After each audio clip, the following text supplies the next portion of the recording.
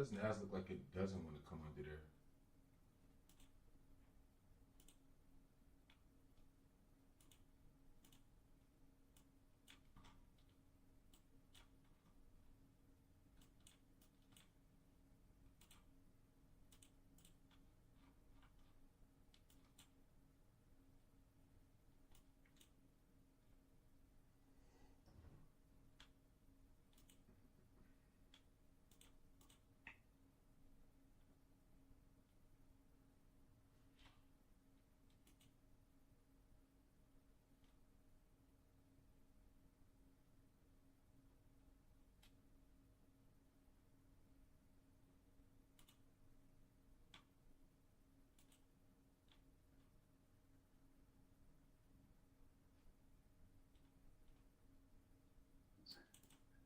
Brother, this nigga.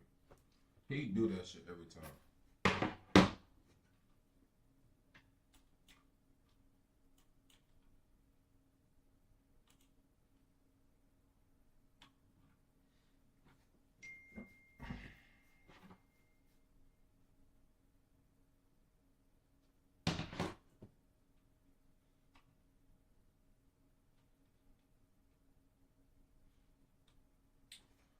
Alright. Let's make sure all this is working.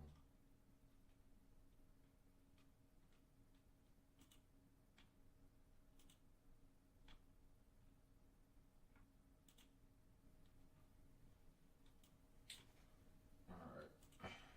Let's make sure all this is working.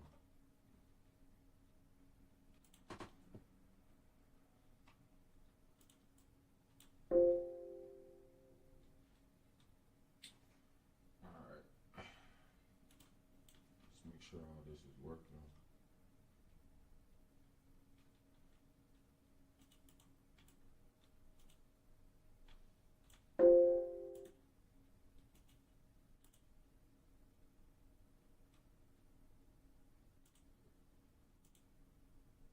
Can't hear shit.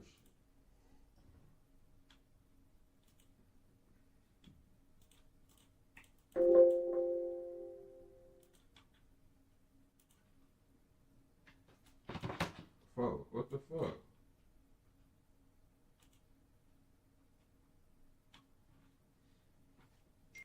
It's my fucking computer. So I can steadily keep going out.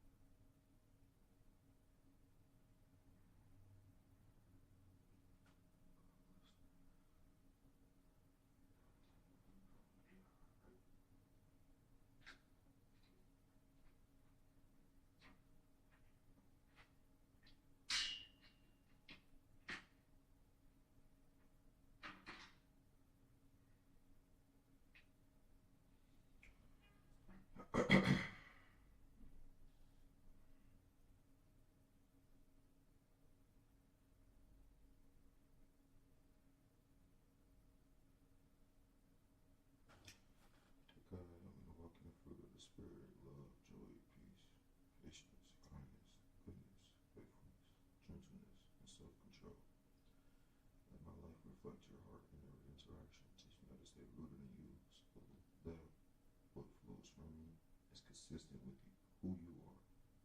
Let my words and actions speak of your love and truth. May others see you in me. May others see you in me. As Matthew chapter 7, verse 16 says, you will recognize them by their fruit. And as Galatians chapter 5, verse 22 through 23 reminds us of the fruit of the Spirit, help me to live by the Spirit and not by the flesh. Let the evidence of my life point people to Jesus. In Jesus' name, amen. Excuse me.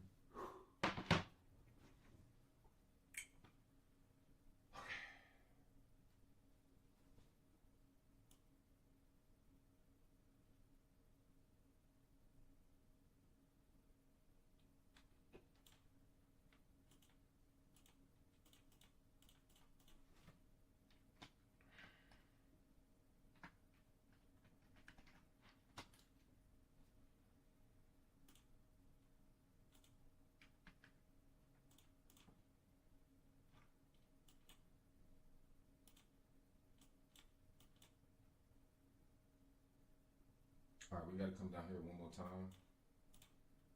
US 30 buys, but I don't know if that's a level. I can't just be getting in because, okay, we have previous low under here, 4 hours.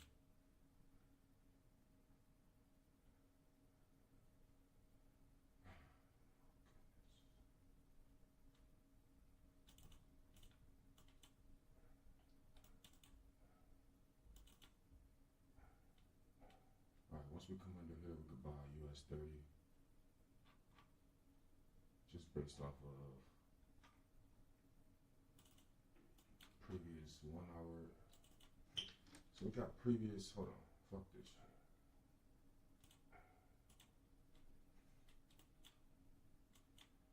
We swept this high for sure. Cool. Cool beans. We have any news come out. Any news.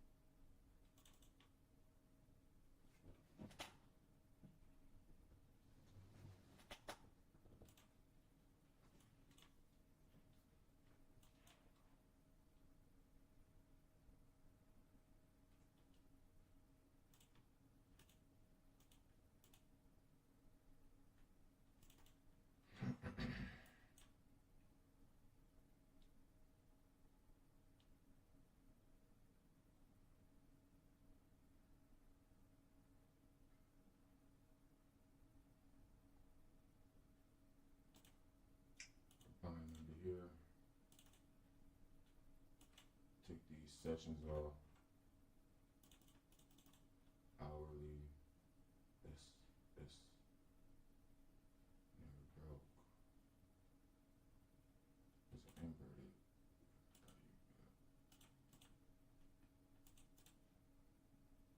It's 15 minute. 30 minute.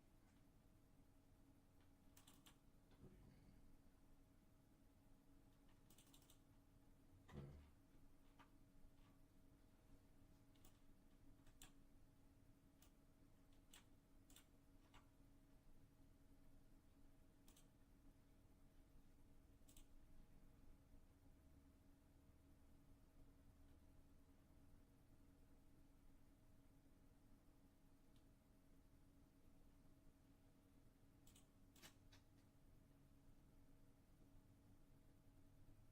Order filled.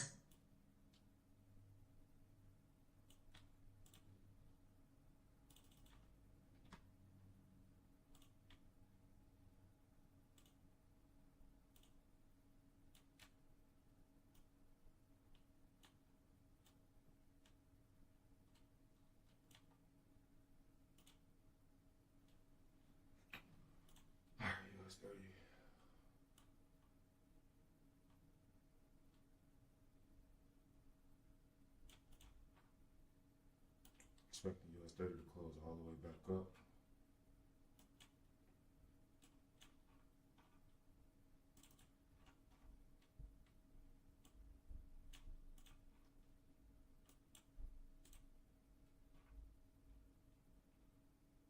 Order filled.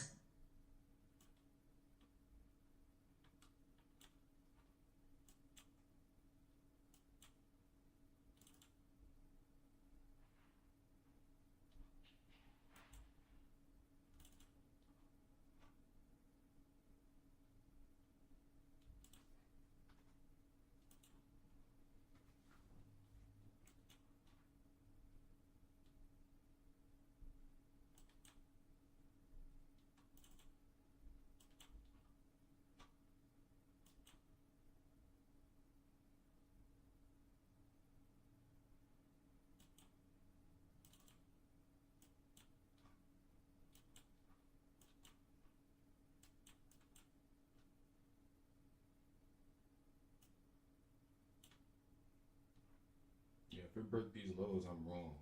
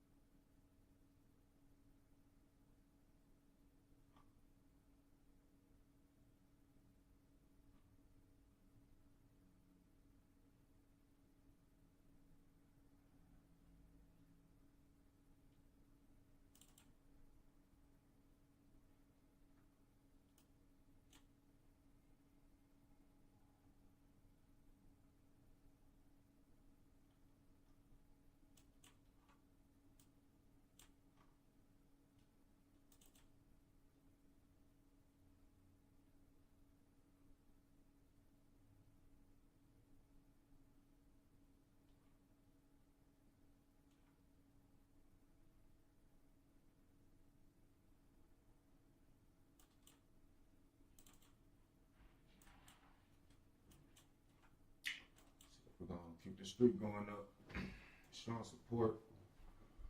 Not only is it showing support, looks like it's gonna be a big move.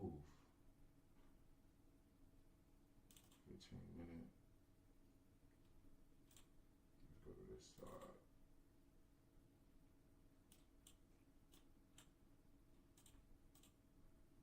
What are you doing?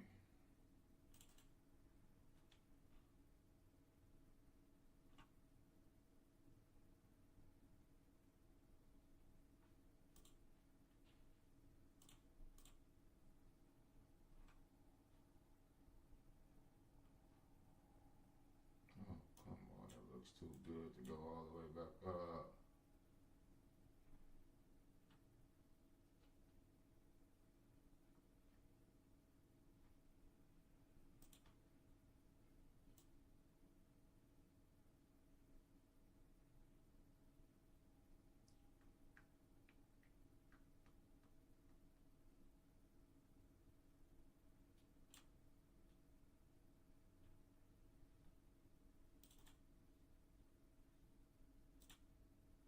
Gotta get that boom, boom, boom. Boom, boom, boom. Gotta get that boom, boom, boom. Yeah, we cracked this, y'all. I ain't gonna lie, I'm gonna take a break all the way into next week. Cause your boy already up 7 on each account. Risking 5 on each right now.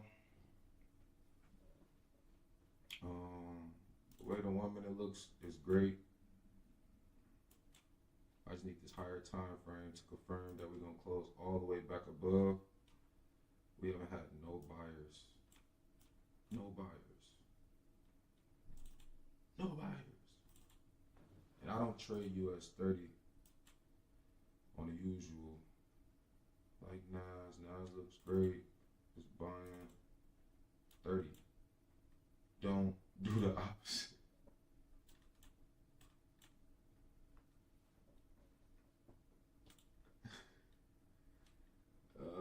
30. Come on. 5 minute look good though. We need 5 minutes to close back above. Like that candle. It's a great candlestick. Ah.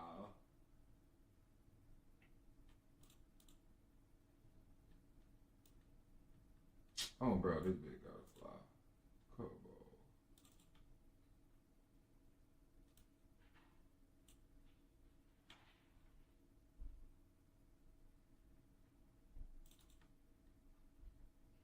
When you get entries like this, bro, holding isn't gonna be hard.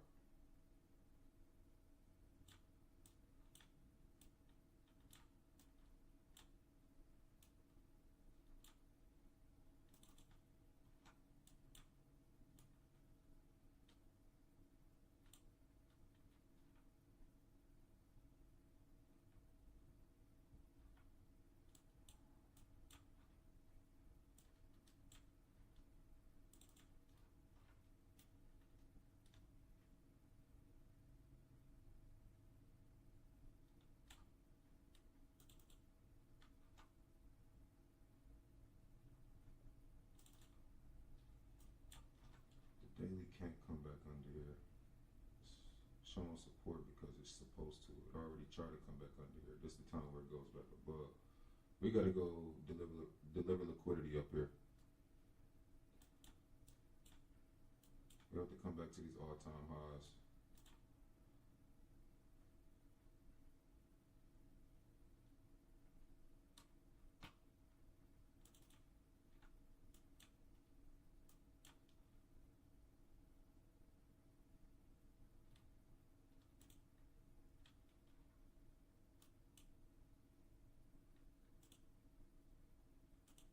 We could be right. 15, 23. 15-minute gotta close all the way back up. We up 300 on this account.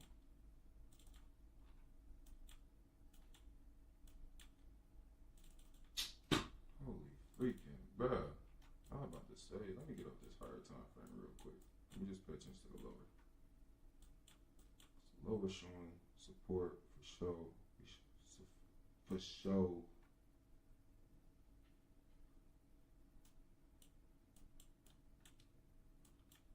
It already had resistance, so now we have to start building support at this level. So we gotta just be able to hold. Don't worry about repeating and doing the same thing. Because now we're consolidating. From there, 5-minute rejection, rejection, rejection. This one has to go crazy. 30-minute. Alright. Got about 10, 15 points for it to start closing back above.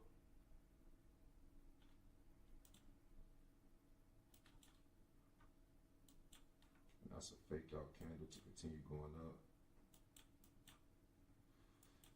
It should be a fake out candle to continue going up. This previous red candle, how it looks like it wants to drop. Anybody paying attention to the lower time frame is about to get fucked.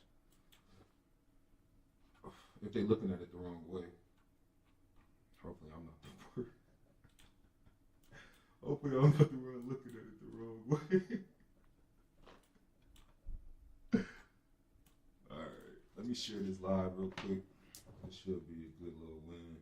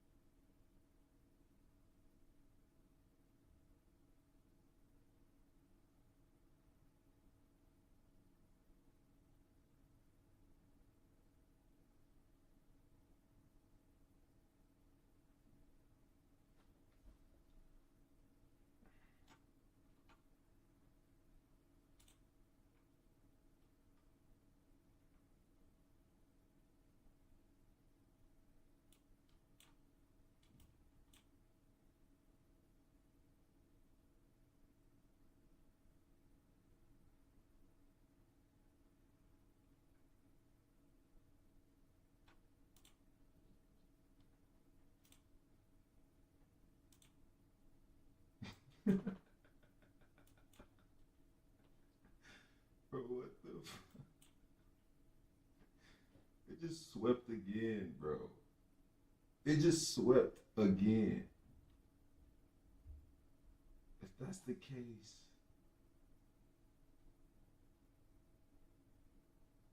this candle has to close back up again.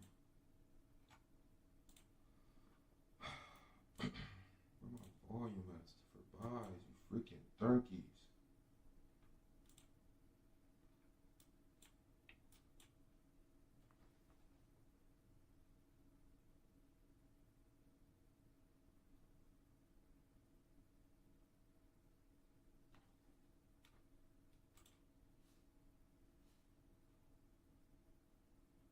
It's gotta, I ain't saying it got to, but it looks.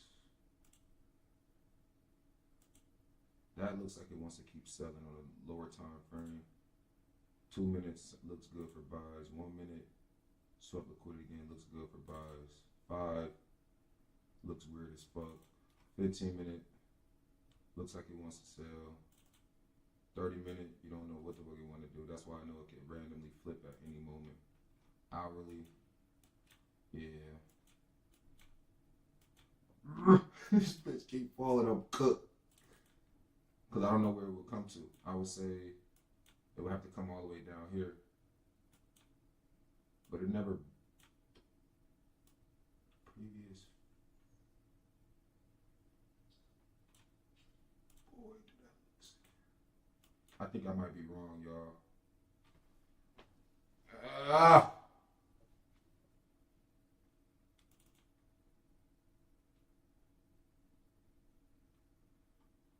Might. It's a big might.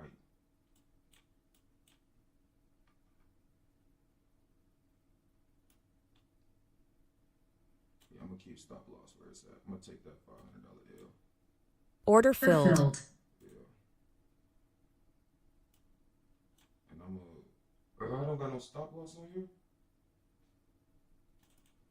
Before I get his money back.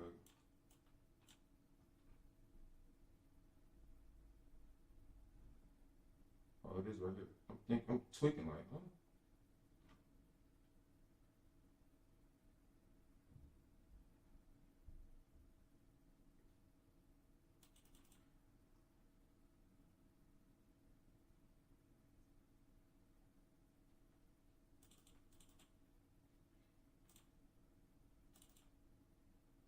Nah, it's still selling. Alright, y'all.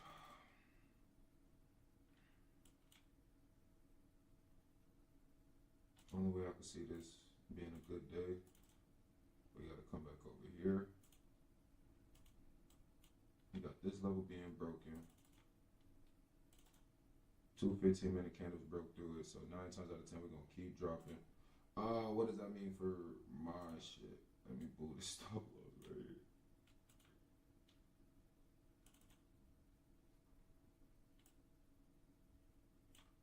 Hey, 30, you on that with me? If 30 jumps back over here, let me go to the 4 hour real quick.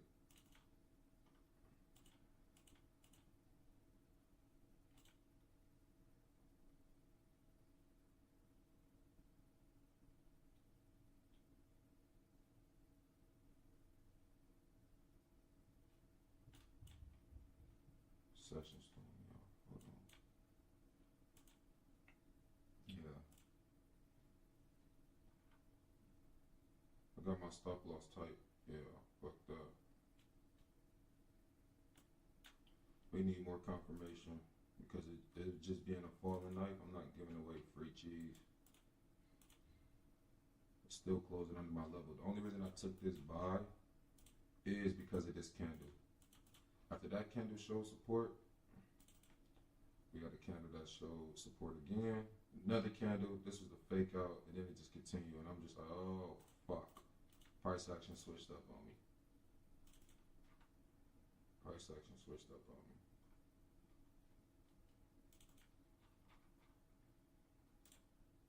Oh, shit. Order filled.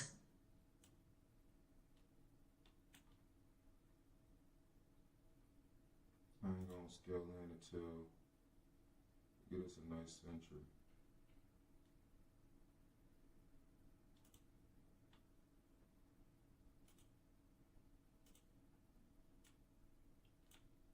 It's the same shit that happened yesterday. Last trade of the day, y'all.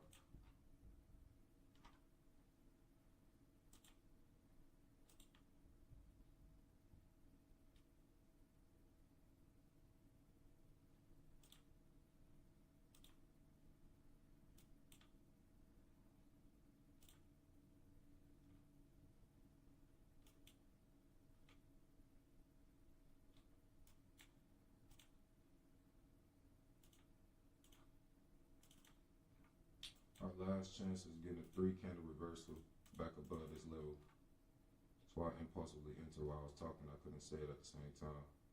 I got 2 different entries. Either we show support to this level or we 3-candle reverse. And I'll explain that a little bit later.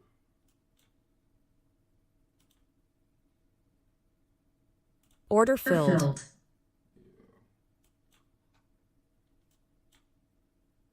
People scared to get in and shit. I'm not. This is my level.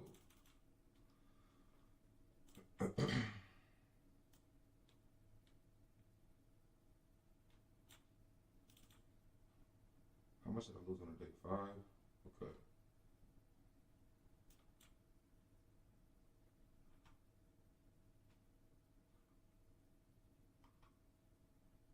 It already fell multiple times, bro. It's gonna keep. It has to buy now. It has to buy. I don't know how I got stopped out, but I think that's because I moved my stop loss too tight. Yeah. Stop loss was literally not gonna get hit. Well, it could have got hit from the spread. Either way, I could have lost that trade, y'all. Even if I think that was great risk management, trying not to catch a falling knife and shit. And then me re-entering this trade for buys was based off of not just impulsiveness, but based off of me. Bro, if you go watch the video yesterday, I always lose my first fucking trade. For some fucking reason. I always lose my first trade. Perfect tab on the wick. Good trade. Stay in US 30. For sure, bad.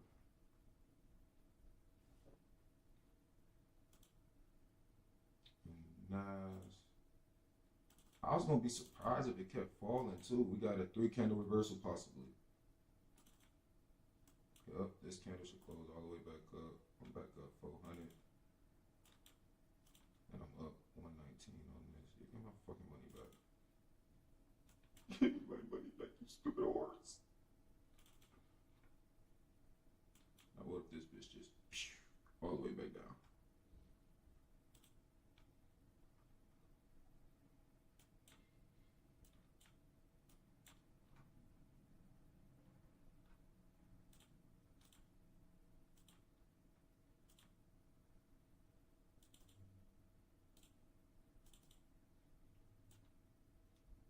I love me a trade like this.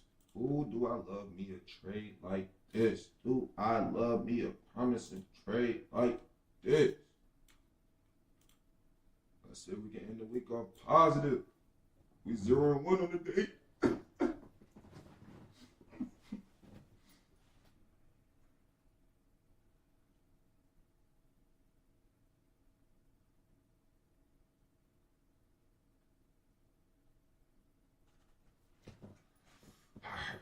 Made that 500 back. Basically, I ain't even gonna say it. I'll be right back.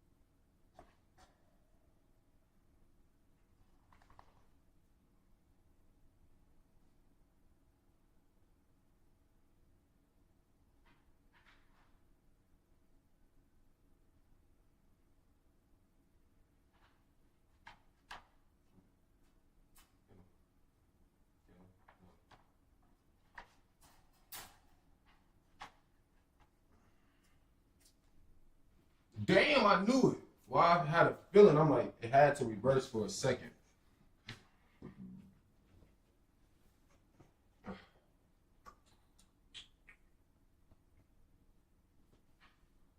I'm like, it had to reverse.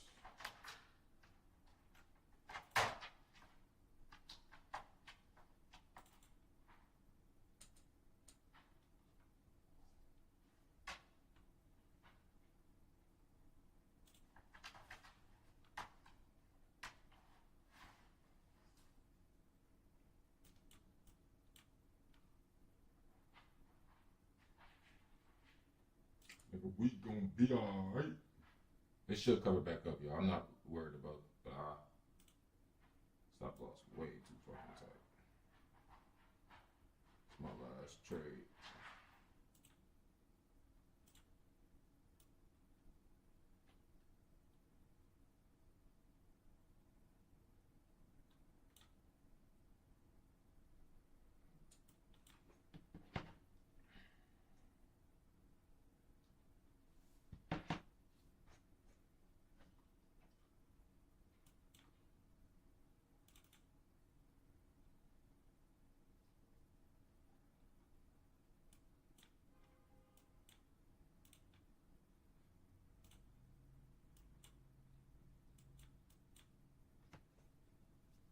I think we gonna be alright. Roll up the doobie.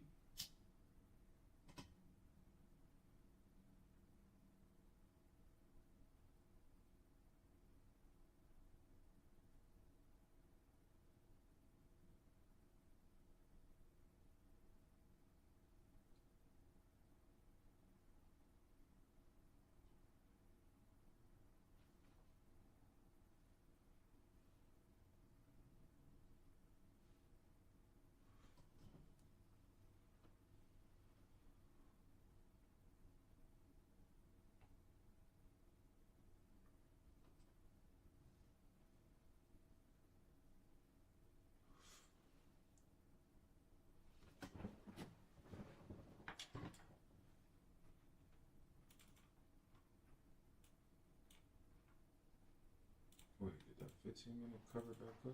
Oh my goodness, that's how you gonna end, y'all? Oh, fuck. We're gonna literally buy and they're just gonna keep faking me out?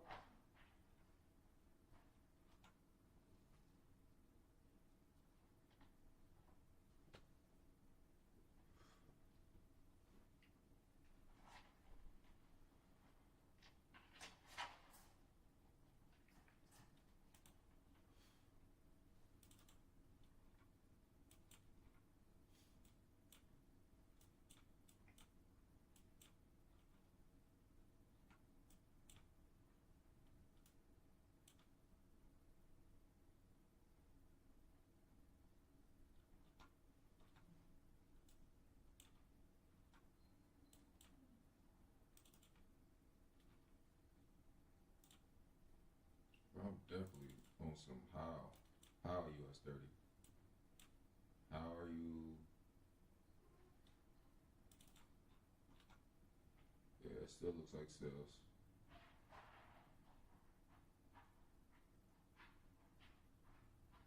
But this candle can save us all. It's my last candle. This candle has to go up. It can't come under here. Otherwise, yes, it's for show sales.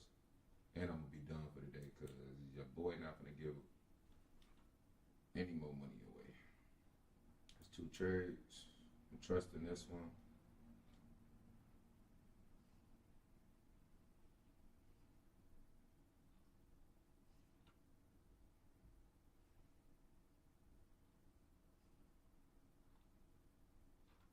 What's NAS 100 doing? Still showing support.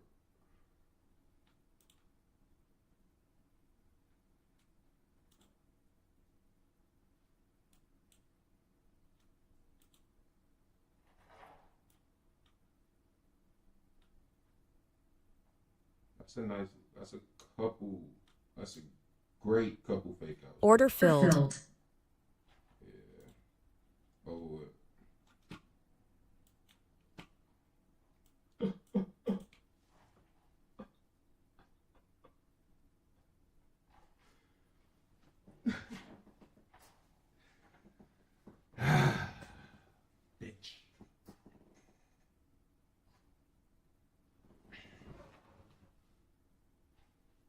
got me.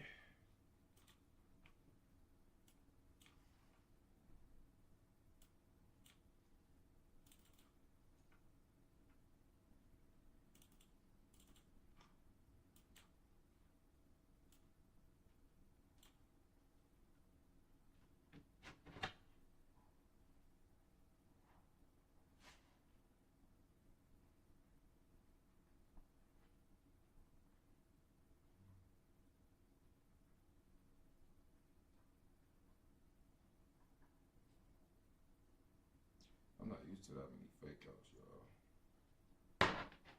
See if there's any news that came out, and if there's not, that just means it's continuing to a certain level that people. That was a rookie move, T4. Trying to buy off a structure in between. Internal structure will fuck you up. Let's wait on it.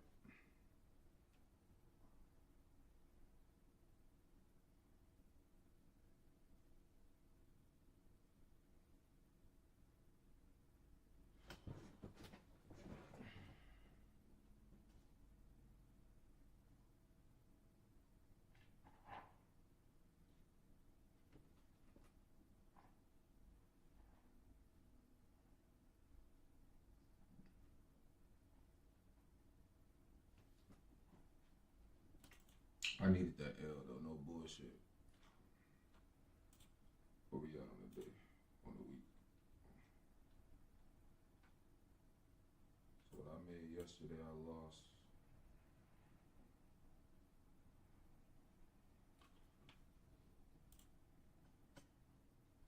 We're gonna be patient right now, y'all. I think I might call it a day.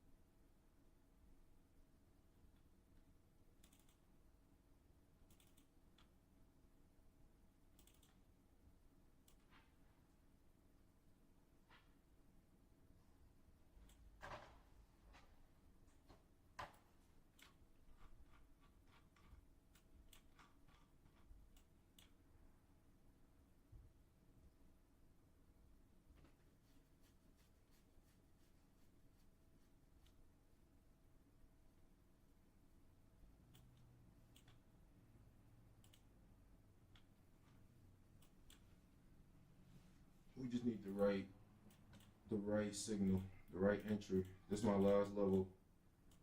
Price action is telling me I could buy here.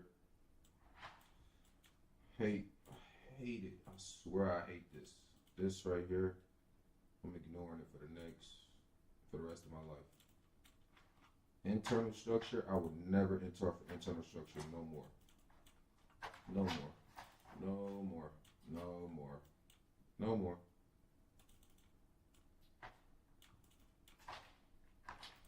Anything under a 1 hour, no. Or anything under a 4 hour, no. No. Too many ways to lose. Too many possibilities. You already got 1, 2, so this next one is just gonna be a retest. I ain't gonna have to need too many rejections. I'm just gonna have to get in. We're taking it all the way back up.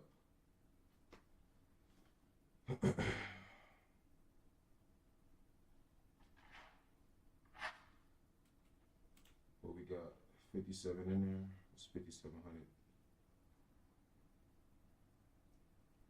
28.5. Oh, I saw I lost yesterday. Fuck.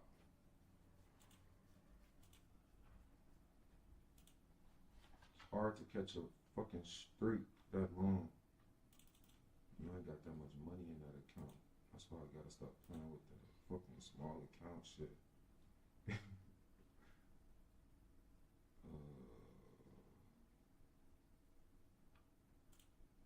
And this the beginning of the gap. Let's I'm gonna enter over here.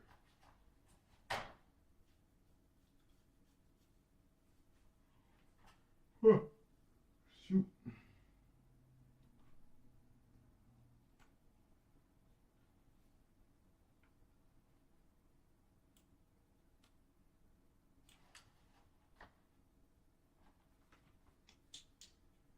Trust me, I'm finna lock it in, y'all.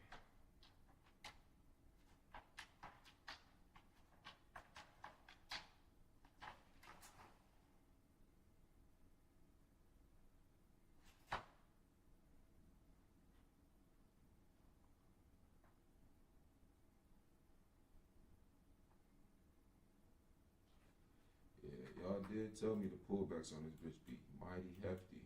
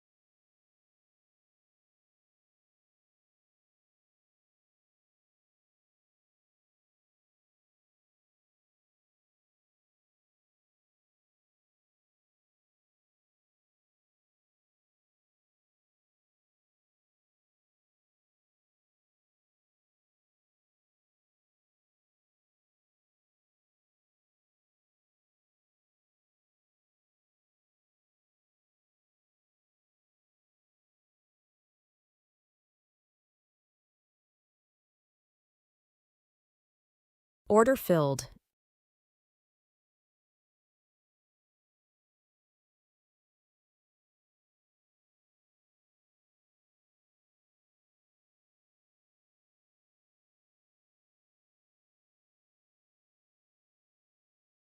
Order filled.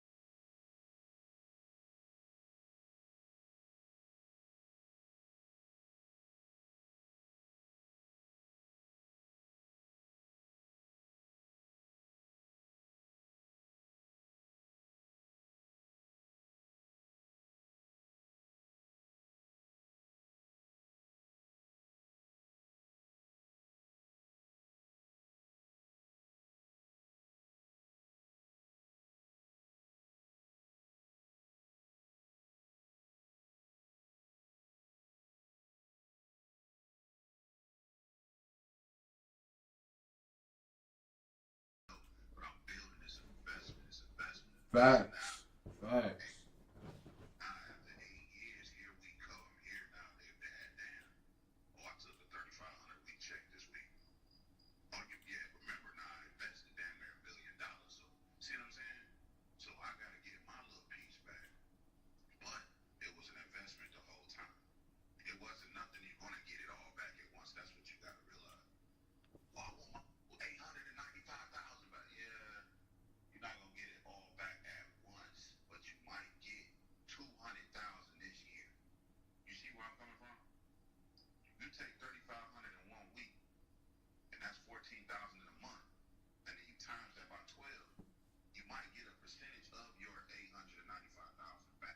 God, how you slow your mind down like that?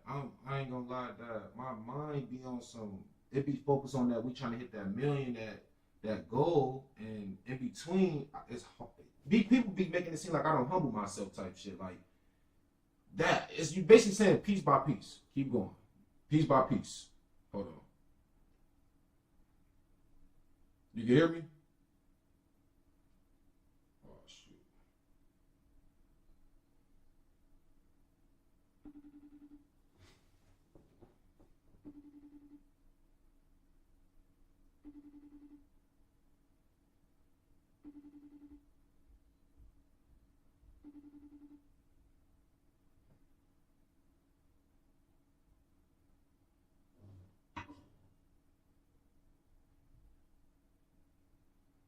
Really, on my mama, I'm in US 30 buys.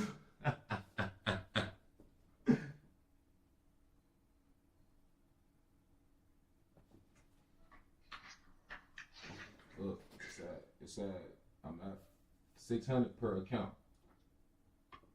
600 per account. But what you was just saying, I was trying to learn from you, Dad, on some you talk like basically you just make it seem like it's easy, Dad. Like it's just It's patience. I ain't saying it was easy. It's patience. It's persistence. It's what you're willing to do. You got the same degree. The actual white motherfucker would say, God, you didn't just go to school to be going to school. You're using it right now. You're using it. You got the degree. So think. It's business. Degree was supposed to keep you tuned up. It ain't gonna make you a whole lot of money. What you doing right now make you a whole lot of money. that I can't control. I don't, and I know I can't control it's on some that I don't know where to put my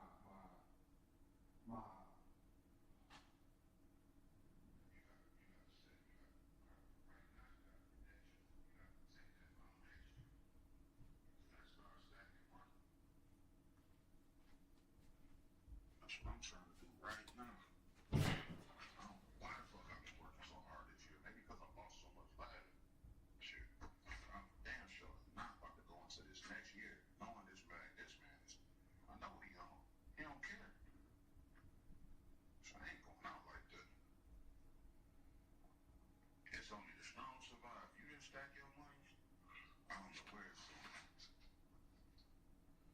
So you gotta, yes, that's where all this will pay off at. putting it away. Well, you gotta put it away. You gotta, I was just telling Davey on that. You just can't put it away. You gotta invest it. Right? I said that's why I stay on that boy ass like that talking about you. I'm like, shit, the stock. You ain't never caught a billionaire with money in his pocket. Where the money at? You go ask motherfucking Bill Gates right now, dog, can I have $1 million? He gonna be like, yeah, let me carry off one of my investments. How much liquid you got? Probably about 600 million. What? You worth 30 billion? Yeah, it's all working. Ain't no motherfucking nigga sitting on bread. You ain't never seen me. Where my bread? I ain't got no bread sitting around. I just spent all my bread yesterday. I don't keep it sitting around. It's not. They know that shit ain't useful sitting in that room with you. What you gonna do with it? Show it, blow it. It ain't worth shit. It ain't worth nothing. That's just where you look. Green and all that. That shit ain't no good unless you doing what you doing right now.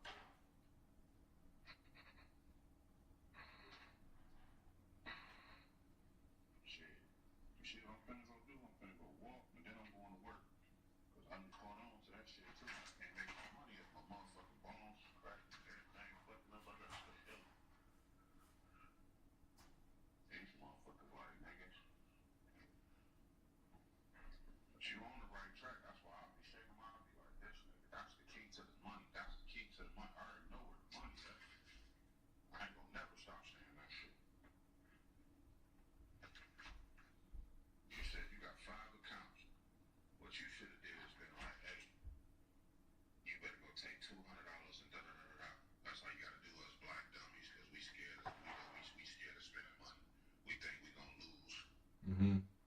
But we'll go take $200 and go buy some shit, buy some clothes, and help out the economy like a dumbass. That's what's wrong with us. We so We're not helping ourselves. shit. That was you ain't lying. Damn, that was you hit that on the nose. That's stupid as hell. Shit don't make no fucking sense at all. That's why you see me keep going. I gotta go to work. I gotta keep building it up. Now I see it's working. I'm like, okay, it's working. Now they walking in like, what's new you got? What's new you got? Oh, this gotta stay new every other month. Okay, I'm catching on now. Shit, gotta keep different colors, different colorways, different vibes. Okay. Now I'm understanding how it go. Then when I build it big enough, which I'm in the process of applying stupid right now. Remember I told you about investing in my money? What? I talked to my nigga in the D, right? Mm-hmm. And I told him, I was like, keep going to concerts. He's like, what you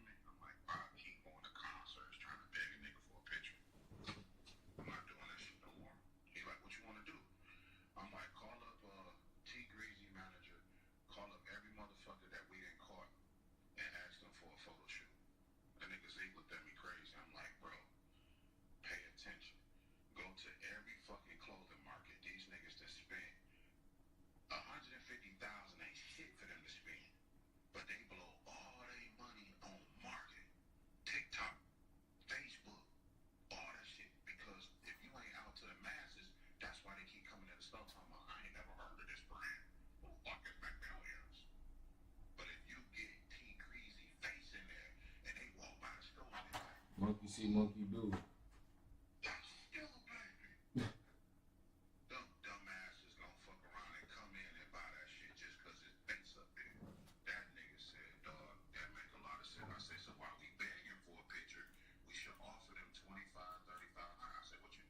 I said, how many motherfuckers? Just saying, if it was you, I know if it's me, they don't really know me. But I said, Zeke, if you had 10 grand, how many artists did you get in a deep? Like, we gotta go home and do it. Mm-hmm. He said, in the deed, we could probably get 4 motherfuckers. I say, dude, that's 4 pictures we don't have, nigga. Can you imagine if we had Ice World and all them in the sit professionally, like my son sitting in the store? Nigga, we gonna kill. You definitely talking 800, 900 to 2,500 a day. Then when I did the math with him, I said, do the math, man. That's 2,500 times 7 or 6. He said, oh. I said, yes. Now you see what I'm saying? We stupid, bro. We big and we not willing to spend the money like the white man. You know where the money.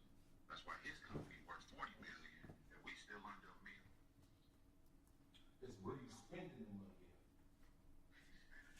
We buying clothes with no marketing.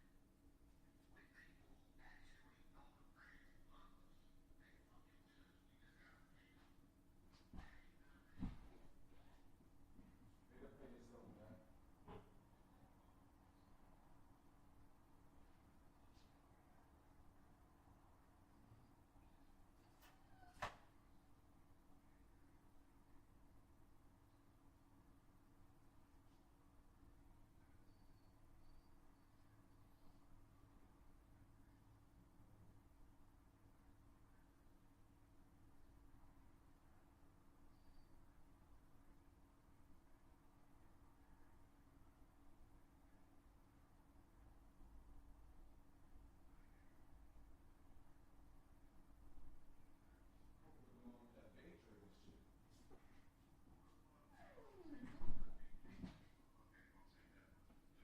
You just want a picture? You want a photo shoot of me? Come on, dog, let's go. $2,000 to a motherfucking millionaire, still 2,000. I don't give a fuck what you. I thought I had to spend 5%. That nigga Z said, he's like, T Greasy will take 4,000, nigga. You handing a man 4,000 for a picture, bro. Niggas is not gonna turn that down, bro, unless they out in Minnesota. He said, now if you out in Minno, they gonna try to squeeze you, but if you come home, right in their backyard, they not gonna charge you shit. What they gonna charge you? What are you paying for? A fucking picture. Their time. That's it. Pay them for their time.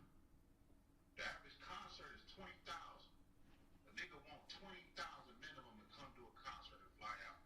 And you're telling them you'll pay them $3,000 to go take a picture 5 miles from their crib?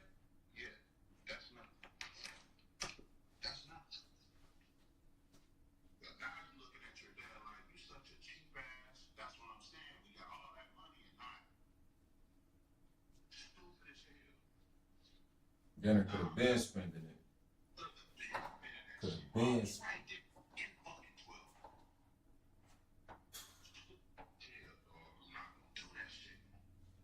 How much did it take for you to spend for you to figure it out? That's the good part. It ain't. I'm about to take this thing. As soon as I'm done with this, Mm-hmm. $10,000, and I'm going to the D, and I'm gonna do this. Who gonna get me a picture? Okay. Take it. Now, in your world, who you know is real famous? I know T Greasy's still the shit, right? Mm-hmm. Music wise, we talking music industry. Like in your era right now for Detroit, who the motherfuckers right now? You already know you're gonna say like Skilla Baby, but other than Skilla Baby, Baby Money. Baby Money, Baby Money. Nah, Baby Money, the light skinned dude. I got Baby Money. He on my page. Yeah, yep, you got Baby Money. I'm saying he'd be a nice dude to do that. You talking about when people walk in, they gonna know who he is? Yeah, nah, for sure. For sure. His whole playlist on my Apple Music. Okay. His whole thing on my stuff. That lame ass nigga didn't even want to put my jacket on. Because yeah. That lame ass nigga didn't even want to put my jacket. He ain't really up here like Yeah, nah. Look. This is the thing. That they when they think they blowing up, you got everybody hitting them from the wrong angle with the same idea, but you got to hit them with your idea on some. Hey, bro, like you feel me? Other motherfuckers just on some. Man, ah, yeah. Baby money, dad. I ain't gonna lie. It's really that's where you starting at. The industry that's huh. I got money bag, yo. I got the dude that keep getting on stage with money bag, yo. Yeah. I got him in my pocket. I don't know how much money bag yo gonna cost me, but I think if I can catch him at I can catch him in this town or something, I'll probably give him like $5,000. But we just talking marketing. That's all I'm saying, Trey. It's not really blowing. It's no more than me giving you 10,000 to say, Trey, I need you to go to California. Now you make okay. Now you got me think. Okay. Now okay. All right. That makes sense. Investment in the brand. It's just like we giving you stock money. It's an investment in the brand. Them pictures will pay the fuck off. Fuck them athletes. People don't give a fuck about them athletes like that. The athletes gonna give you a free picture as soon as they see them niggas in. I just found that shit out. That nigga Zeke like, dog, you know how much them motherfuckers want to be. Yeah, that's experience though. It took you 6-7 years, but it took another person a year and they quit after seeing like, oh, this don't work. They just quit. So your 6-7 years was worth it. You done went through everything on some. And the athletes would have did it for free if I would have just hit these motherfuckers. Motherfuckers telling me I'm winning. They was like, cause you never quit. They said, Cause your you never biggest thing quit. didn't quit. They're trying on my ass right now for 15,000, bro. I'm steadily telling her like, man, please be patient with me. She was like, we have to feed our people too. I'm like, I understand, but just give me a little bit more time. I'm gonna shoot the 10. I said, cause even if I send you the 9,600, you still gonna want the 5,000 for the shit to get over here. I already know how she is. Yeah. I'm finding out real quick. You can do all that you want, bro.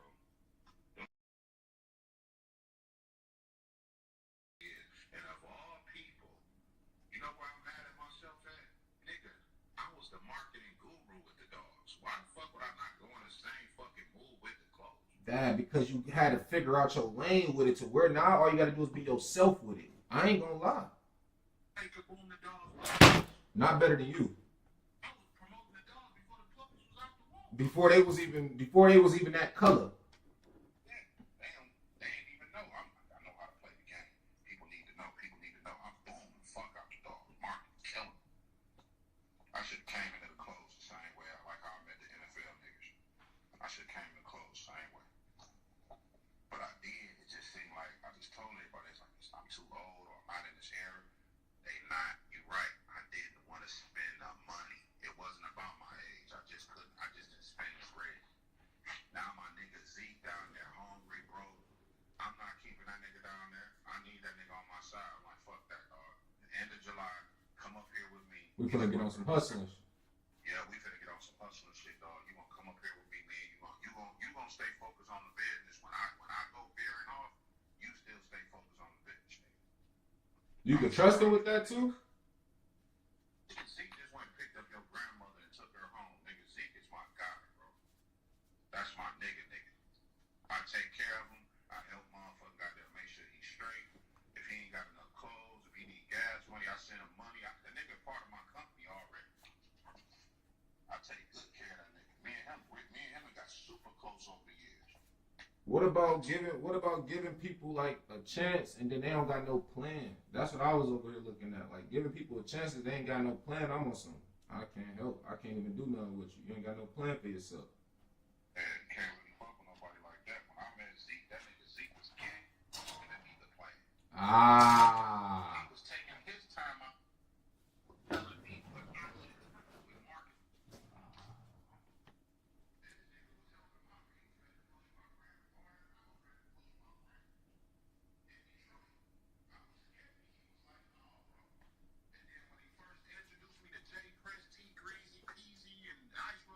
That was him. He did it all free of charge. I'm like, yeah, no, that's my guy. I'm fucking with him.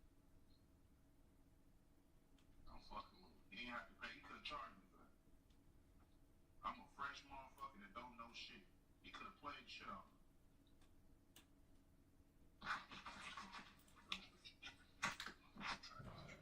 That sound like you definitely not waiting on nobody. That's all that sounds like.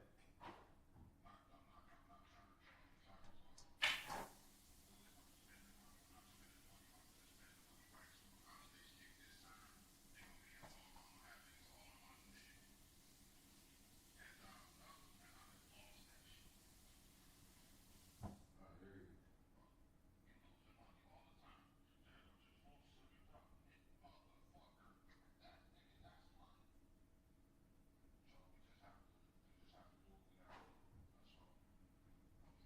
We have to do what we're supposed to do with the money instead of steadily putting it in places that it shouldn't. We really just guessing. Nah, go where it works. And honestly speaking, you been told me that shit. I'm not even gonna say you didn't, nigga. You was way back there talking about, hey, bro. This was before it blew up. This shit right here. My man on TikTok right now, he got 1 million followers. That you Lucky. Yup. he was telling me that shit, and I was like, nah, son. Well, I guess we get to it. You like, nigga, that's the move. I'm telling you, nah, that's the move. I said, if I'd have listened in, I'd have been having customers a lot more. See, it's all about listening. You ain't the first one to listen. You gonna be behind. Nah, that's vice versa. You know how many times you done told me something that I'd be like, man, you been telling me to do this, Dad. On some take this, take that. Trust me, it was the only way that it was gonna work. I just had to figure it out myself. You take them motherfucking accounts that you keep winning on. Yeah. Get one of us dummies to go over to our laptop and use your sense with our chunk change. Then you say, hey, I want a percentage of that. That's how you get a sucker. But you helping a sucker make money though. So think about it. You over there with it right now. That's a real fucking trade that somebody could have put their money clearly the fuck on. Yeah. Yeah. Trade before you give it to them. You say, hey man, I got a trade, but I'm gonna need like shit. If your shit go right, you listen, take it out. Shit, I want a percentage of that. You know what I'm saying? That's how you do it. Now, you think I should put people on with this funded account stuff instead of them using their real money? Hell no. Motherfuckers ain't gonna listen. Don't waste your time. And that's a lot of work. They don't know what they're doing with it. They ain't gonna listen to you unless you put their real money on it. You tell me all the time about the funded account. That's practice. That's practice. Yeah. Me, I'm past you. I believe in you, so I don't, man, fuck all that funded shit. You know what I'm saying? So, I'm gonna be real with you. I already started saving my money. You don't even know it. You can ask your mom in my line. And I got $100 put up right now to the side. I've been saving my motherfucking shit little on the low.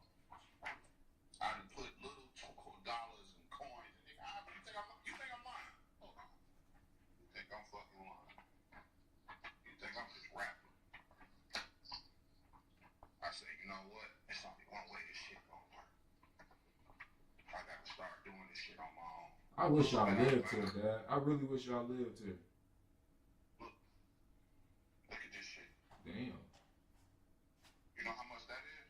That's all coins? I hit you when I get to 500. This right here, I'm already over $100 right now. Now you call me cheap, but when I hand it to you, let's see what happened when my shit jumped about 1,200. Then you're gonna be like, started with $100. Man, I took $34 to 400 and that 400 to 8, but now that 8 back down to 300 right now. Like I've been playing with that, like with the little money. That ain't gonna happen to me. Mm-hmm. I'm gonna take on my 100. As soon as you see it jump, I'm gonna tell you, dog, okay, cool. I know what to do with that.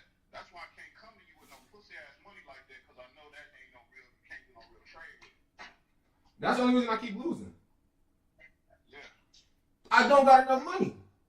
Yeah, I can't come to you right now with it, but I'm like, I'm saving some of my shit and forgetting about it. And the only way I can forget about it is taking every fucking coin that I see that I save every day And I Mm-hmm. look at and put it in there. I don't touch the coin for some reason. I looked up, that shit jumped to $100. I'm like, oh shit. I don't touch my coin. This I the could go on my truck right now and find 70, 80 cents. Nigga, that shit that kept climbing and climbing. Do you know you doing the same thing? Stocks is penny on a dollar. You call. You call. You talk about me. Give me a minute. Shit.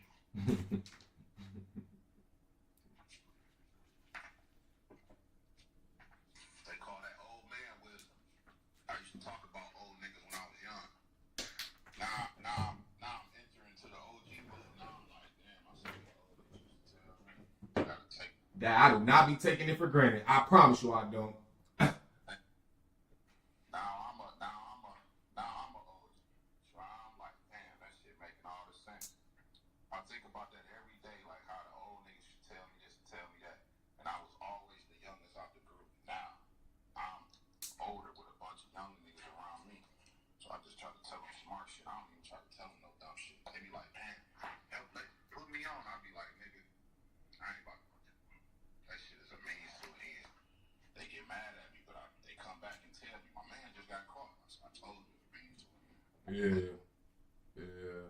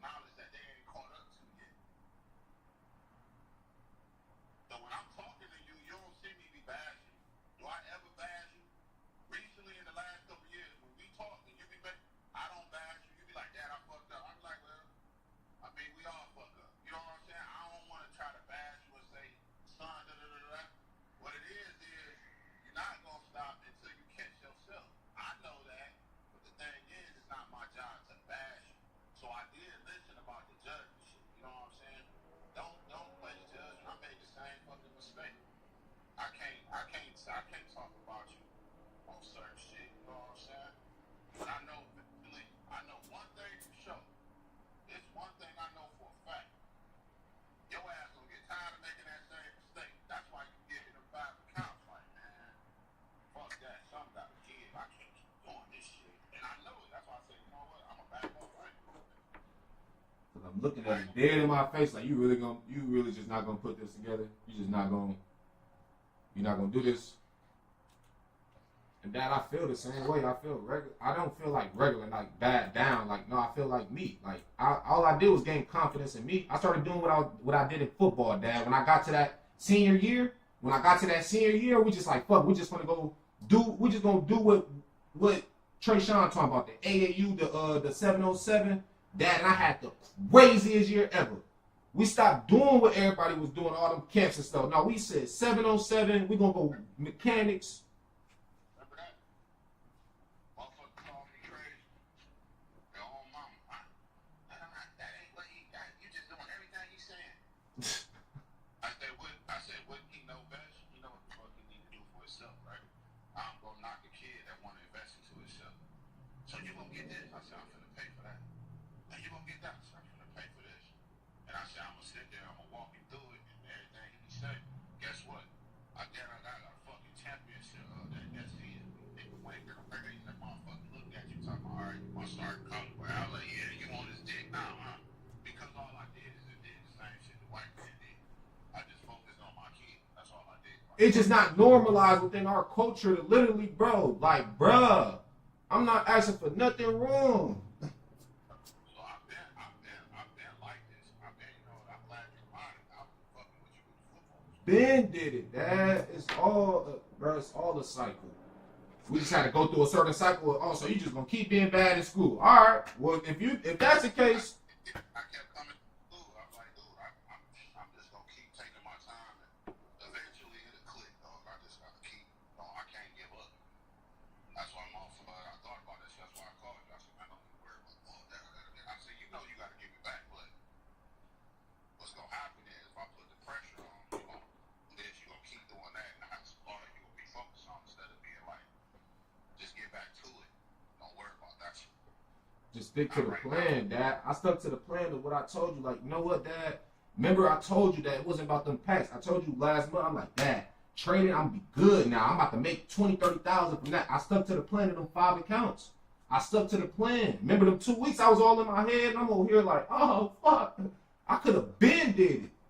I could have been did it. And I appreciate you sticking. Man, Dad, I got that ring. I got my NFL draft. I got mine. I'm good. Yeah, I had a motherfucker just tell me he switched up. And he ain't even going to school to hoop no more. He said he's sticking to that doctor, trying to beat the surgeon. When I looked at it, I'm like, that shit make a lot of sense. If he blow his knee out, he ain't gonna have nothing to stand on. Magic Johnson put us on that. You gotta have a backup, man. Yeah. I be telling your brother, go coach. You ain't gotta sit around, go coach. Ron coaching right now. Go coach. Living his dream, he living his dreams through other kids. That's the same. That's what you're supposed to do. Well, I can't make it. I'm gonna make sure the next man make it. That's what you're supposed to do. Not selfish. Don't be selfish with your skills. Teach that to another kid.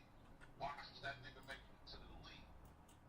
It's all good. His needs might be better than yours. Sometimes you gotta do that. We all here for a purpose, man. We gotta figure out what our purpose is. And I'm telling you right now, you playing some type of position down the line. That's why I keep telling you, don't fuck that up. That trade shit real. You can't fuck your name up. You can't get no felony. You can't do it. You gotta watch that. That trade shit is real. Once you lock that in, and that first 100,000 hit your account, nigga, it's hurt. You gonna go, oh, I know it. Yeah, you know it. You gonna know what to do. You gonna know what to do. You ain't hit that first 100,000 yet.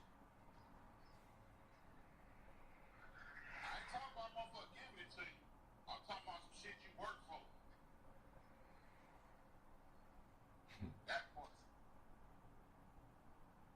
Motherfucker asked me the other day.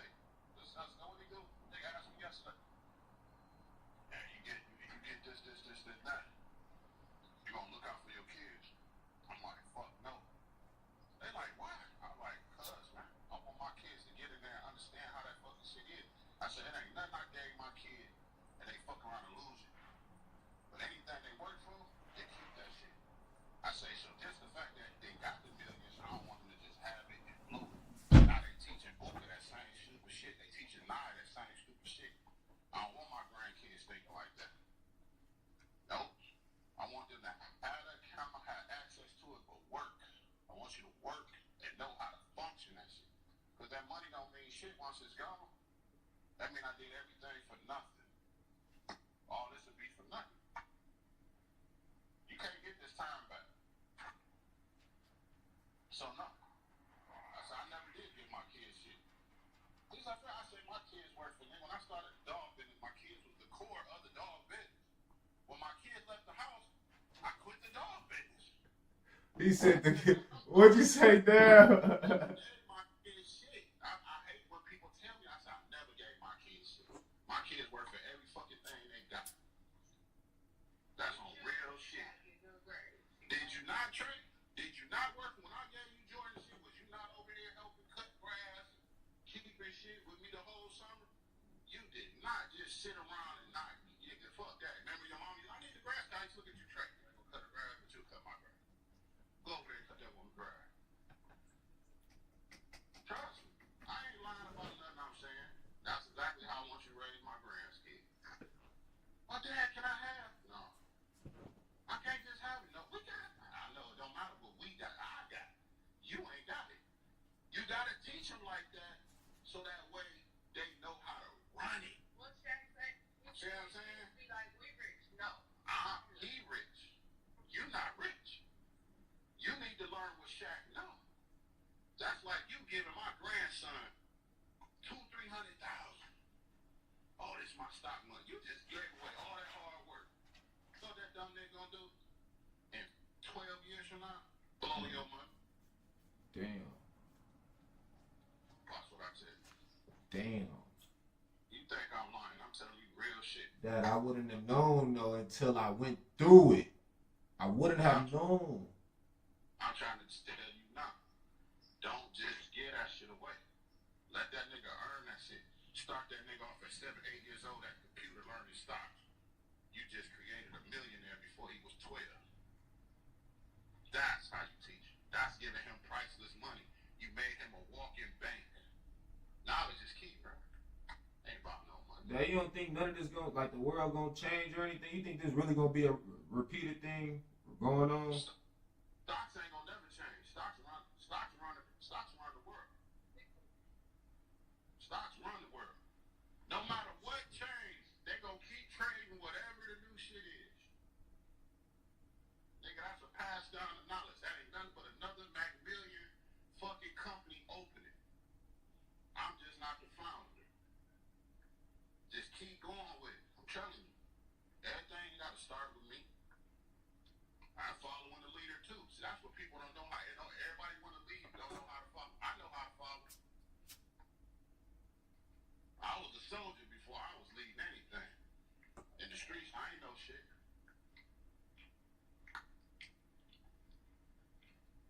That stock is the future, man. Them damn clothes don't mean a crock of shit if there wasn't no fucking money behind it. Stop. Trust me. When you pick it up, watch how many of us be on your ass.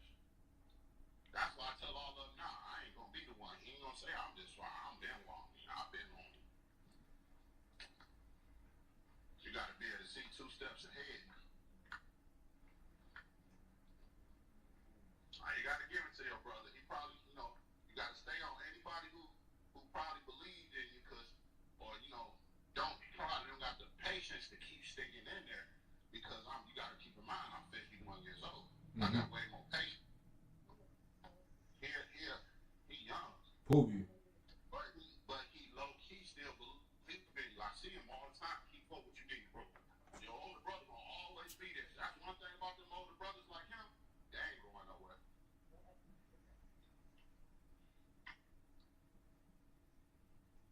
Need that. Yeah, I asked myself like, I had my stage. I had my stages that like when I got into day trading, my focus was on Michael.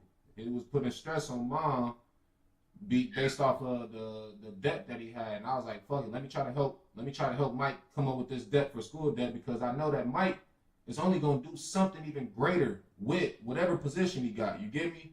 Like, that's all I'm thinking about, because Mike got it. He's smarter than me. I know he's smarter than me. As much as he gonna say I'm smarter than him, that nigga, I learned from him. Like, I walked right behind him when it came to, hey, you are not a product of your environment. You are not a product of your environment. You are your own person. That man was like literally like another, bruh. You feel me, Dad? And then I think about Poobie, Dad, where I'm like, I'm gonna put all his music behind every video that I make $10,000 plus. You don't think it's gonna be 100,000 people watching my videos? You feel me? Like that. I ain't gonna lie. If they don't do this with me, I know I already got my plan, so I don't need to literally use no money to help them do what they gonna do, Dad. Right. Cause they the only reason I kept going. For real, for real. Yeah, they know what to do. They know what to do. And I wanted to teach everybody, Dad, and I know I can't. I know I can't. That's where you're gonna win. Because everybody that you show, you put under the company umbrella, under your investment company. That's how you teach. What you mean? Hold on, I gotta walk past this and see.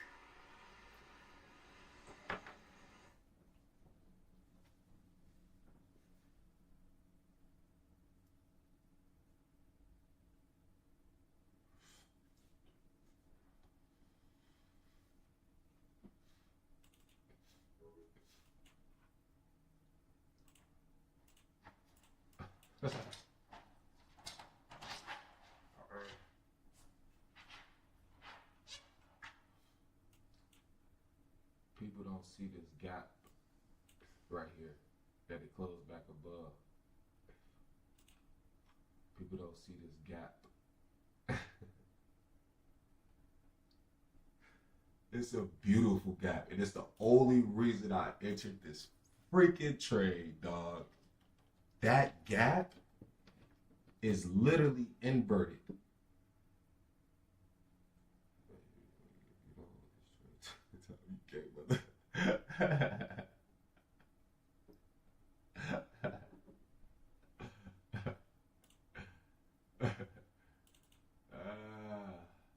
Farik.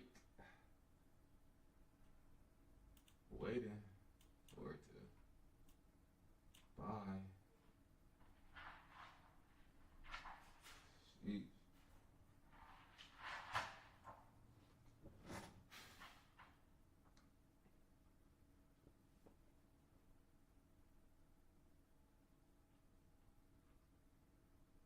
About 5 to 10 minutes. Actually, like right now, it should have been selling. That's 3 candles. 1, 2, fake out, close back above. Yeah, this should have been dropped.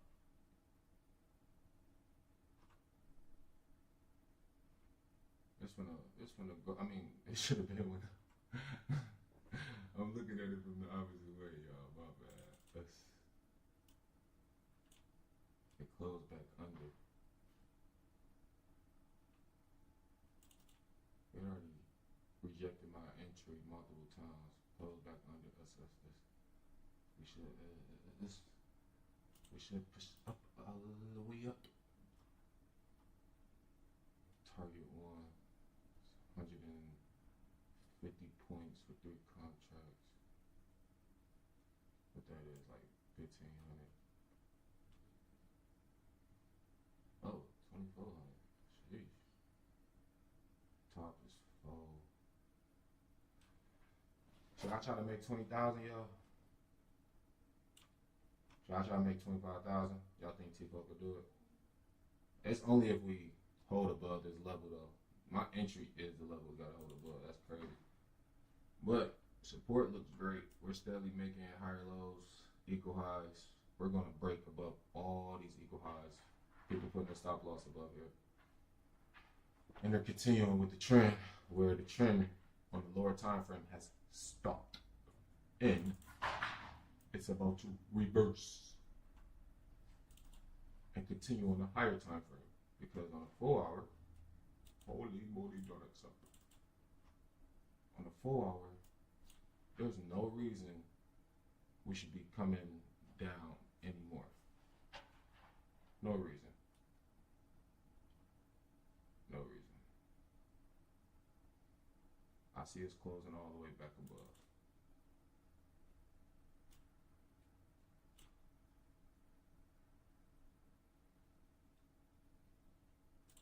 But in order for us to do that, we have to hold support. And these candles have to come back, touch these areas to show support. The gap is right here.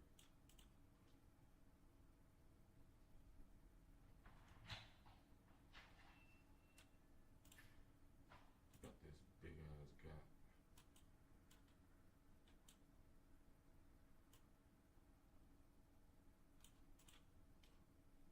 You feel me? On a higher time frame, how does that look? Blast through that bitch. Support. Came back under. Swept those highs. Came back under. Swept those highs. Came back under. Made equal highs again. Boom. Once we did that, came swept liquidity under here. Head and shoulders. Faked everybody out. On a 4-hour time frame, it looks like a new low, or a new low was broken. Whole time, these lows don't count because it was ultimately coming down from these highs.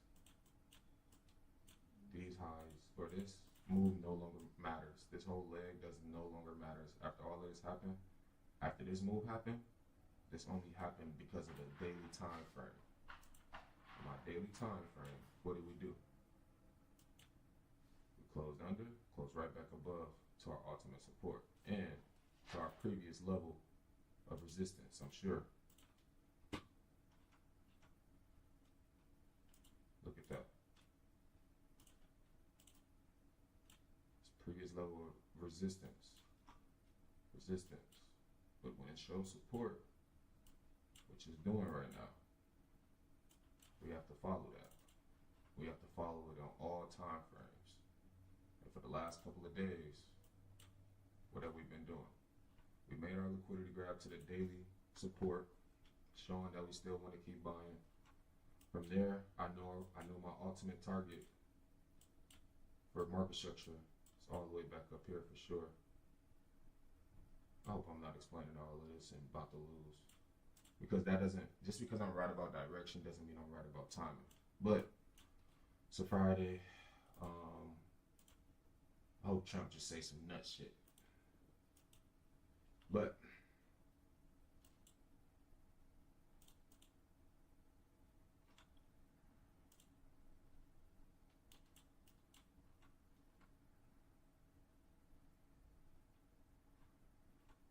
yeah, I like it. You just have to stay confident throughout this consolidation. People finna come back from lunchtime. It's a Friday. I'm sure they're not gonna let our market sell off.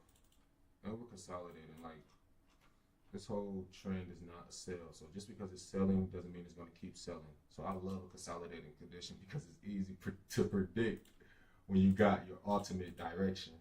You get me? Stop. I'm talking to nobody right now. Fuck that, nigga. I'm talking to myself. What you talking about? Delusional.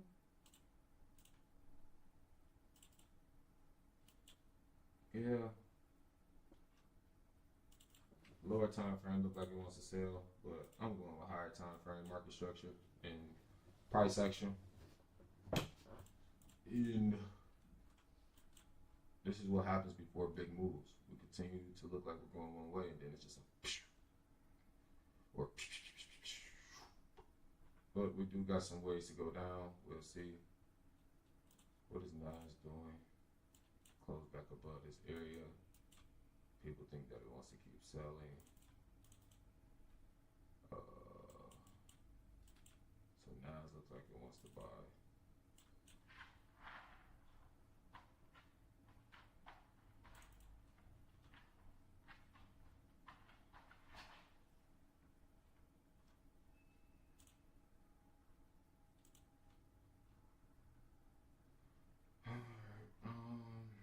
Yeah, we just gotta be patient because even though we just dropped down and lost all the whole little 4-500, it's been consolidating in between that for the last hour.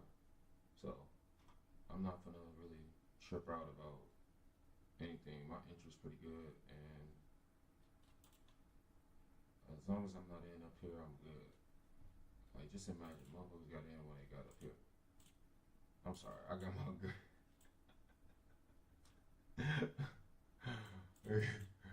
I got my shit like this. Okay, say you wasn't in the trade, Tifo. Would you get in? This happened yesterday, bro. When US 30 was down here and I couldn't predict anything, only because this same area. Oh shit! It's at the same area. You mother.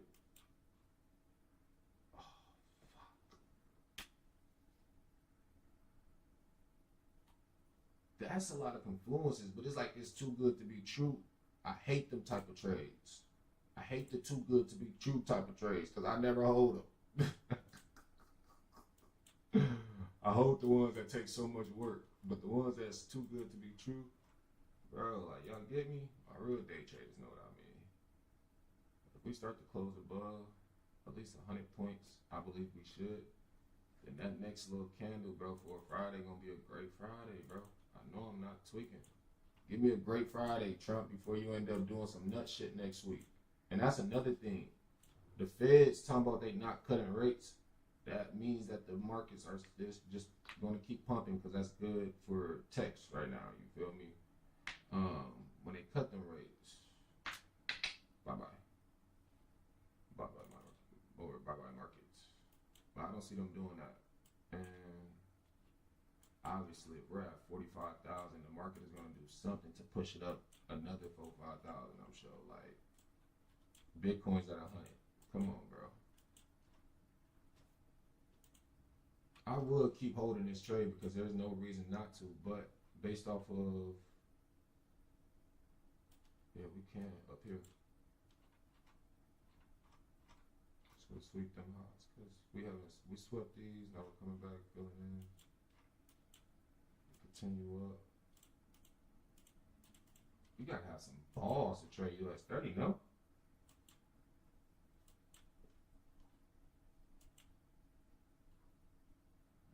All the way back up. People just sold off. That don't mean that we didn't want to go up there. You get me? Like people sold off because they were just pulling out their bread, nigga. That's an easy ass trade. Let's see if it's too good to be true. That looks great to me to just.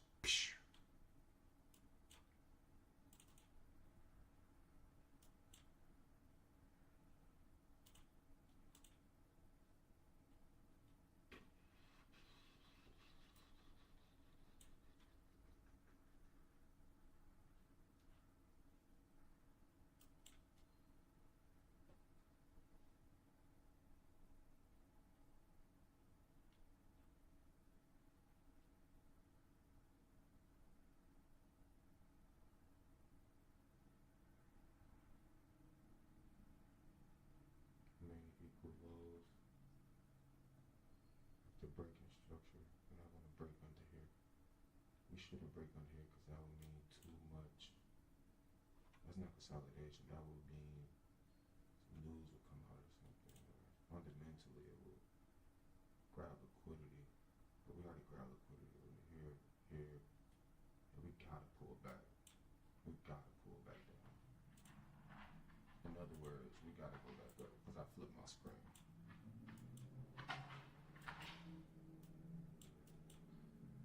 I got my confluences just personally for myself, so let's see how this goes.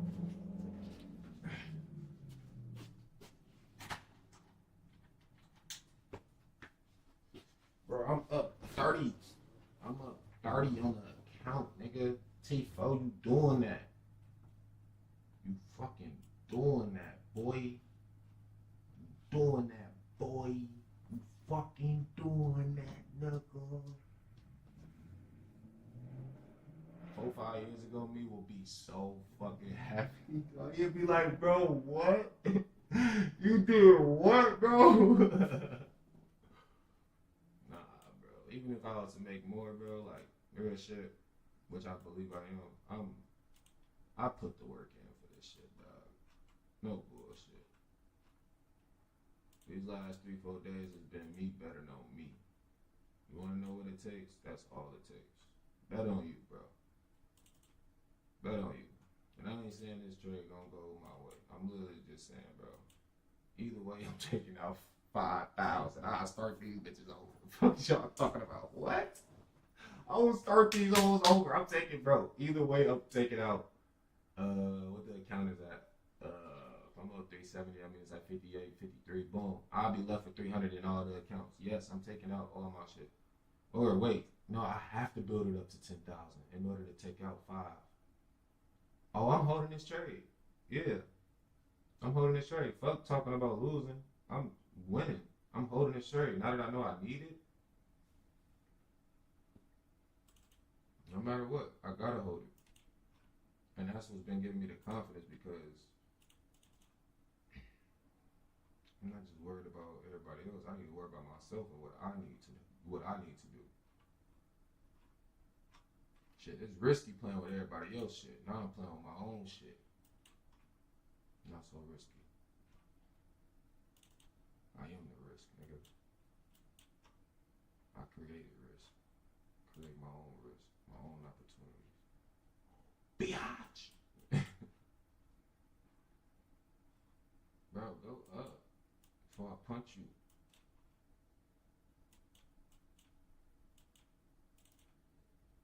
Before I smack you in your fucking nostril.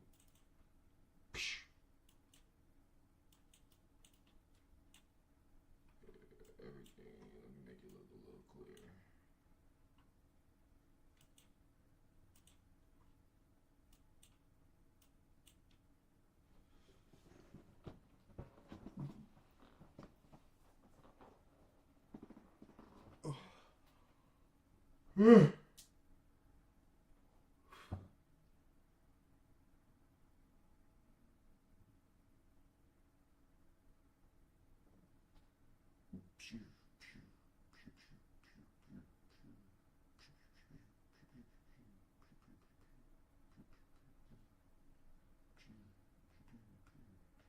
I do not know what I'm about to do about this, man. I really don't know what I'm about to do about that. But hey, I just have to figure that out right after this trade. We should be good. Let me stop playing with myself and put that out there.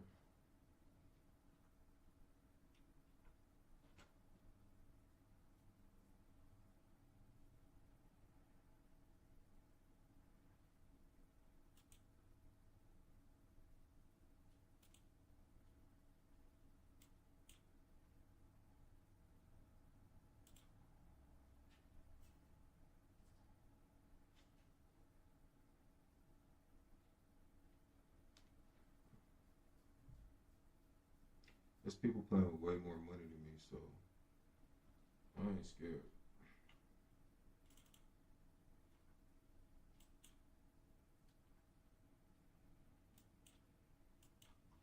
And I say that because if I'm right, and I know I'm right, why be scared just because of the money, you know? And I guess I'm reverse psychology. I'm using reverse psychology on myself. There's somebody else playing with way more money than me. And I'm guessing I'm trying to tell myself they're not gonna fake them out that's playing with $1 million or 700,000. Oh, maybe they will.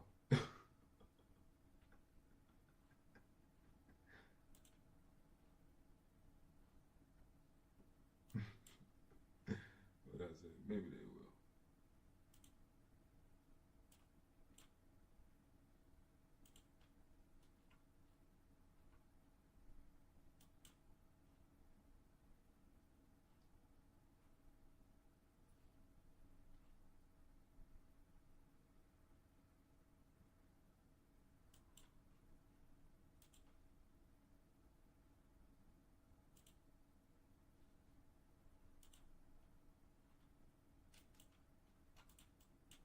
Order filled.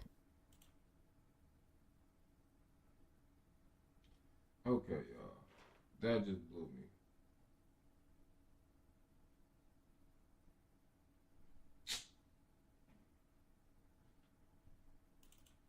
That just blew me.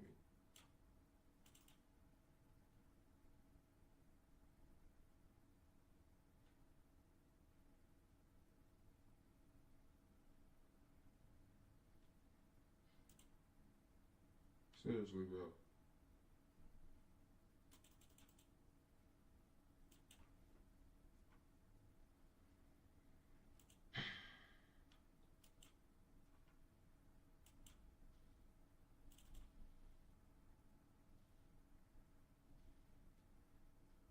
I wasn't trying to develop a bad habit of just moving my stop loss.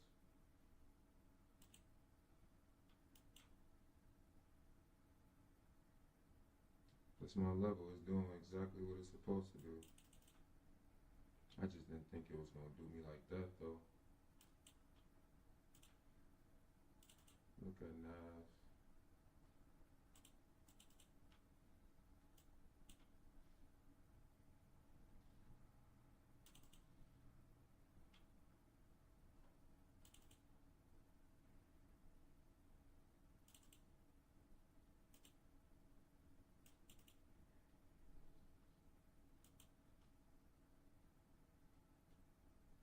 Order filled.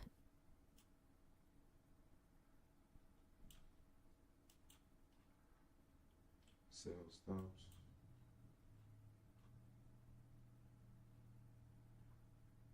It's been holding. Everybody think it's ready to sell again. Cover all the way back up.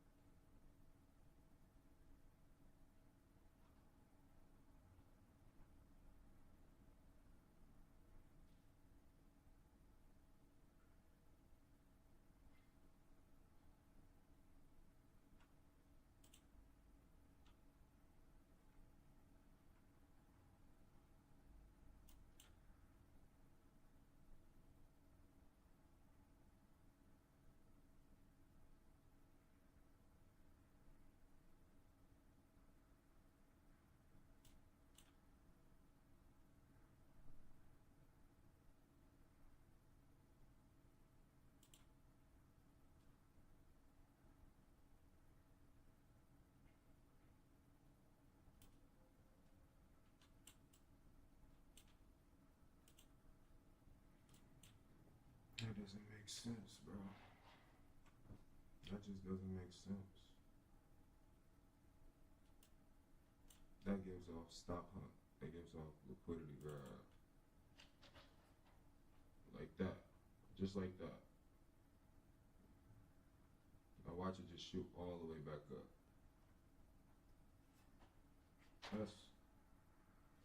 That's crazy.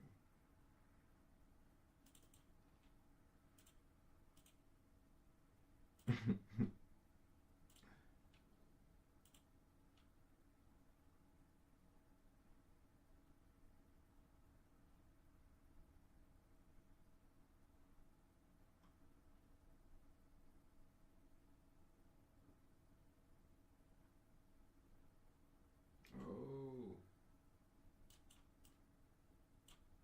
Order filled. Yeah. Oh.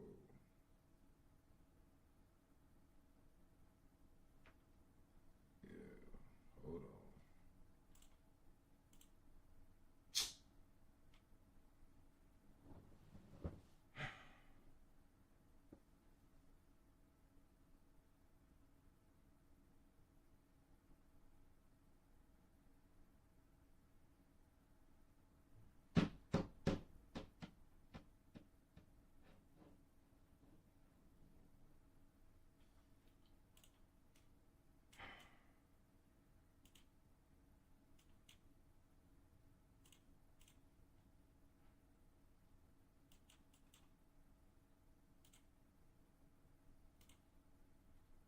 Order filled.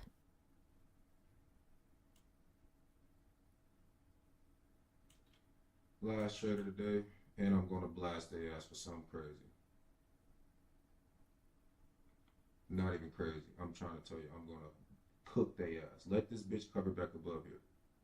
1, 2. Let this third candle close back above here.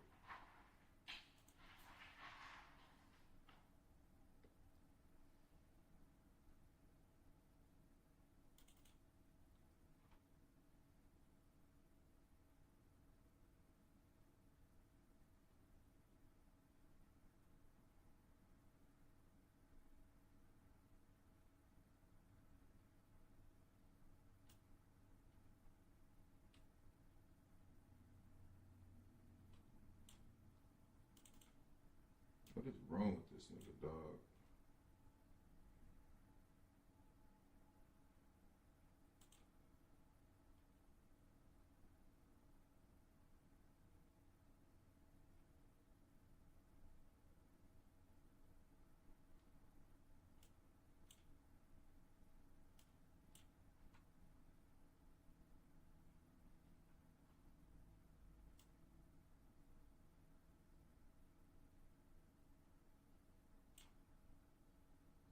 Like, seriously, this nigga be tweaking.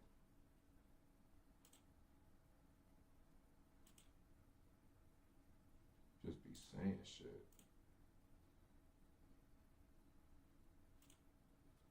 And I was on Euro USD the other day. That bitch just pulled all the way back down.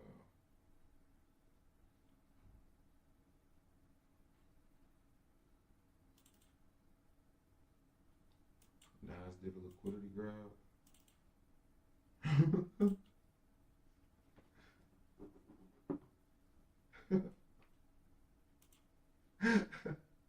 Trump is a bitch. Hey, what? Oh, my homie, what? Hello? Yo, What's up? man, I was gonna say you put everything Man. in your shit. Yeah. Let me call you after this trade. Yeah. Alright. Trump is a hoe, but it's cool.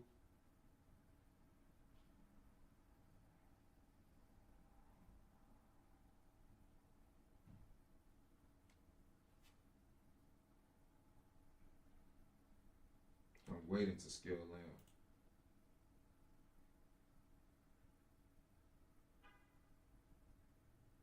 Order filled. We good. Because if not, I don't think we're going to sell. I think we're going to end up buying.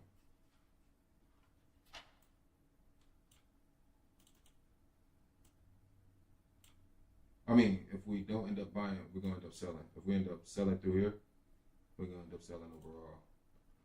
I ain't gonna keep trying to catch a falling knife that we just basically can't predict based off of this nigga steadily talking and shit. I've now already lost 2,500 on the day. Yeah. 26. This literally gotta be the last trade. And I'm only taking it because I feel like this was a stop hunt. So 1, 2. This third candle has to close back above.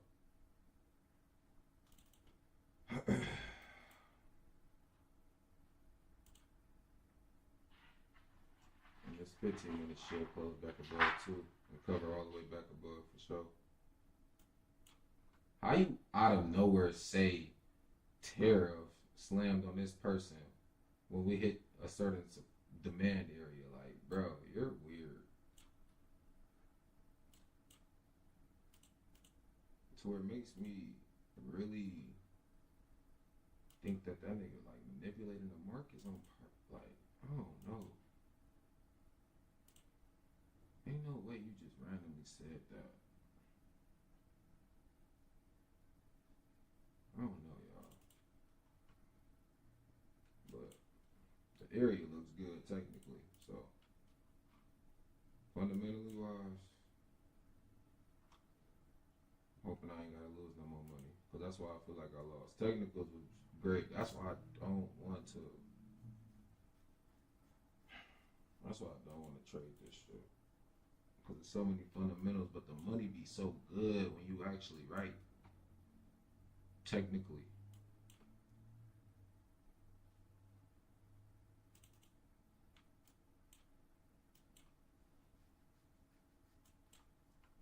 Technicals. Stick to technicals. Fuck the money. Fuck the money. They playing with your motherfucking intelligence right now. So get on your shit. This was your area you was gonna enter. Oh my gosh. That's how y'all wanna do me? That's my red area. My 4 hour. Bro. Hold the trade, Tifo. It's the same trade from Monday.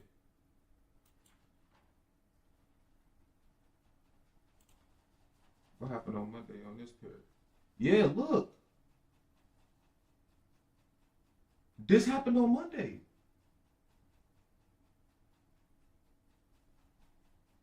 But I was in no Nas on Monday. No. Wednesday. Whatever happened on Wednesday. It was this trade right here. And I caught it all the way down. But not on US 30, but on Nas.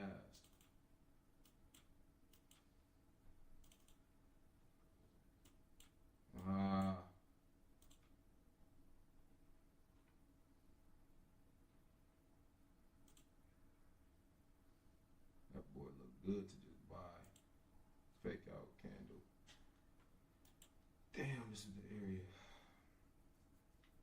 I should have fucking waited, bro.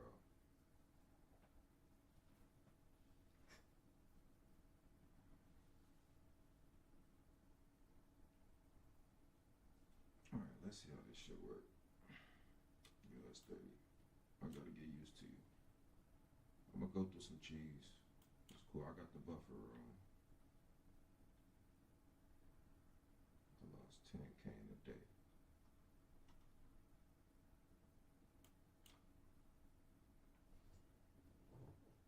I ain't lose 10K in shit. Fuck is you talking about? I know what the fuck I was. Z1, 2, 3.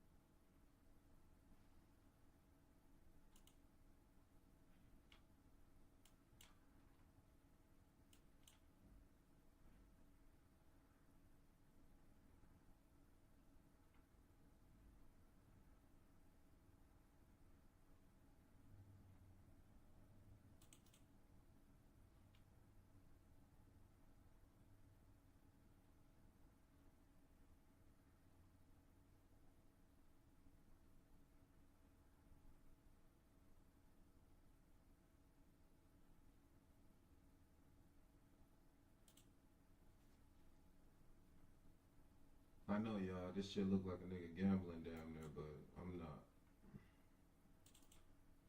I'm just sticking to the plan like I have been for the last 3 days. Today just looked a little bit weird, so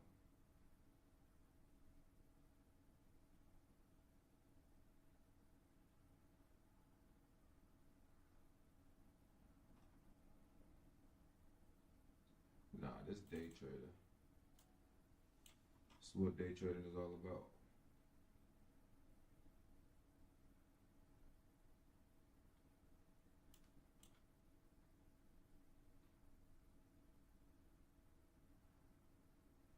It made new highs.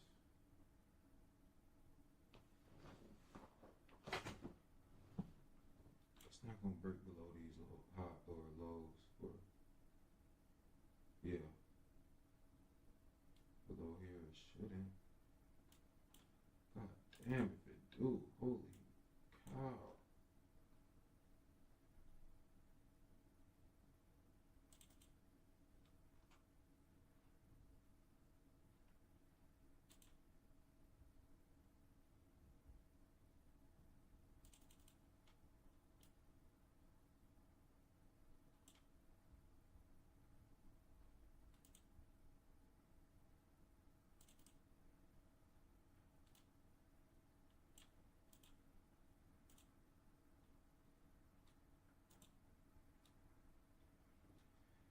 We should go up.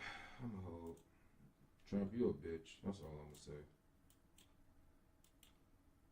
Cause price action is fucking mixed up because of your ass. Now a nigga gotta literally stick to his higher time frame.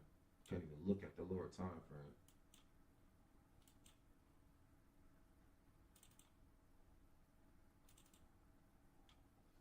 Fuck. And I know my areas is right. That's what I'm betting on, y'all. My areas, not my fucking money. I'm betting on my areas. My areas. I'm gonna get better at not having to take so many trades for sure. This is my first time even playing with this 5 accounts. Like in a minute, I'm gonna detach these bitches. Especially if they hit like 4,000, I'm gonna get the Nah, let's play this differently. Take 1, 2, 3 at a time. But I don't think I'm wrong about this trade today. I don't think I was wrong about direction. I'm just wrong about timing, and also I'm not in the White House, so I don't know when the fuck he's gonna say some shit. Them niggas got their phones ready. Weeble, Robin Hood.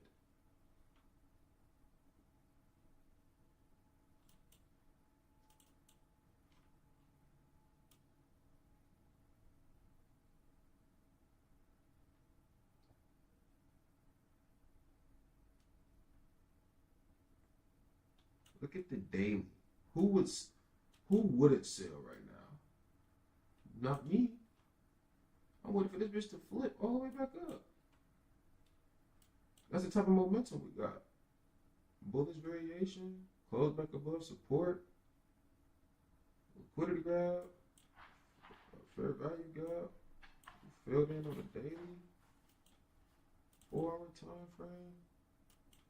We enter back into this gap, but we should close back above. That's the money that we lost.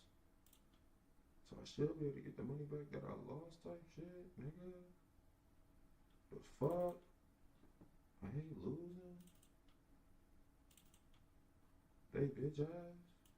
Please tell me you said some good shit.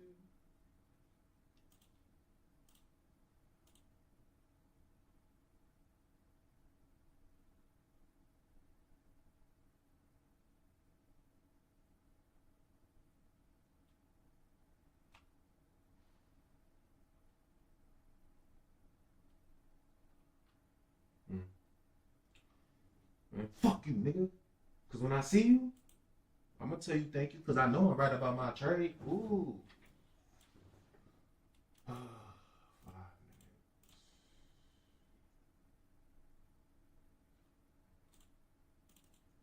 5 minutes. It's supposed to fall from here. Oh, shiznit. Excuse me.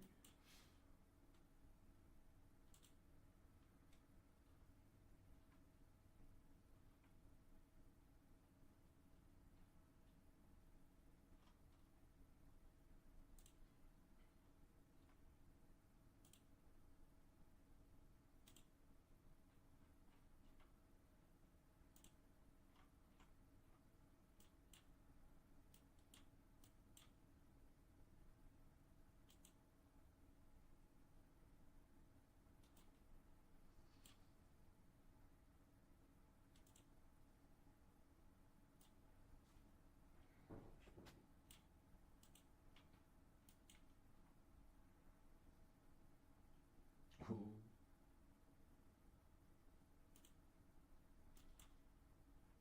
Now I'm holding to the top. Each.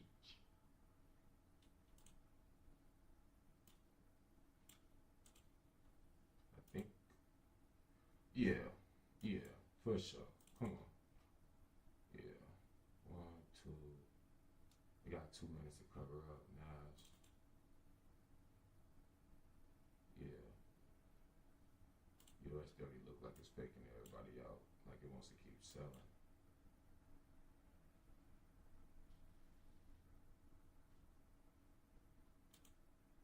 But you can't do that in an uptrending market condition.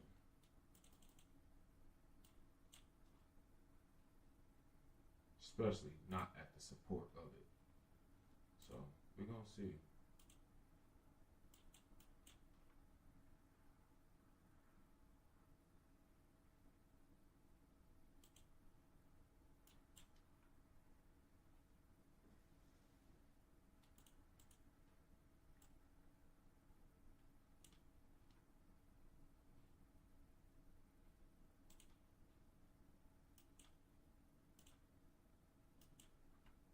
This bitch finna fly.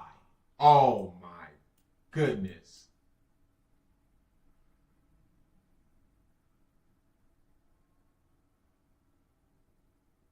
I know you finna fly. Oh man.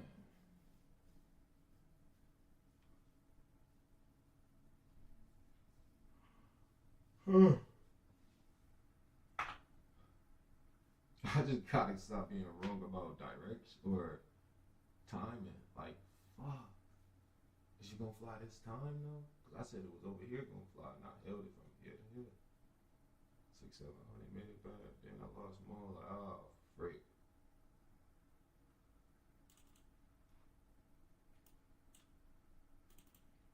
I'm glad I'm sticking to my bias. I'm glad it's that type of trader, not just a trader where I'm like, oh, let me get it, let me get it. No, this is my bias.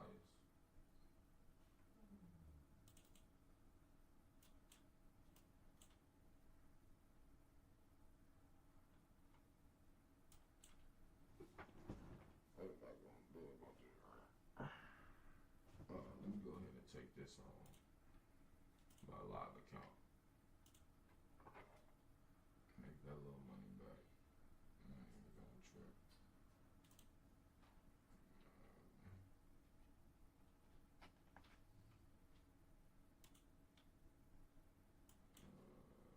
Folk.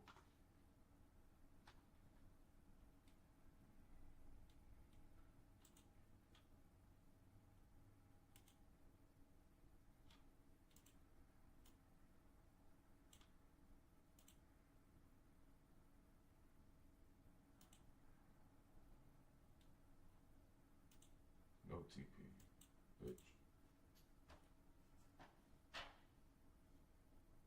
Same entry as yesterday.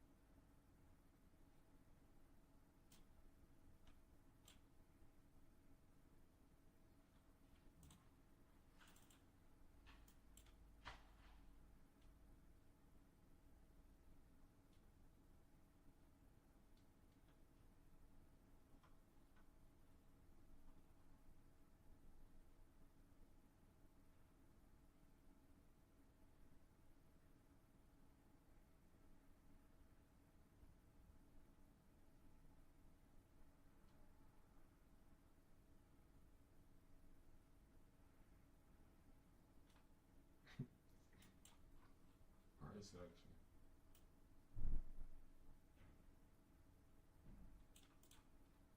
Whatever this is right here. Yeah. Previous hourly low. It's only gonna do, oh, that's a 4 hour previous. So that is it. It's the 4 hour. It's the 4 hour. 4 hour. But you gotta find the previous resistance on the 4 hour. It's hiding from you. It's literally right here. It's literally hiding from you. It's hiding from you. Fuck the problems. Fuck all that. Look at the fucking shit. It's just like GJ. But it's hiding from you. 1, 2, 3. Then it, yeah. It's fucking hiding from you. Oh my goodness. Okay. Oh, that was it. Okay. That was it. It was hiding from you. But what's this red line there? That's not it. And the red line should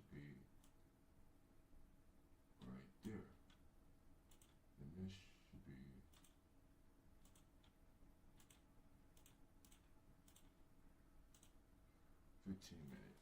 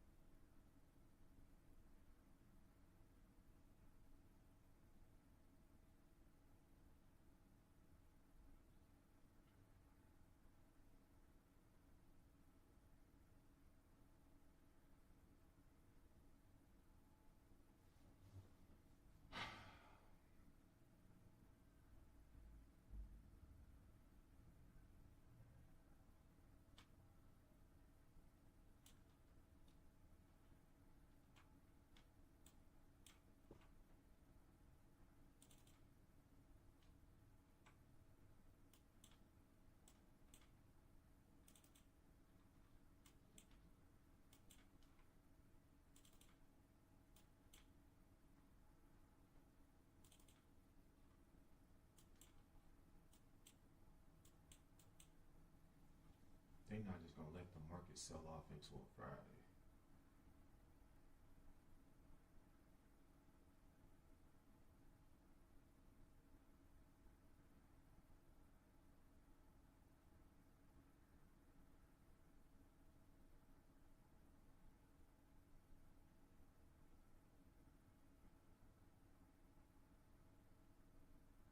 Everybody buying.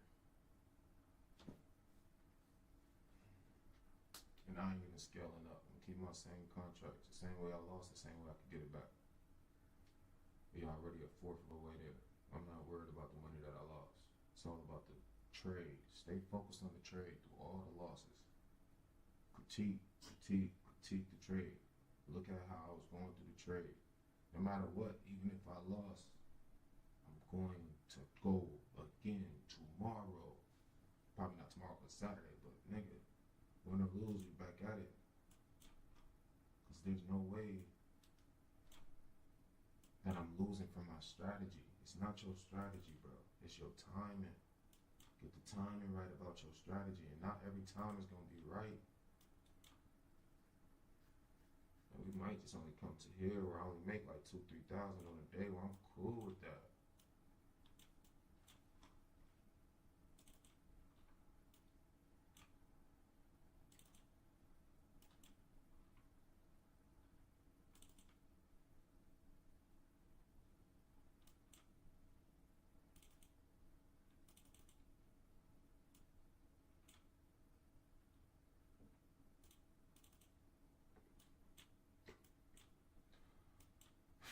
Truthfully, I don't even gotta look at price action no more. If US 30 is doing my strategy is doing what it's supposed to do. Like everything is right other than now we got equal highs. We will have to close back above here. I mean,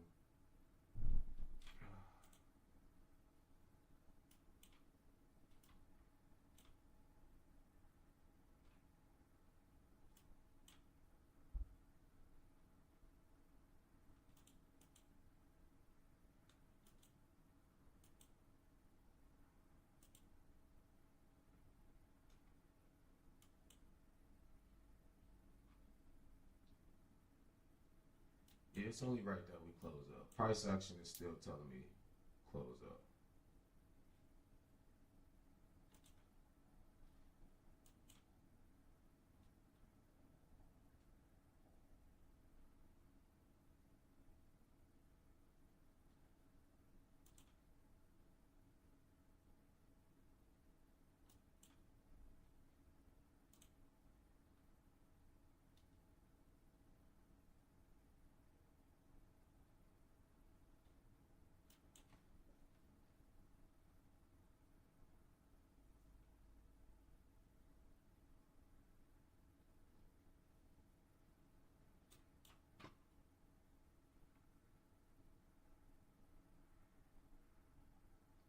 Same candle that broke down 253 to should go up 50 pips. Up here, 300. Watch this.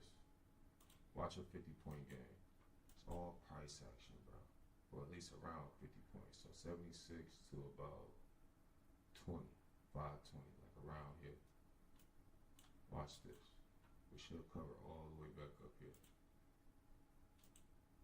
All the way back up here. In the next minute or two. It's based off of price action.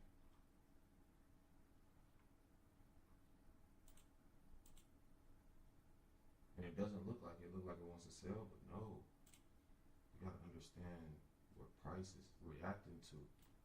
Once you understand that, which that's what takes you a minute to look at and get deep on. Once you get into that though, it's over with.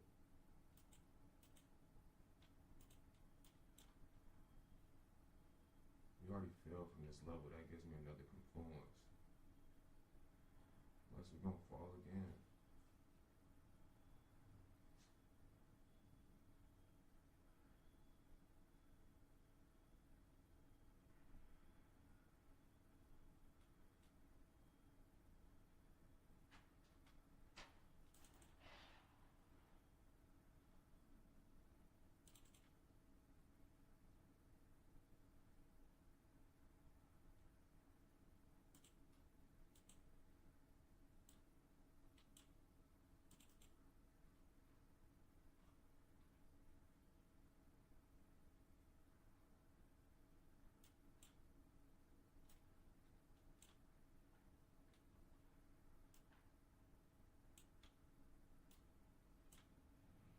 I'll cover all the way back up.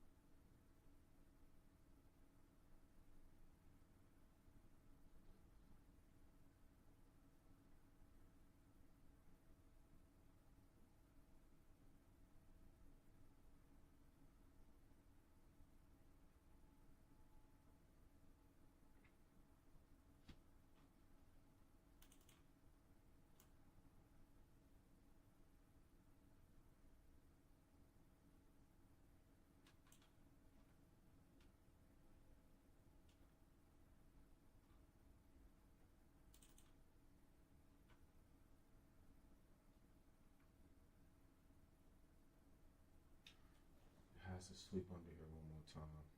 And you knew that, Tifo. And you knew that. You fucking knew that. You could have got some of your games back. Same thing that fucking happened. Now, if we cover up again, we're really good. But if it continues to drop that L on you, bro.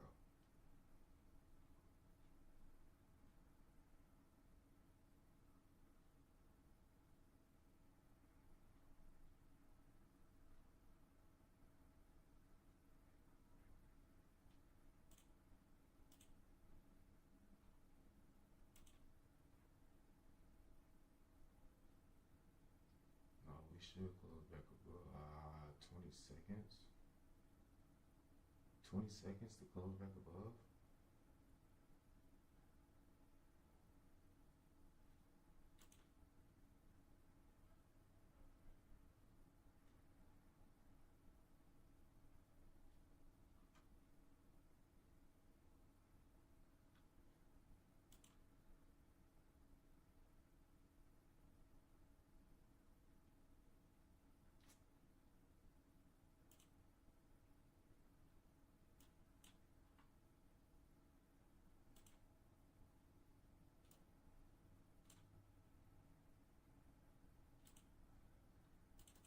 Oh, this shit look, you couldn't even say it. Horrible, dog. Brother, or T4. Fuck.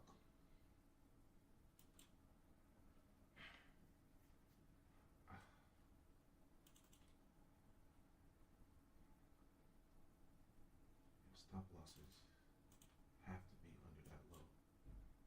Have to be under here. Oh, man.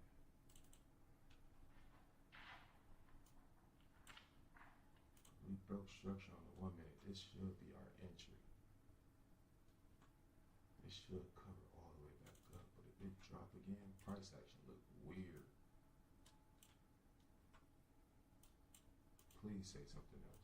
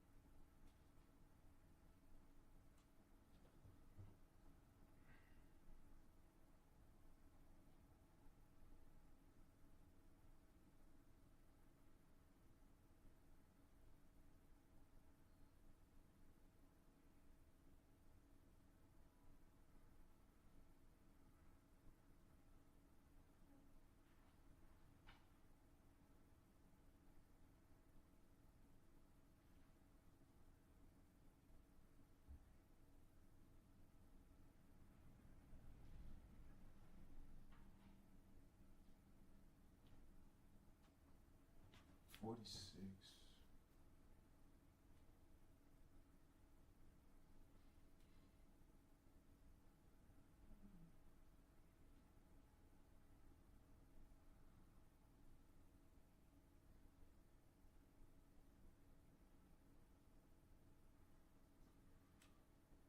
Trust yourself, Tifo. Stop looking at the money. The trade good. Yes. The trade did anything to disrespect your real entry. No.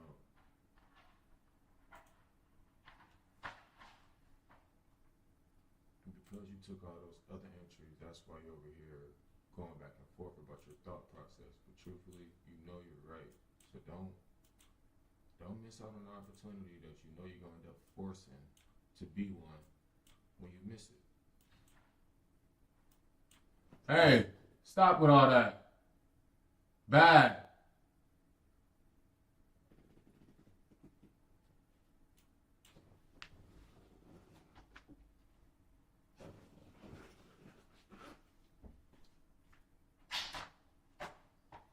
Stop.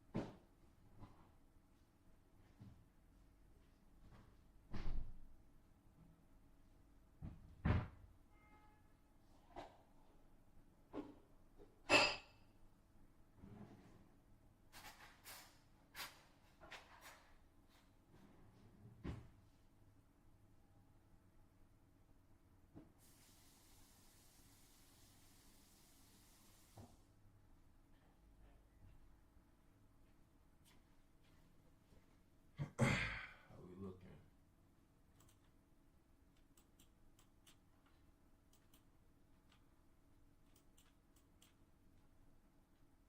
Order filled. Looking too good.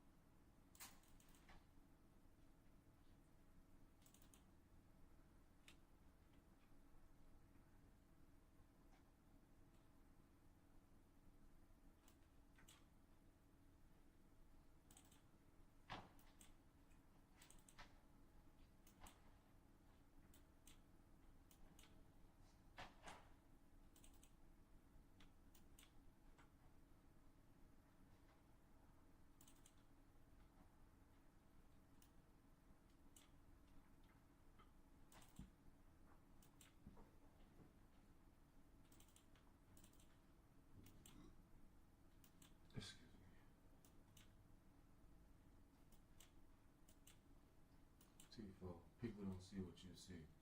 So stick to what you know and what you put together and what you found out. Not what you want to fucking guess that you write about. This isn't a fucking guess. You write about what the fuck you see. You write about what the fuck you see. Throw yourself in the fucking water and trust yourself. Don't look at the money. You built enough buffer room. You knew what you were gonna try to do. Now do it, nigga. One more time.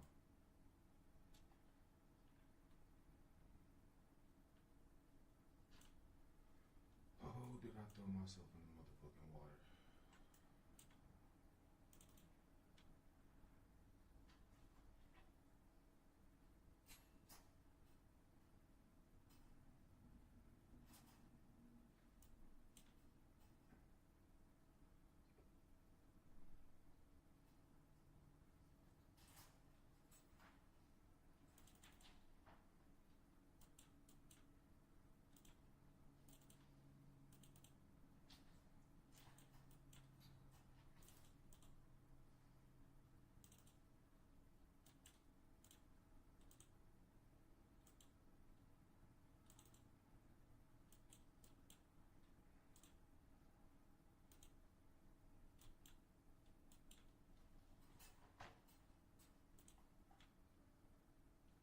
It's a Friday, so back again on 10 a.m.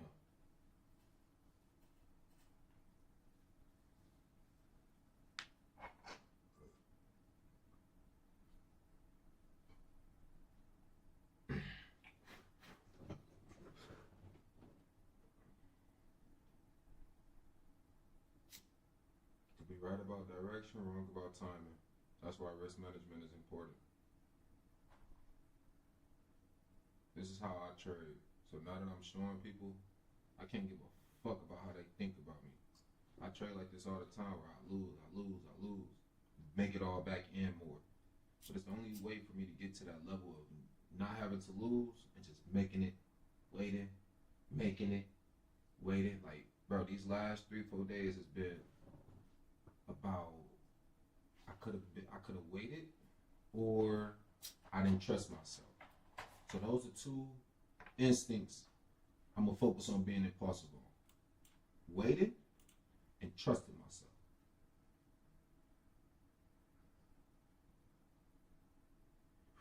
I fucked up on the weight, but I still gotta trust myself.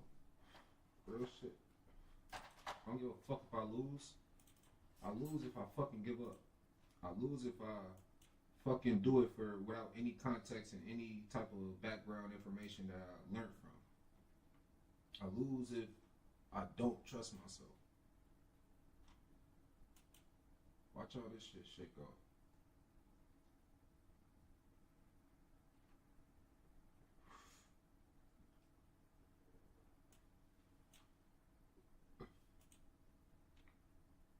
Come on.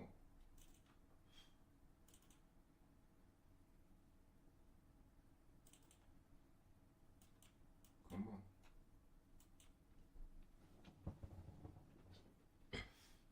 We hit that uptrend on that lower time frame.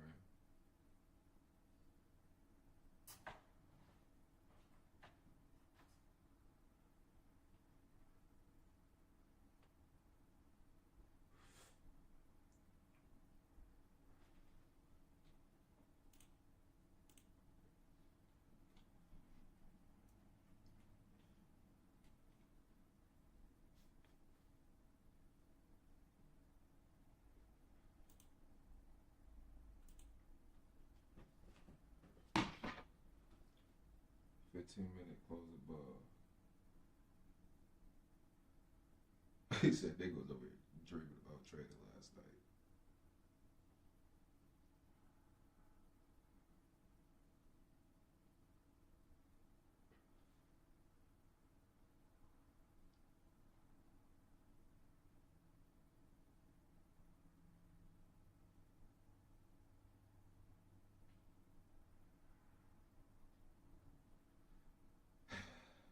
Amen.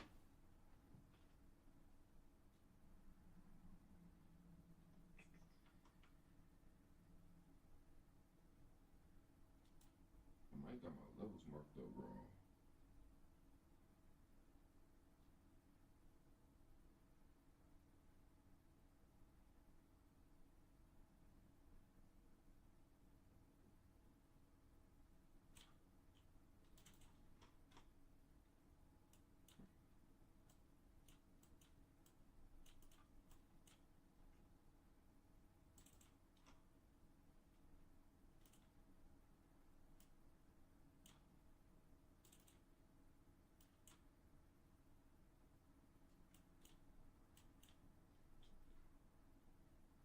It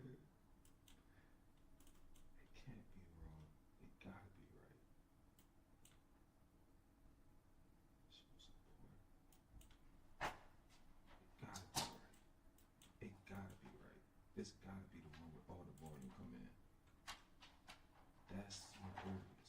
The volume comes in a lot. And I gotta stick to the direction of the trend.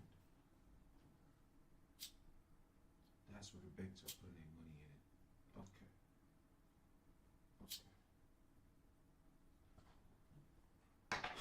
So what's my next target if that's the case? My stop loss under that would be what? If it was to fake out, right?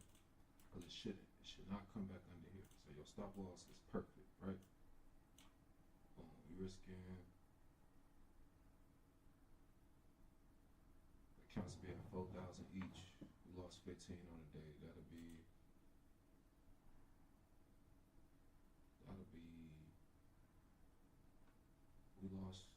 we lost all of Wednesday profits.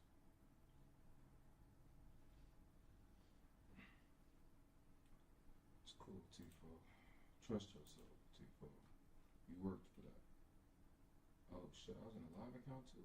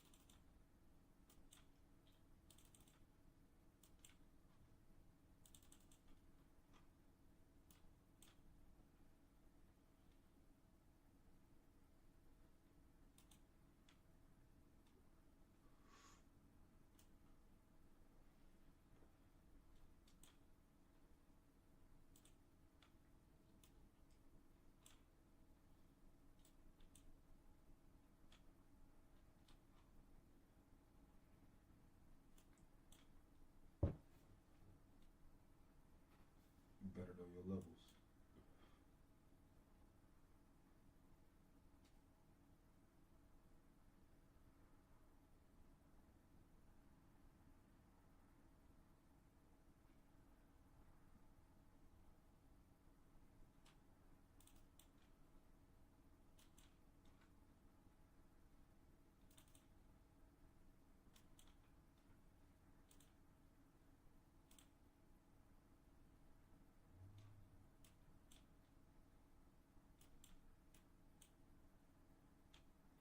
Your entry's too good, Tifo. You good.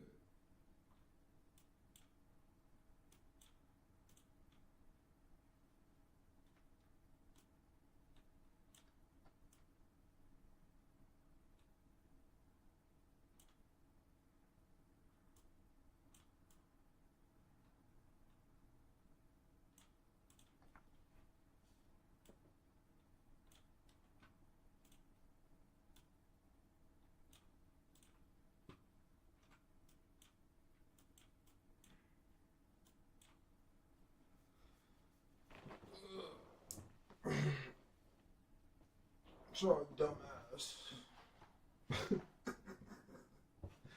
I'm with the banks this time, bitch.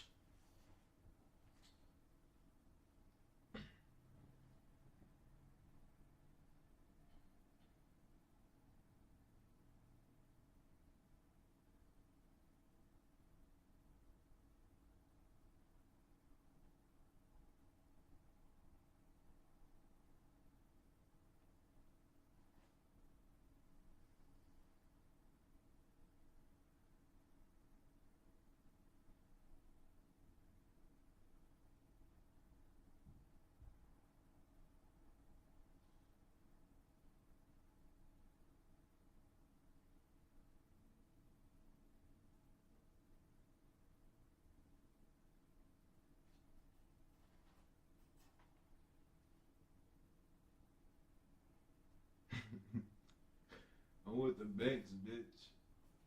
The bank said they finna fuck some shit up.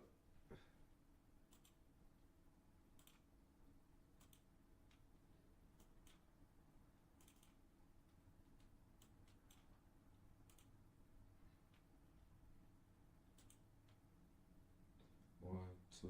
This third one has to close back above.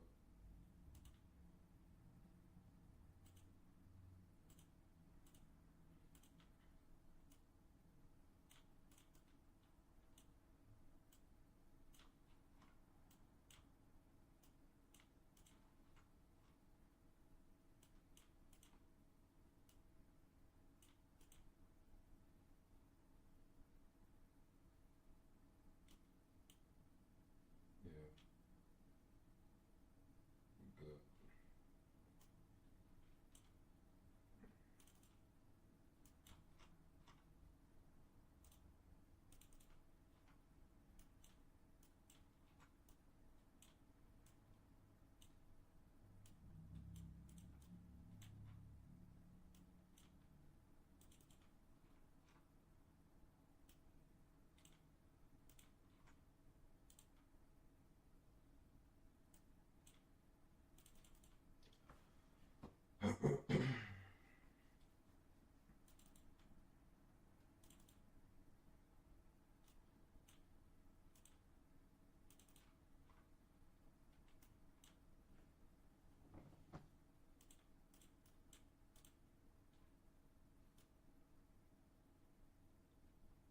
Last trade of the day. Last motherfucking trade of the day, y'all.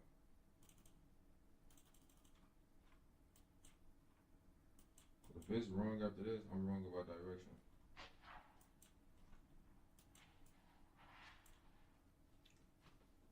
I'm down 20, going for 30. 30 gonna put me at 50.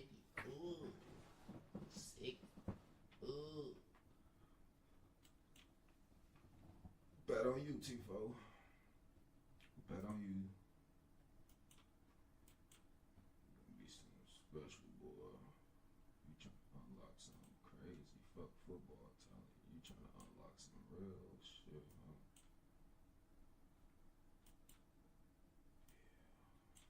You get it right. You're gonna be lit for life. Mental freedom. That's all you doing. You just getting your freedom back. Buying your time.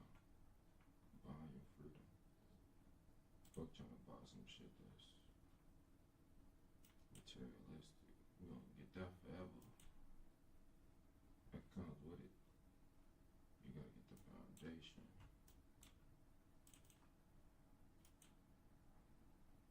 Nobody believe in you. You gotta believe in you, bro. Fuck all that other believe in you shit, bro. Like, what the fuck is you doing, nigga? That's why you ain't made it. You ain't believed in yourself enough to stay confident, to stay disciplined. You really don't trust yourself. You're a fucking donkey sometimes, bro. You be tweaking.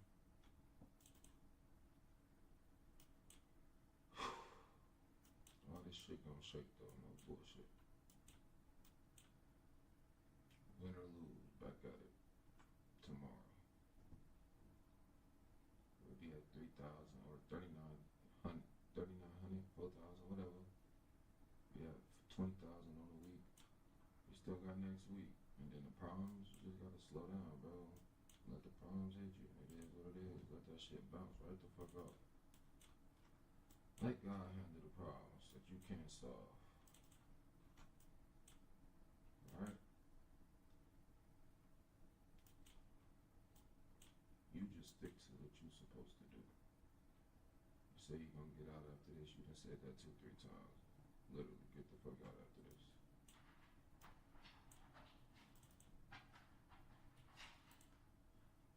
But if you trust it, then God gonna get mad at you if you go against your word and trusted it too. Cause now you're saying you don't trust what He created. Reverse psychology. Trust it, bro. You can't handle the problems and the fucking pressure at the same time. Like, you gotta literally blow that shit the fuck off, bro. That's it. bitch be gone. Let God be your teammate right now. Follow the vision. You doing what you're supposed to do. Follow the fucking vision. That's what's gonna get you through all this shit. You follow the vision, boy, you is good for life, Tifo. You stop following the vision, you ain't gonna trust yourself. You're gonna be scared. You're gonna get back to gambling. Follow the vision, bro. Follow the fucking vision. Shit not going right because you ain't trusting yourself and you ain't following the vision. Follow the fucking vision,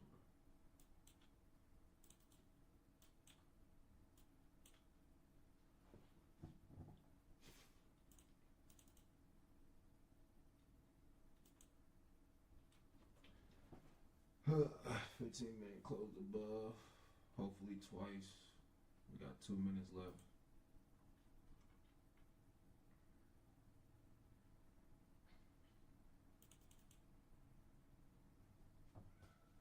I'm loving the way the 5-minute look.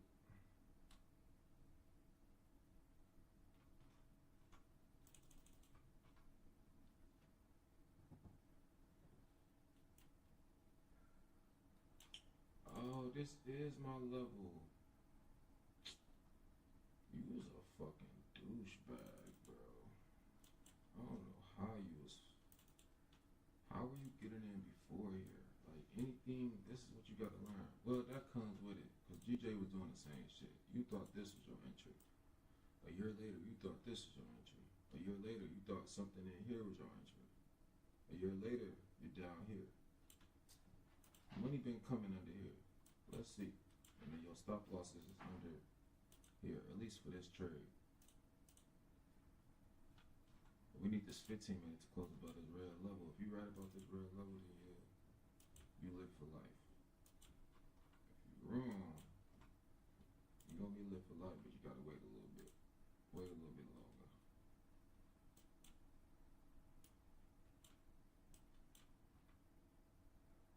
Oh, am I have to wait a little bit longer?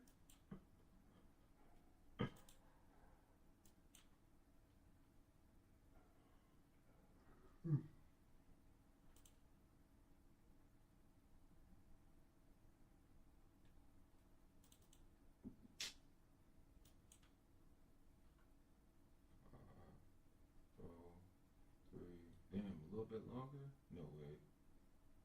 Oh! Oh, we go! Hey, watch this. Hold on, we go! Price action. I'm cold with numbers. And I didn't learn this shit through I see it in a whole different way, bro. Whole different way. It's over with. Bet. Price. What is this price? 236. 236. I know I'm right. You know, I ain't just see how I just walked that bitch down with my voice, nigga. Like, hold on.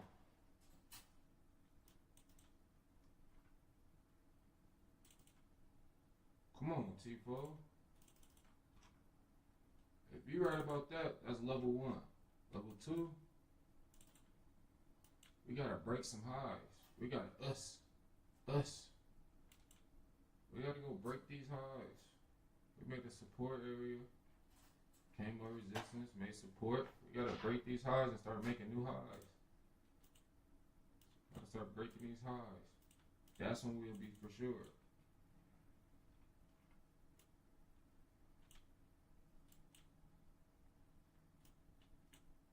And then from there, it's a bull run. All the way up there. All the way back to the top.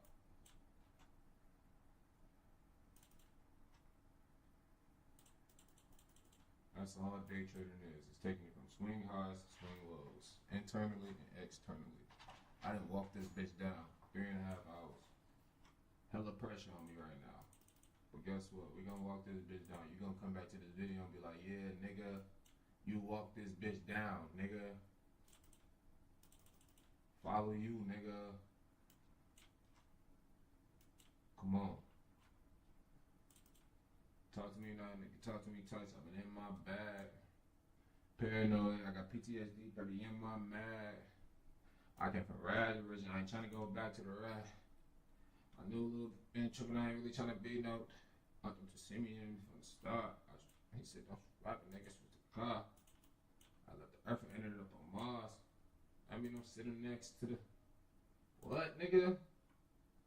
Get my fucking money back, bitch. That's my shit. Y'all done already gave me it. Now it's mine. So now I gotta be disciplined to some shit. I don't know how we gonna handle them other problems right now, but we gonna handle this one. US 30 our biggest problem. Right now we showing support. People thinking that's resistance to continue going down. Boy. Give me 200-300 points real quick. Let me get 3-4 thou while out you real quick.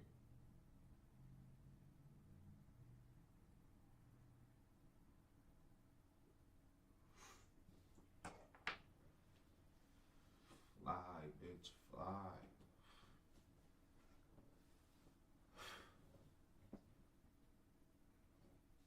I think God made it to where there's nobody watching me right now for a reason. He want me to focus on me.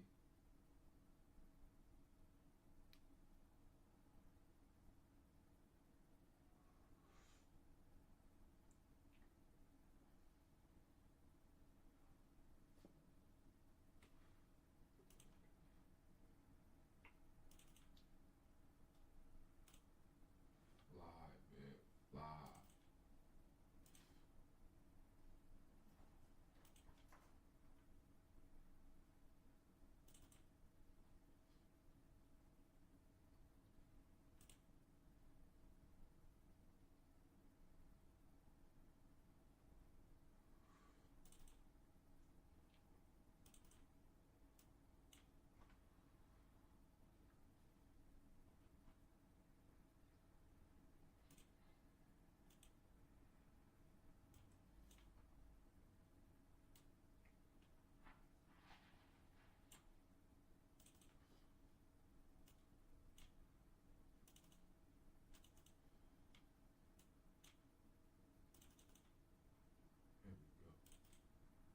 There we go, T-Fo.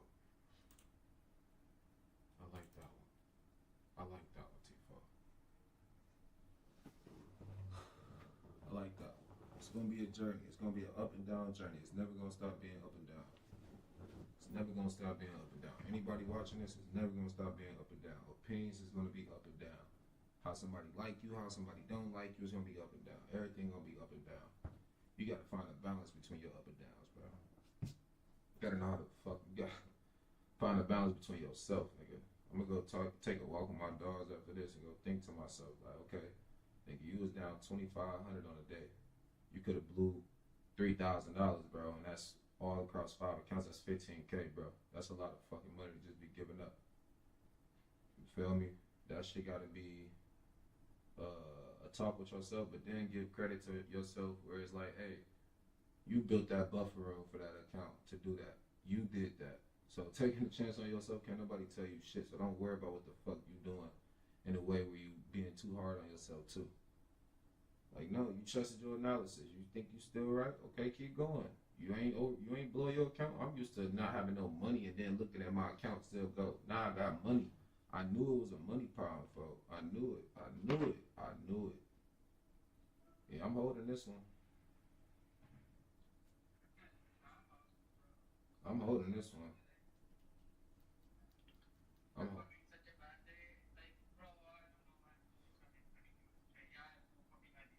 That's cool. I'm just waiting for him to say something.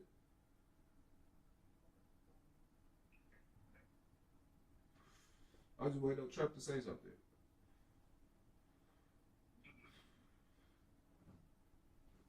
Whatever he say, brother, gonna be right before the market's closing. The charts look just like yesterday, brother, so I'm following that. That's all I'm doing. Nas look like it's gonna take off, and then remember when you was like US 30 not gonna come back, it's gonna go. It looked just like that.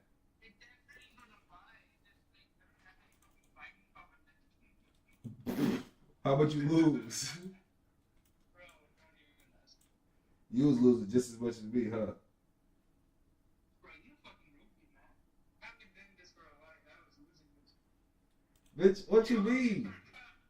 Just because you put more contracts down don't mean it's my fault for how much you fucking lost. What, nigga? I had three contracts and I lost like 3 times, but it was only for like 5 to 10 points, or like, no, 20, 30 points. But I know I'm right. I hope you're right.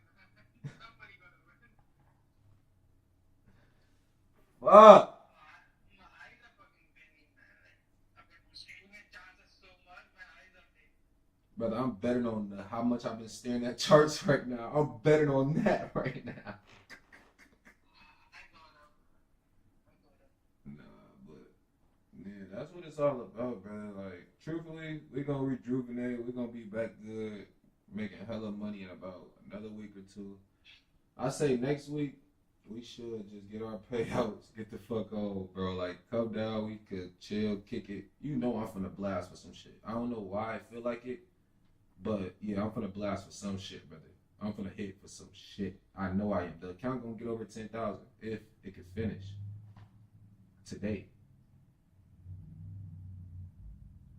It's gonna, brother. They're not gonna let the markets close like that on a Friday. You think they're gonna let the markets close like that? It is the fucking earnings coming. That's why the market like that. Right now it's for expiry day. Remember often that expired today, Friday. That's why. I'm betting on the Friday trade, and that's how they go. And I'm at the bottom of US 30, so whatever happens, bro, I'm gonna automatically win. My shit not gonna expire.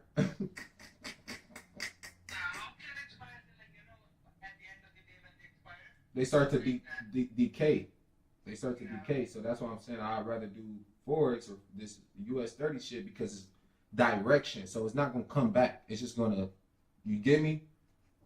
So whoever's in calls, yeah, they could probably win, but they're only going to have like an hour, maybe 30 minutes to get in and get out. I just know I want to be right about direction. If I'm right about direction and I'm in at the bottom, oh my goodness, brother. I'm going to run up 100K in a month.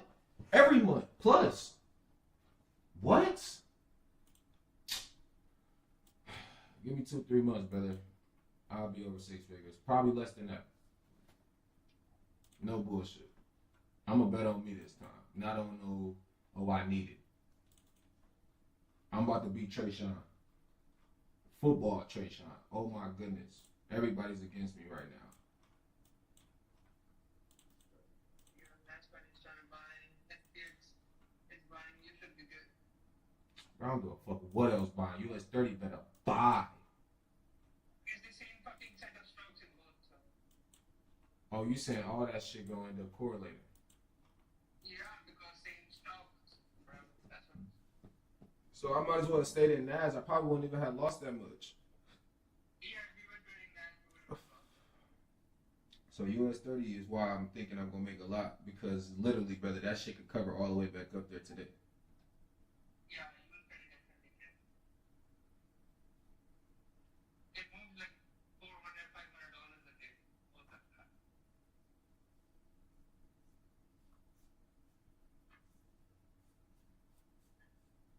I think it's just gonna close back at the top. I ain't gonna hold it past that, brother. And the TP said 8,000 across 5 accounts, brother. You know I'm holding. I didn't get to do it on Monday. I'm holding How much you down? 2,600. Yeah, you should be able to make that. I'm up 1,000 right now. Okay. I got 4 contracts. Yeah, after 2,000 then it should go. And I'm not over risking, brother. I was risking $700 on this trade. I risked $700 on each trade. No, I was saying you stop losses, but I wasn't saying your from that side. From that side, that's big.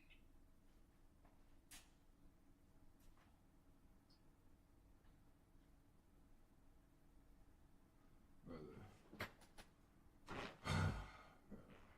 If I crack for this, I'm gonna just tell somebody send me 5. Bro, whatever you do, just give it to me for the end day. Please $200 for me. Oh, I gotta make 3,000 automatically. So that means You're gonna be at least $200 for the day. Next time, contact the many day too. Then you just keep one credit pay code. 3,000 is 100 points, bro. They gotta go up 100 points. And after that, you just got Monday. That whatever you make on Monday, down, then you got the day of. I'm holding it all the way back to the top though.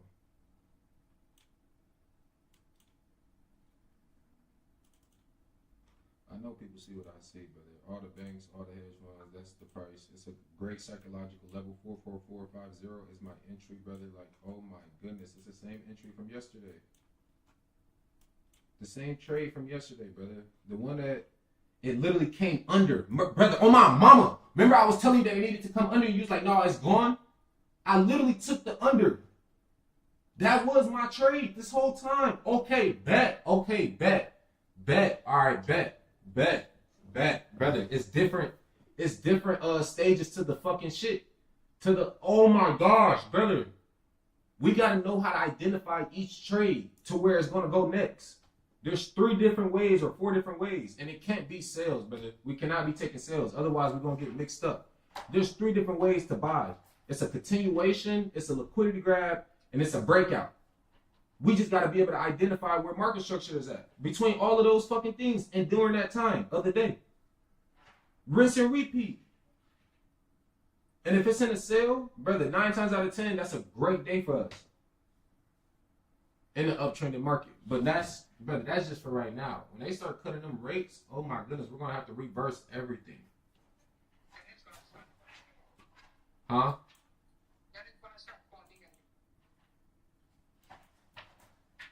Yeah, brother. Rinse and repeat. Let's see if this shit can break out.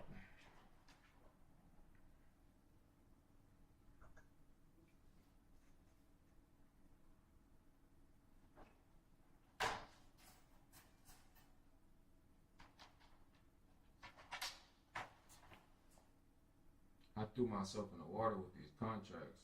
I'm playing with way more money, but I only see my setup. I think that's a great thing, but I don't see the money.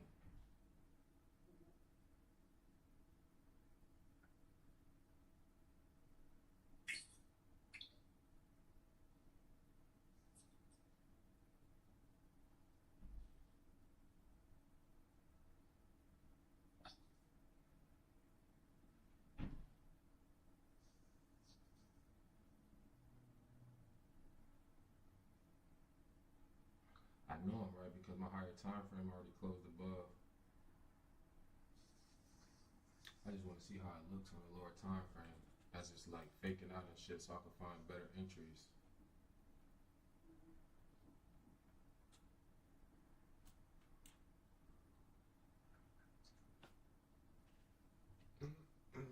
Now I see what they were doing, brother. When it comes to calling out trades and at certain levels on contracts and stuff, like we got to get into that stock shit, brother. We got to. We got to, bro. Because it only would take us, what, a couple thousand to really... We should put 10,000 in some stocks, brother, and just try to take it to 100. By just being right about direction at the ultimate bottom of it and then holding the contract for like a week or 2 out based off of the candlestick, brother. We could count the daily candlesticks to where it needs to close back above structure and close below. You know how I've been counting them candlesticks and shit? Brother, I swear I think we could use that with stocks. But it will probably have to be a higher time frame, like daily and weekly, because that's what will show us like the breaks. They end up closing right back above and shit, brother. It's price action with the stocks. It's all price action, bro. We just got to find the best ones.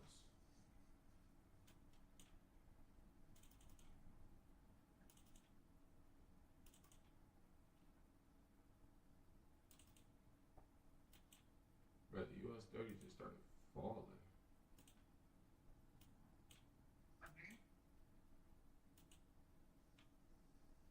Yeah, like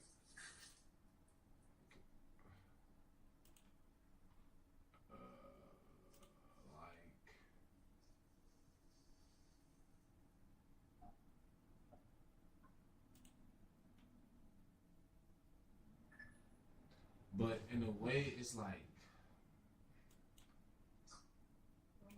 nothing. So I don't even have anything to do. And I don't know if it's from the grind or what he does. I'm back at break even.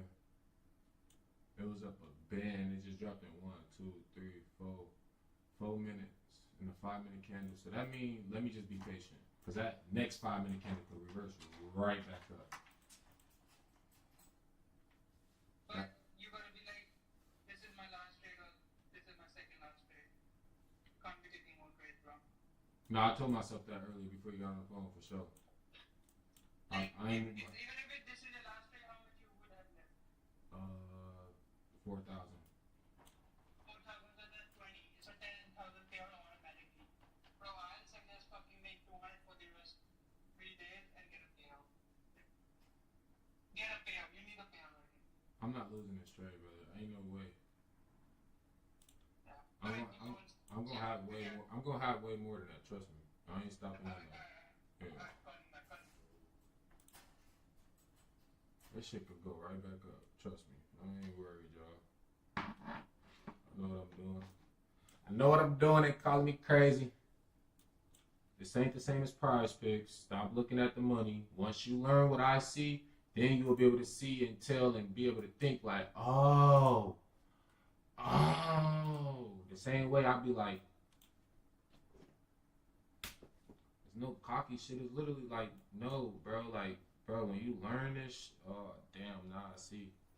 Now I see why people would not look at it as, bro, this is literally my new football field.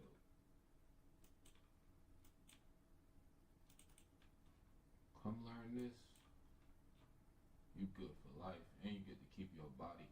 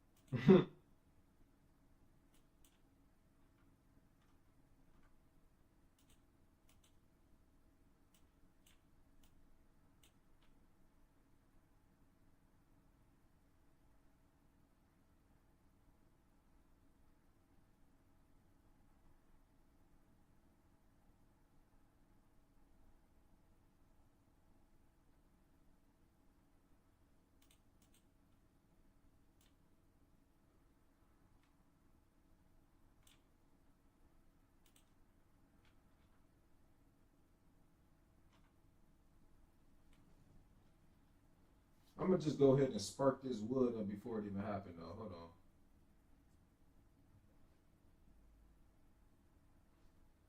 on. Fuck the fundamentals, all technicals. It gotta cover all the way back up.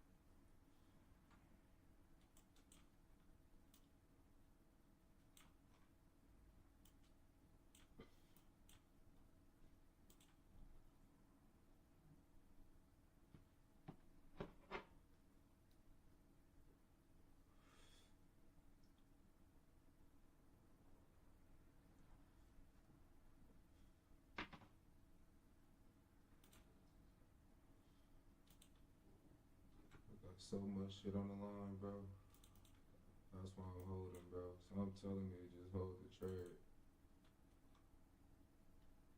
It looked too good, and it's like, bro, everything, nothing telling me to get out. I'm not getting out. I'm not. I'm telling you. I didn't even look at charts. I didn't even look I'm just saying, yeah, don't call me telling me to get out. No, I wasn't the one. I just called you back. I have no idea what's going on. I don't give a fuck what's going on. What's going on I is, just hope you come out of it fucking rich. That's it. but I'm already mentally rich. This gonna give me to, if it can do whatever it do, it'll give me to,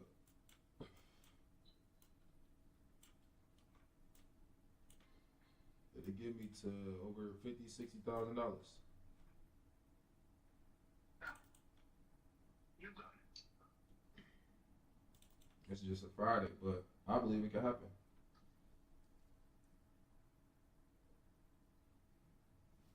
The BS always happens on fucking Friday night. So why does he get that? No luck. All technicals. All I wait for is to see what's gonna happen. What are you gonna say, Trump? Trump is fucking an Russian ass spiritual life. Like, he doesn't give a fuck. But he gonna say something, or something fundamentally is gonna happen, or some type of earnest. And markets edge up as earnings decide to come out. Let me see what they talking about on TV. They be giving shit off so easily, brother. I might have to get out. More than just a part of this. So we have to be very, very careful when we're out there pointing fingers at someone else because of that lack of privacy for. So I met this guy a couple of months ago on a new episode of People You Should Know. His name is Steve Hotz, and he's helped over 22,000 veterans overcome PTSD by teaching them how to forge. How cool is that? I was able to share his story with a little help from my friends at Pure Talk. Yeah, this is a commercial for Pure Talk, but relax. I'm not going to go on and on about how much money you can save or how nice it is to be on the nation's most dependable 5G network. Instead, I'm just going to tell you how great it is to be in business with a company who actually stands for something. When I called Pure Talk and told him how many lives Steve had saved and how we were going to surprise him with some new gear for his forge, I didn't even have to ask. They just sent a check for $25,000 and told me to thank Steve on behalf of everybody. $1 trillion in incremental mortgage volume that is potentially available through the implementation of VantageScore 4. That is because we score 33 million more Americans than our competitors. Of that group, approximately 13 million would have a VantageScore of 620 or above. And within that group, approximately 5 million would be eligible for a mortgage, which translates at 1.83 persons per household to about $1 trillion in incremental mortgage volume. That is a big, big number. And it's important at a time where, quite frankly, it's so difficult to purchase a home. So this is about including more people that are actually creditworthy into the ecosystem with modern technology. Well, Silvio, we appreciate you coming on. Again, a lot of stuff happening fast and furious at the FHFA, so it's important to break it down for people, talk about what's at stake here, and then see what the implications will be. Silvio Tavares, CEO of VantageScore. Thanks, Kelly. And before we go, let's get a quick check on the commodities complex. As the market has been weakening today, WTI, Brent crude, and gold are all on track to post their first negative week in 3. Copper could see its first negative week in 5. Of course, it spiked on news that the president would be applying tariffs there. We also watch it for economic reasons. And before we go, a quick look at some of the earnings, companies reporting earnings next week. We'll hear from NXPI, Verizon, Domino's on Monday, Coke on Tuesday, which will be a biggie after all the Maha stuff over syrup versus sugar, also Texas Instruments. Alphabet and Tesla report on Wednesday. That'll be a big day for big tech. You also get IBM and Southwest. Then Intel comes on Thursday. We'll hear from more airlines from Blackstone as well. That's it for us. Thanks for watching The Exchange, and I'll join Brian Sullivan for Power Lunch right after this break. space for just in case.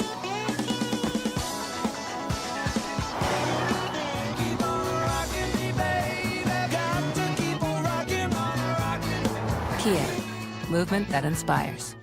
It's the More Furniture Anniversary Sale with unbeatable savings on premium mattresses. Choose from premium brands like Tempur-Pedic, Stearns & Foster, and Sealy, and get 72 months interest-free financing. That's 72 equal monthly payments, no interest, and no money down. Plus, free white glove delivery and removal of your old mattress. It's our way of saying thank you for letting us be a part of your homes, your memories, and your lives. 48 years and counting. More Furniture, where everyone gets more for less. Dinner! What? Tween milestones like this may start at age 9. HPV vaccination, a type of cancer prevention against certain HPV-related cancers, can start then too. For most people, HPV clears on its own, but for others, it can cause certain cancers later in life. Embrace this phase. Help protect them in the next. Starting at age 9, talk to your child's doctor about HPV vaccination.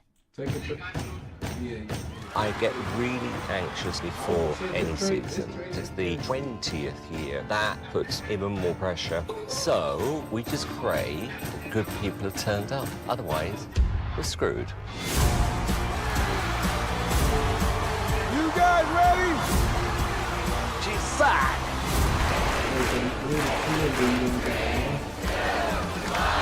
Welcome to season 20. Introducing CNBC Plus, the new streaming platform from the +1 source in business news. Watch live or on demand. Access any market, anytime, anywhere. Start streaming. Go to cnbc.com/plus now. That trade, it'd be like, fuck it. But when you wrong, that's what we gotta account for.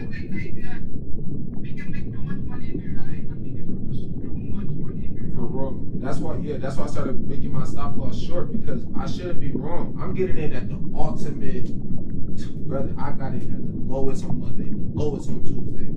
I'm trying to get in at the lowest today. I feel like I'm right, brother. I've been right since last Friday, and I always been right. I always been.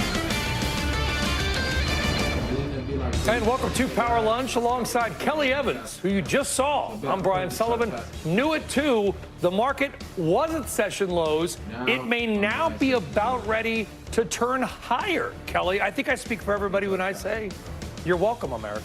Well, we had some new news on the trade front, trying to digest that as always. Plus, the future of digital currencies just got some more clarity. Landmark legislation passing in the House, heading to the president's desk.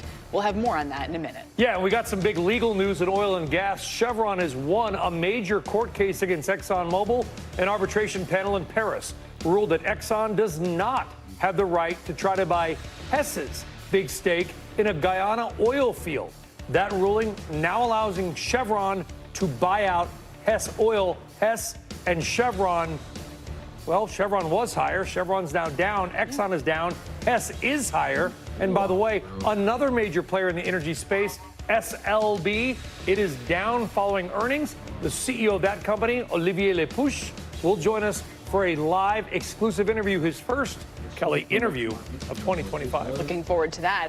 Let's begin with those new reports on the tariff front. Megan Casella has the latest. And Megan, the president talking about 15 to 20% blanket tariffs on the EU. Is that right?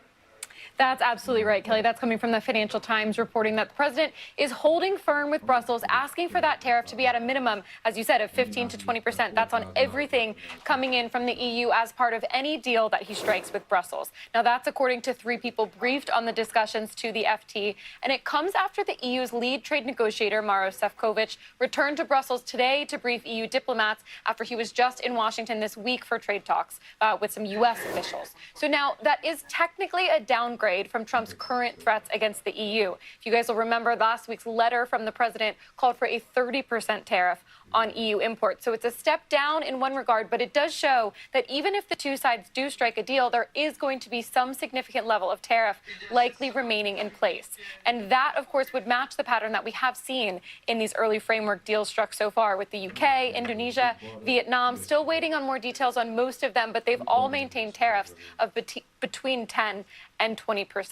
Then the FT also did report, and I can confirm this part, the president is not likely to lower the 25% sectoral tariff on cars and car parts for Brussels. That's something the EU had hoped to see as part of this deal. And just a reminder, guys, the president has had quite strong words publicly for the EU in recent weeks, calling them brutal and tougher than China when it comes to trade. He said earlier this week he could possibly make a deal with Brussels, and that for now that they want a deal, they're, quote, being very nice. Guys, he had said 30% in the recent weeks, right? This would be kind of lower than that, but still a blanket tariff, so I don't know.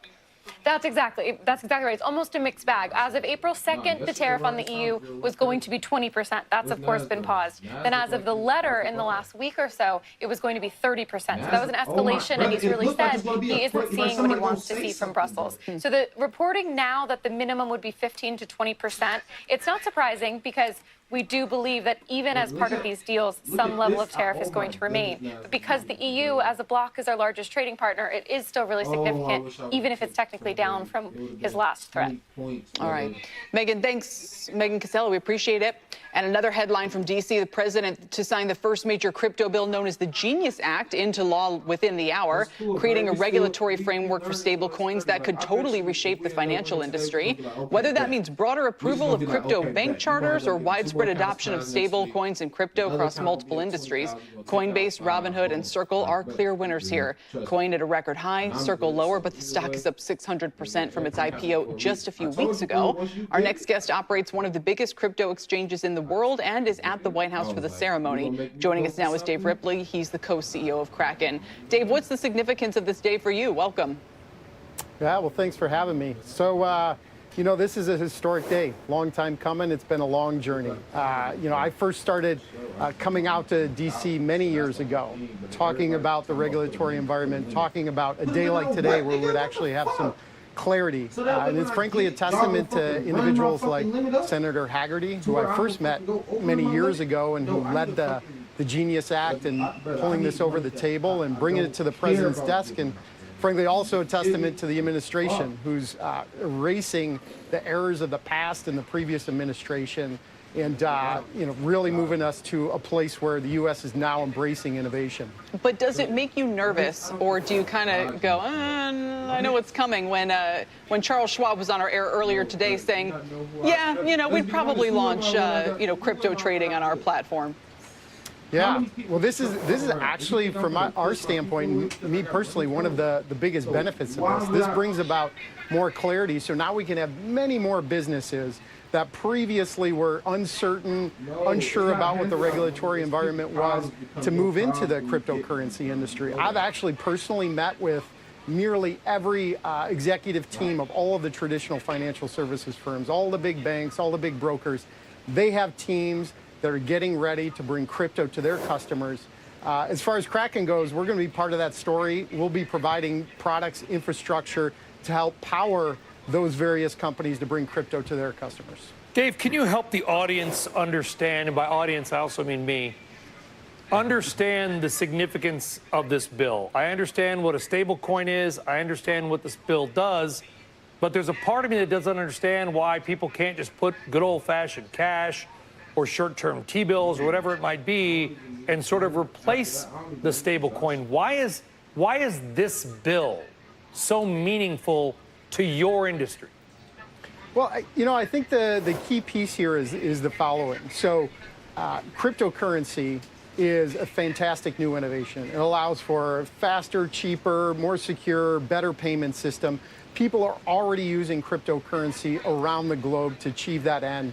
The adoption is fantastic. I mean, we're growing at multiples every year with adoption of cryptocurrency for payments. This brings cryptocurrency and the U.S. dollar together to where the U.S. dollar can now kind of ride on those rails of the better, faster, cheaper payments. And we can now bring the US dollar to more and more global payments around the world. So I think it's a huge win for the crypto industry and a huge win, frankly, for the US dollar and for the United States. Why is it a win for the US dollar? Just some other reason to purchase the dollar vis-a-vis the stablecoin? So the stablecoins now are basically a way to hold and send dollars in a much faster, more global way at lower cost. We can now move, frankly, millions, tens of millions, hundreds of millions across the globe for virtually zero cost with the stablecoin. Now that we have this structure with the stablecoin bill, we can do that in a very clean, clear way that's under a regulatory framework. And so it's a huge win for adoption of the dollar across the United States and across the globe, importantly.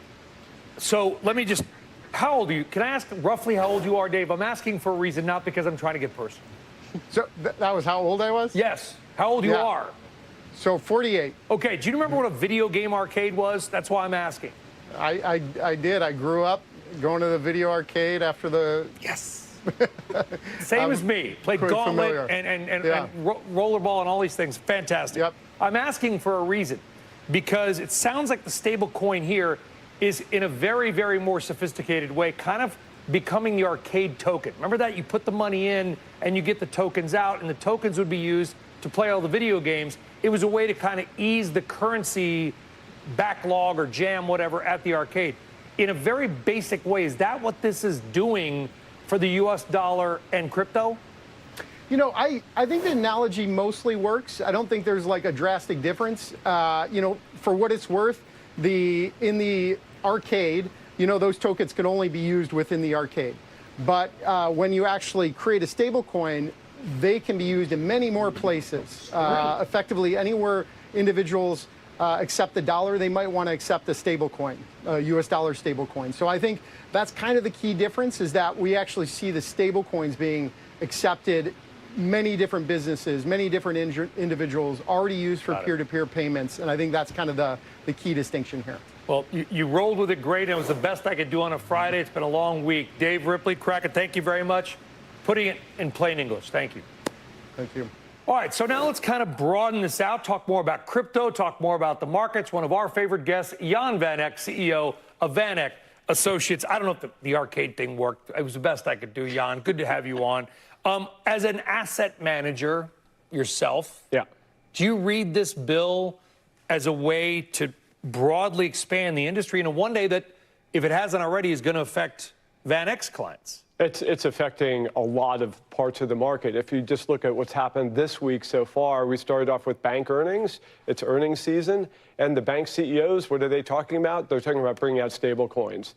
So you don't really need to know what a stable coin is. I agree that, but it can be behind the scenes, but it will be affecting all the brand name companies that are part of the indices. So not just banks, but you see Uber talking about using stable coins.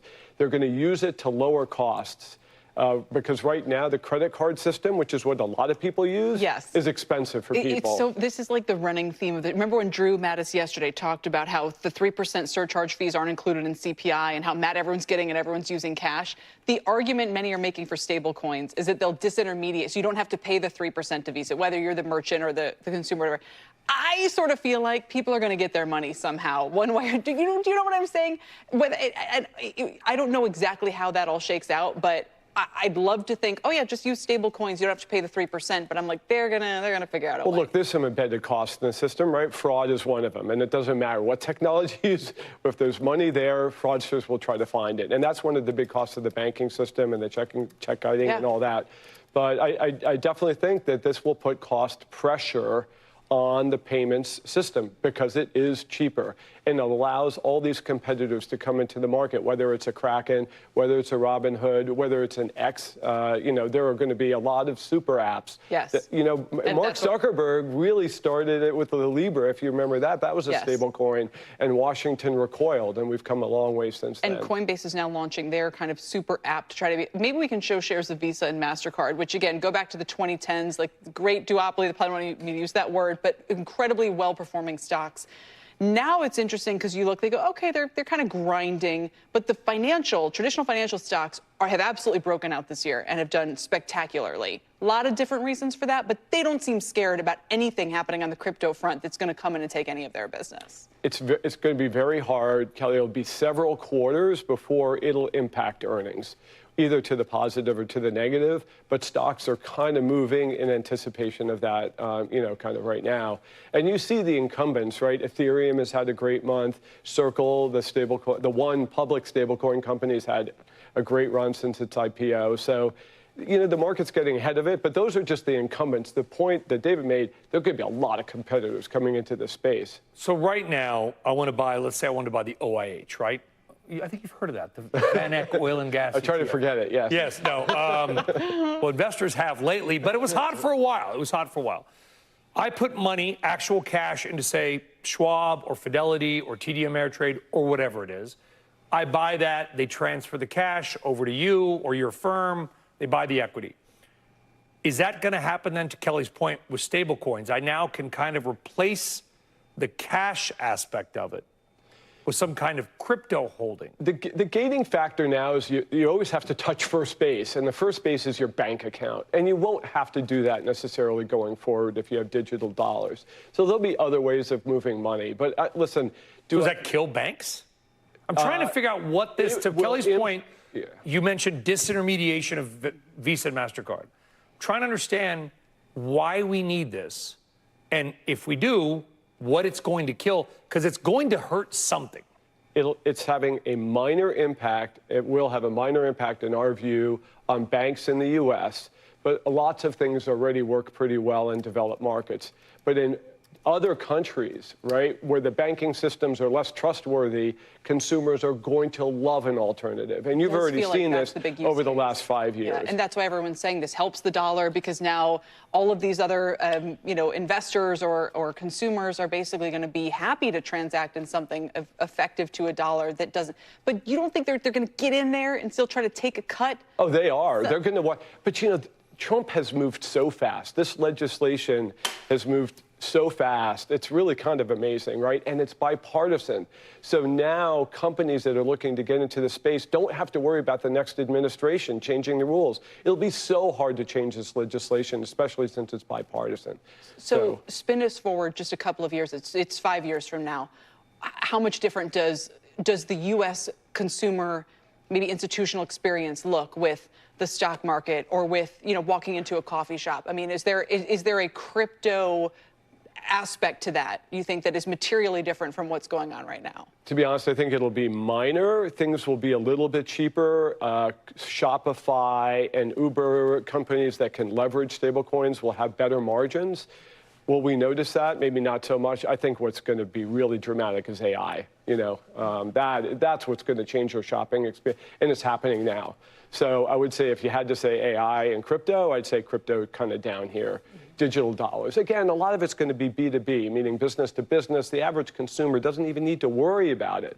I would say that would even be a negative. If you had to have a wallet to move your stable coins around, all three of us would be no, I'd be out. No, thank you. We tried messing with the or a USB key that your accidentally gets thrown out and you spend the next 5 years looking in a landfill for it. What is it, like a 16-word password or something you have to remember? Anyway. Yes. It's like the War Games thing. It's a 16-digit code that is your key, but if you lose that, don't lose that. Don't lose it. Don't lose You're in big trouble. Jan, thank you. Appreciate it. Again, early mover in the space, Jan Van Eck. After the break, a rare interview with the power player in the power space. The CEO of SLB joins us live after this quick break. Also on the menu, restaurant stocks reporting next week, and we'll talk more about how beef prices might impact them. And has Netflix set the bar too high? We're also awaiting President Trump signing the Genius Act into law. Much more coming up, and Power Lunch will be right back. Crypto Watch is sponsored by Crypto.com.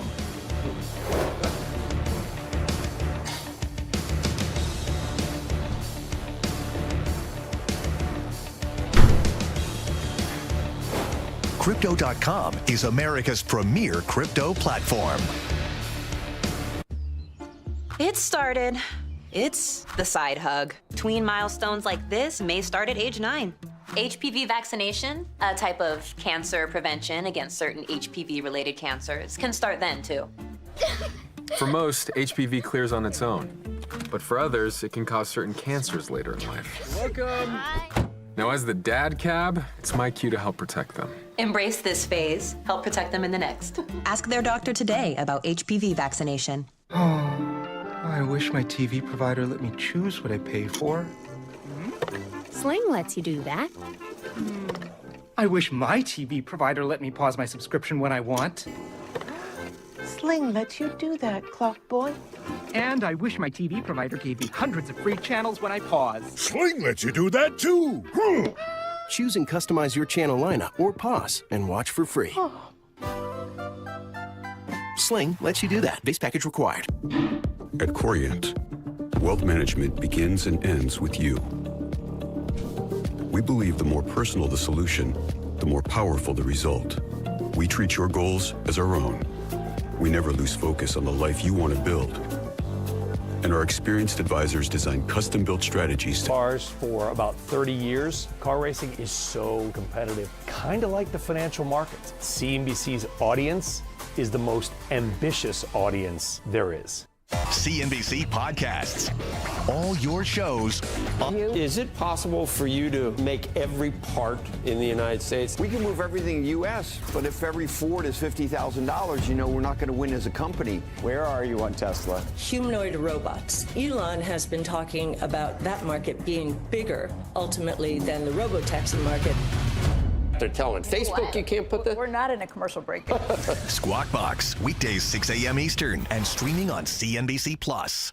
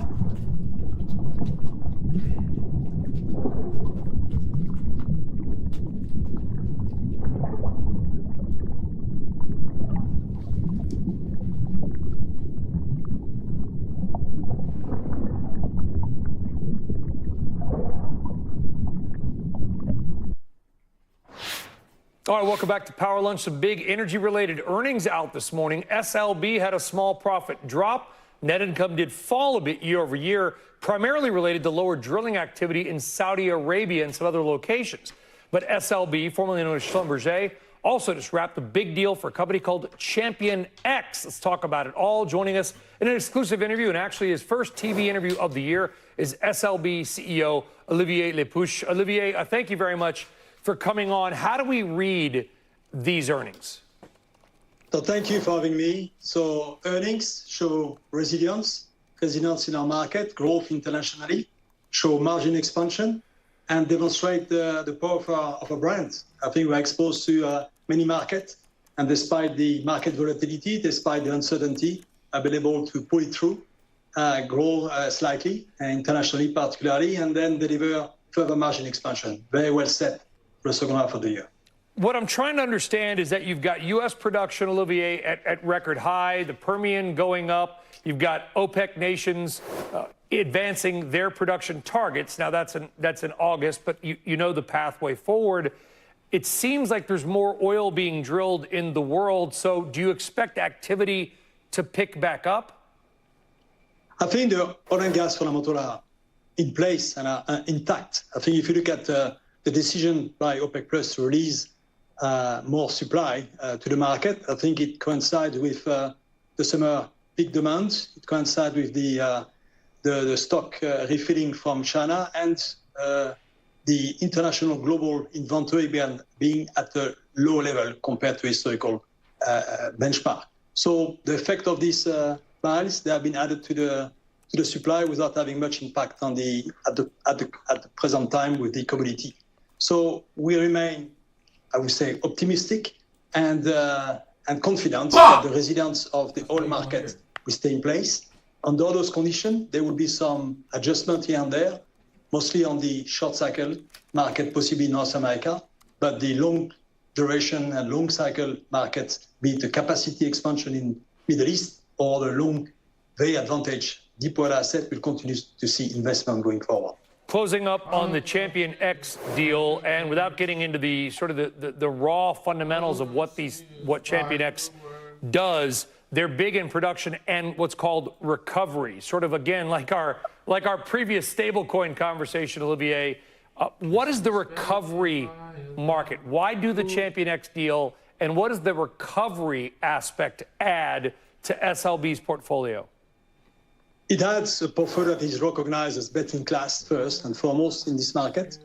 The customer put the priority of getting more mobiles with existing assets by increasing their operating efficiency, increasing their capital efficiency, at the same time getting mobiles with lower emissions. And I think the portfolio of Champion X adds very much complementary to our portfolio, a full solution of technology that addresses that needs for our customers. So this is a growing market. This is a market opportunity that is quite exciting. It's a market that we can transform by adding integration, adding digital capability, and adding our subsurface, where the recovery makes a difference. That's where we believe unlocking the recovery of the existing asset, adding more reserve, adding more barrels, adding more production, sustained production over time, is what the customer are looking for when they are focused on their capital efficiency, operating efficiency for the existing asset. That's where the Champion X portfolio adds a lot and complements our portfolio very much, both internationally and in North America, where we are very strong. Olivier, it's Kelly here, and pretty much every time the president, every time the president gets a chance, he talks about how thrilled he is about the relatively low oil price. He cites the low gasoline price and so forth. Does that concern you in any way that, you know, when the goal is to get prices down, I have to think it's a headwind in some way for your industry, even if there's more production and therefore utilization of your services? I think you have seen that the recent decline of some of the commodity price has been met with extremely good resilience on our market. Yes, selectively, some customers in some basins, in some countries have been adjusting their budget. But at the same time, I think the long-term fundamentals are in place. The long-term deepwater asset, the long-term production recovery opportunity, the long-term digital and AI upside, that is a secular trend in our industry, all present a context where the investment has to be steady and growing to meet the supply demand that I think the market is putting. So I'm not very concerned. I'm optimistic, constructive for the resiliency of the market going forward, and we show it. We are planning actually to grow LSD low single digit in the second half when we are putting together the addition of Champion X and removing the effect of our divestiture of Palliser recently. So all this, I think, prove that with our exposure, with our core performance through technology and integration and addition of digital, I think. Not going to trade that in for this, right? So my next guest says that the housing market will never be healed until we get smart about interest rates. And of course, that means starting with the new chair of the Federal Reserve. Joining me now, Federal Housing and Finance Agency Director Bill Pulte.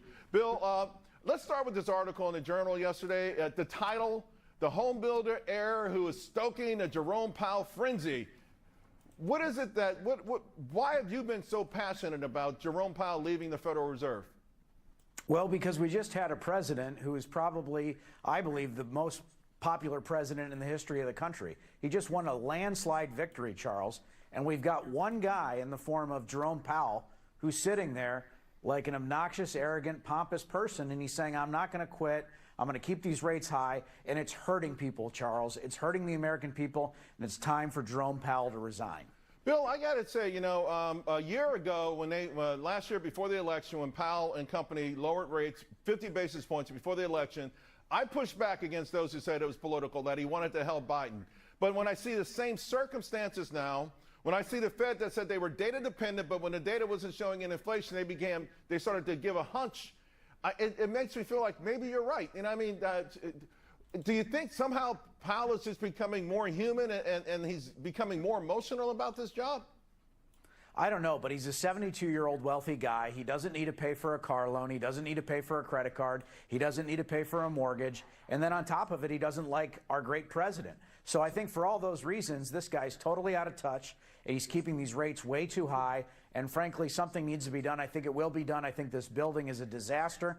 You saw one congressperson come forward and refer him to the DOJ for perjury to Congress. Right. I think you're going to see 2 more senators, potentially more.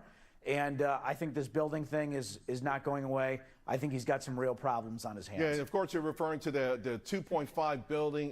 Let's call it a boondoggle, for lack of a better. The overruns are crazy. Last weekend on the Fed's website, they posted some frequently asked questions trying to get around this. In the meantime, CEOs from major corporations are rallying around Fed. They're saying we need an independent Fed. Listen, it's when banks and CEOs say they like the Fed, I don't know if that should help or hurt them, because I'm the average person. I'm saying, of course CEOs love them. Look at their profit margins. Look at their money they're making, right? So it seems like the big question is Main Street. I don't think Main Street's happy with this Federal Reserve. Well, and there's nobody who has a better pulse on Main Street than President Trump. President Trump, in my opinion, has the best instincts in the world. And that's not just because I work for him. I mean, you just look at his instincts. He knows what he's doing. And when it comes to Jerome Powell, he's dead on about this. Let me just tell you, Charles, you know I have a big Twitter following just like yourself. And President Trump's critiques of Jerome Powell are some of the most viral things that I've ever seen go on the internet. People are upset. People are angry. People are sick and tired of paying for these credit card rates that are not commensurate with inflation. I mean, Jerome Powell sees inflation where it doesn't even exist. It's like he goes into a room, he sees a ghost, he says, I see a ghost, and nobody else sees the ghost, which is that tariffs cause inflation. So this guy's a bad guy. I've never said that before, but he is. He's a bad guy. And, I think there's going to be more coming out that's going to be evidence of that. So how should the Federal Reserve be held accountable, Bill? Listen, I believe that the bigger issue perhaps is that the Federal Reserve is always designed for banks, always designed for wealthy people. That's who was at the meeting at Jekyll Island, right? And when people say, well, they don't want lower rates because it's only going to send the stock market up, we're at a record high. We don't want lower rates because it's going to make rich people richer. They're already rich. They've never been wealthier, right? You look at how much money Warren Buffett's sitting on $400 billion. He doesn't have to invest right it. now. So these higher yields, these higher rates have only made the wealthy folks more wealthy. The question, though, is who could ever really be in charge of the Federal Reserve the way it's set up right now? Well, President Trump will make a good decision. I'm very confident in that. Jerome Powell went kind of a different direction under Joe Biden. He kind of bought the TDS bug. I mean, it's very sad what's happened to him. But he's totally out of control. He needs to be reined in. And I'm doing my part to say this is not acceptable. And I think you're going to see Russ vote. He's done a great job sending this letter to Jerome Powell. Jerome Powell responded today, I believe, riddled with falsehoods, riddled with lies. And I don't think it's going anywhere. So we're trying to get a tour of the building, Charles. I think we're going to get a tour of the building here pretty quickly. And we'll let you know what we see once we go inside. But I have a pretty good feeling that we're not going to find many good things have been going on at the Fed for many years. Yeah, it really is remarkable. At least you're shining a light on this. Transparency is what every American wants and every American demands, particularly from what feels like an unaccountable agency that has almost as much power as the White House. I mean, they moved this market and they moved the economy, and right now it's hurting Main Street without a doubt. Bill, I appreciate your passion and the way you've been on top of this. Thank you very much. Let us know what you see when you get in the building. We will. All right, we're going to be all in there. All right, we'll see you soon. Thank you very much. And folks, we're going to be right back. Making money on a historic day for crypto. President Trump coming right up.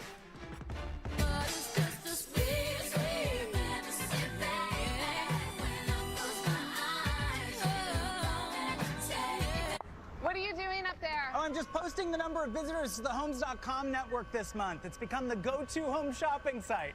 It's got another 14,000. What? Gotta go back up.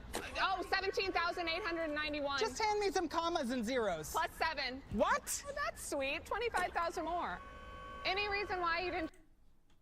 6 basis points. That's really interesting considering we started at what, 20? Right around 20? But here's the key. There's a lot of steepening room left, Kelly. This chart goes back to March of 2021. In March of 2021, 2-10 spread was 158 basis points. So when many say, what's the big trade? I said last year, the trade you want is a steepening trade. I still believe that there could be a lot of room.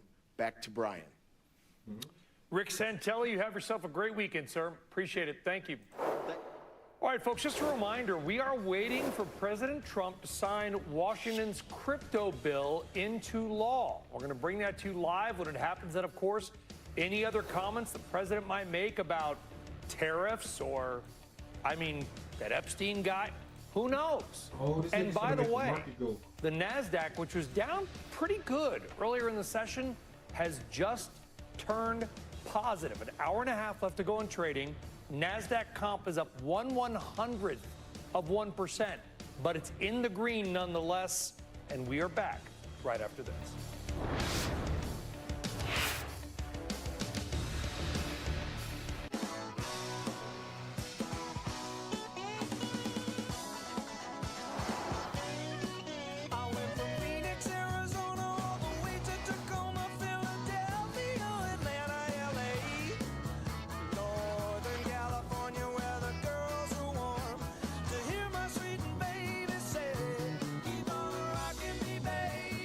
Kia Sportage X Pro, now with all-wheel drive terrain mode.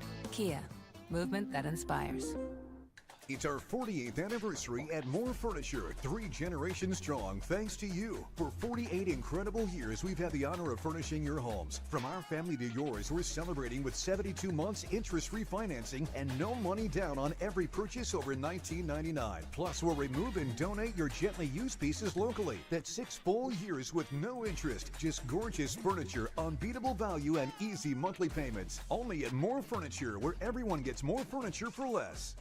I've got a reputation for being a mischief maker. How are we? Mark your X. I think we're near Paris. If you're wrong, No way. you're gone. Oh my God. We're in Italy. How much of that was the truth? None of it. Play nice, you turkeys. The twists and turns of this game. They have no idea.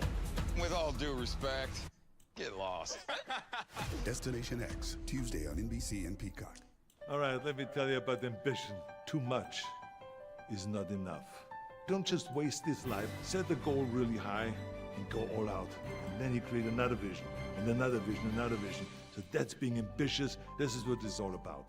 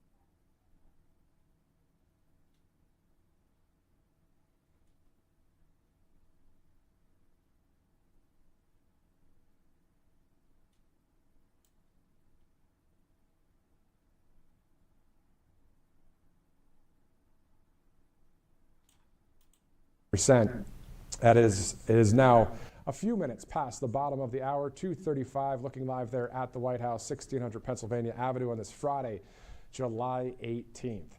As soon as we see that feed, we'll take you there. And also, we know that the Department of State, Department of State's Secretary Marco Rubio just met with the leader, the Prime Minister of Bahrain, just yesterday. So let's take a look at that video from the Department of State.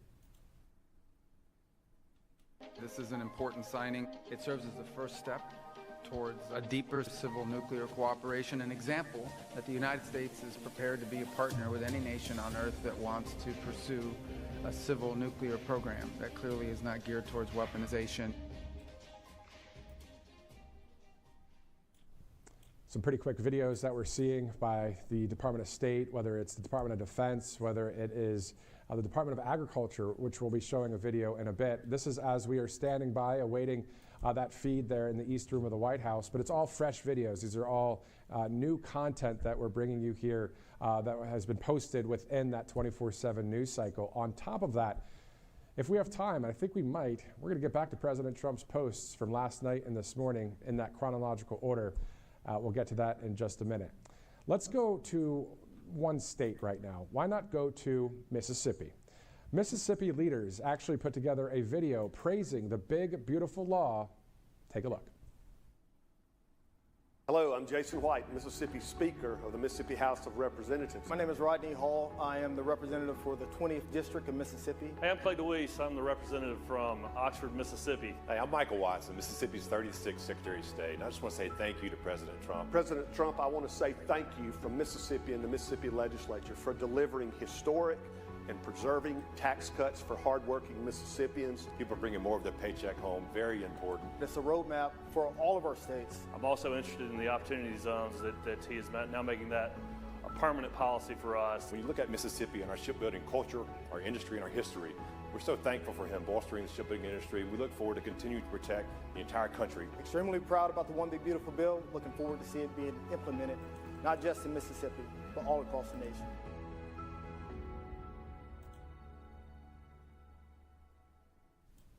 Beautiful country we have out there, Mississippi. Leaders there talking about the big, beautiful law. Of course, being down here in the deep south with some great weather, and then in some cases, it's a bit humid and hot. That's part of the deep south, kind of close to the Gulf of America, which is cool. Hopefully you guys have a great time if you're going on a vacation this summer. Maybe you already went on one. We have yet to go on our vacation, but we're looking forward to checking out parts of the Gulf of America and also up in the Northeast as well. So. All right, let's talk about the Department of Agriculture and MAHA. They, of course, go hand in hand. If you don't believe me, take a look. I believe that soil health is the bridge where agriculture meets MAHA. It's where healthy soil meets healthy food meets healthy people. But none of the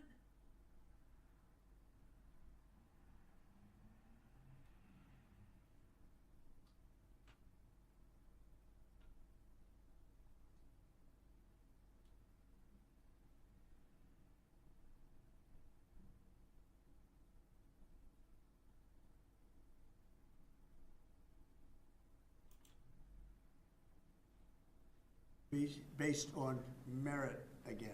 Can you believe it? Mr. President, you would say we end the Russia-Ukraine war on the first day in office. Where do things stand right now, and how do you think that? Well, this is only half a day. I have another half a day left. We'll see. We want to get it done. This is an order creating and implementing the Department of Governmental Efficiency, known as DOGE. Okay, that's a big one. Is Elon Musk going to get a West Wing office? No, he's getting an office for about 20 people that we're hiring to make sure.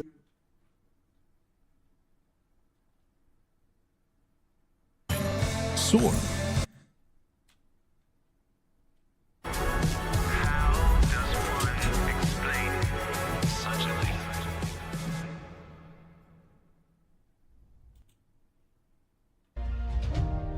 Let's go to this great place that takes care of Tunnel to Towers and all first responders. I want you to come in and meet Mike. So, this is a historic bar. Harry's here, right across the street from Ground Zero. It was the first anniversary of 9/11. Everybody was in here. It was mobbed with all the police, fire, military from all over the world. And Big John, construction worker, ripped a patch off a guy's shirt, stapled it on the wall. And then it just started from there, and now there's thousands. Book.com. If you or a loved one have mesothelioma, we'll send you a free book to answer questions you may have. Call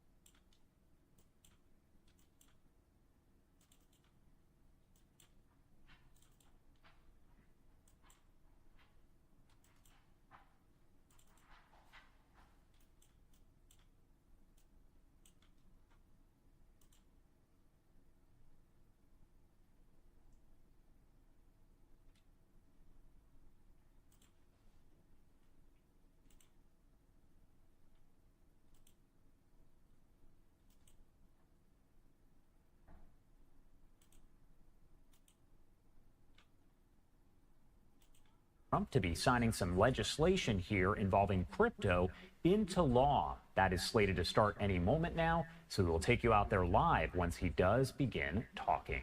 For now, I do have to sneak in another quick 2-minute commercial break. My name is Josh Breslow, and you're watching Live Now from Fox.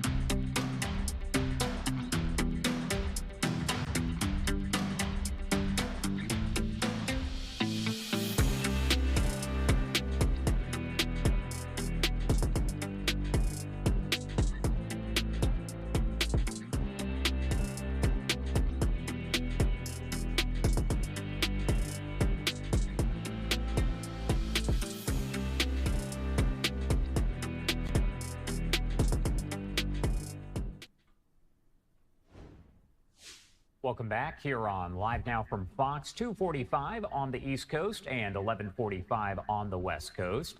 My name is Josh Breslow, and I'm here for the next hour or so to bring you all of your top stories, live events, and breaking news. Again, a lot going on here, and I do want to take you out to the statement just posted here by the LA County Sheriff's Department as we wait for that live update with investigators that should begin any moment now. It does say this morning, shortly after 7:30 a.m., a critical workplace incident that occurred in the 1000 block of Northeastern Avenue in East LA.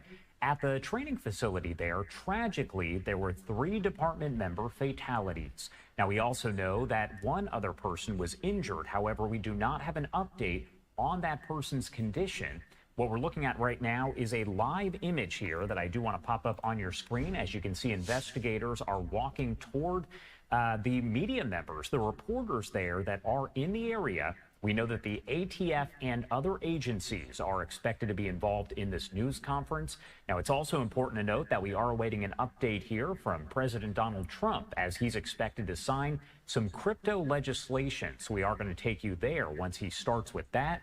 But as of right now, you can see Sheriff Luna right there in the center of your screen as he is walking closer to that podium. This news conference going to get underway again after we do know that 3 deputies were killed in that explosion, and we also know that another was injured. We are going to lift up the audio here and listen in.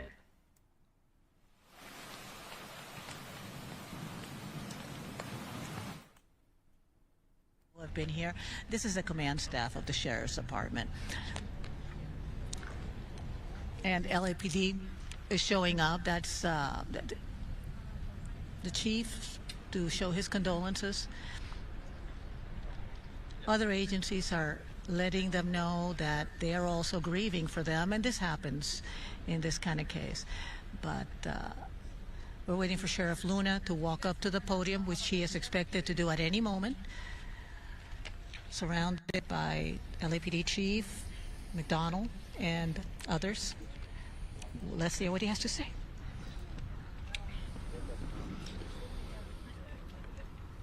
We're ready for you, Sheriff. Thank you. Well, good morning to everybody.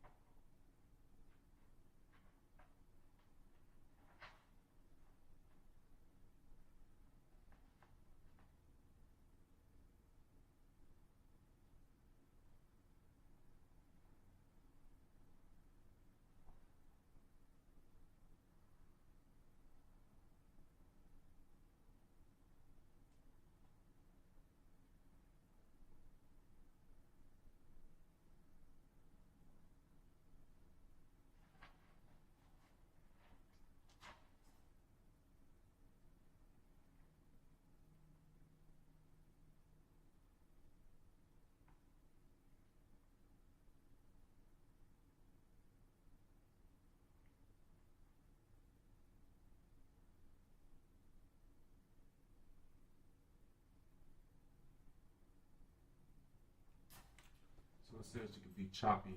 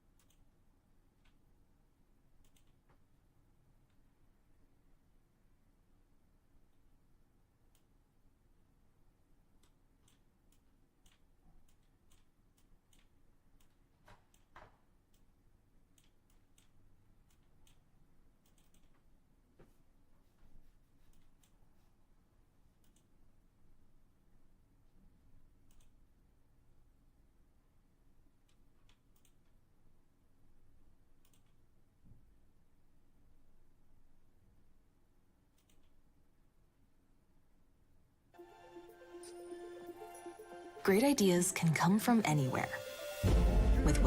I said to Mike, I said, listen, I want to have a party, but not to those people that I have to speak to endlessly every time. And they're wonderful because they always seem to come through, other than a couple. Rand Paul Jr. from the Congress and Rand Paul from, other than a few people. But I said, I want to have them over. We're going to have a party for everybody in Congress, everyone in Congress except 12. We're going to have, and Mike is, Tom, I'll tell you what, Tom is definitely coming. The whole group, where are those 12 people? They're the only people I don't see. We could do it today. We don't have to vote. And I would say of the 53 senators, 48, we're going to have 48 in here. You won't even have to come to that one. But these are the greatest people because they always vote yes, and we don't have to go crazy. You trust us, we trust you. And it's been a very special group of people. We really do. I mean, 96% phenomenal and 4% extremely difficult. Do you agree with that? But they get there, most of them, not all of them. Those are the ones we really don't like. But I want to thank you all for being here. This is really a big day. This afternoon, we take a giant step to cement American dominance of global finance and crypto technology as we sign the landmark Genius Act into law. So congratulations to everybody. This is a big deal. We've come a long way since the Biden administration. when they had no idea what you were all talking about, and half of you were under arrest for no reason whatsoever. True, for no reason. And we want to have it, not China. China wasn't actually happy. They were watching this. They like it, and we've got this. We've got AI. We've got a lot of great ones happening, and this is a very big thing. And I want to thank the bill's author, Senator Bill Hagerty, a very good friend of mine. Thank you, Bill. Thank you, Bill.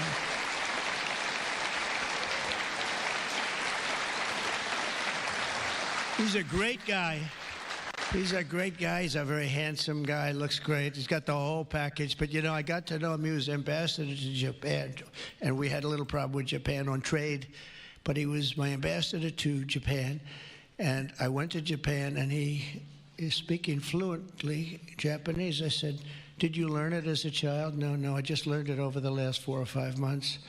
I said, you learned Japanese. Maybe the single hardest language to learn. It's actually breathing rather than, it's breathing. I'm not going to imitate it because we'll end up with a big story, and I don't want that.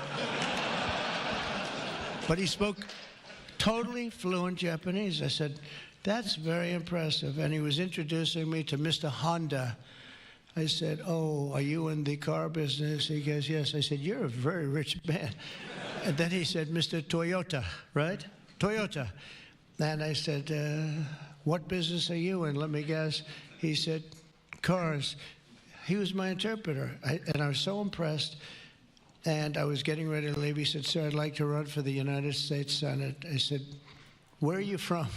He said, Tennessee. I said, well, I love Tennessee, but do they know you there? No, but if you endorse me, I'll win, right? And I endorsed him, and he took a 48-point lead.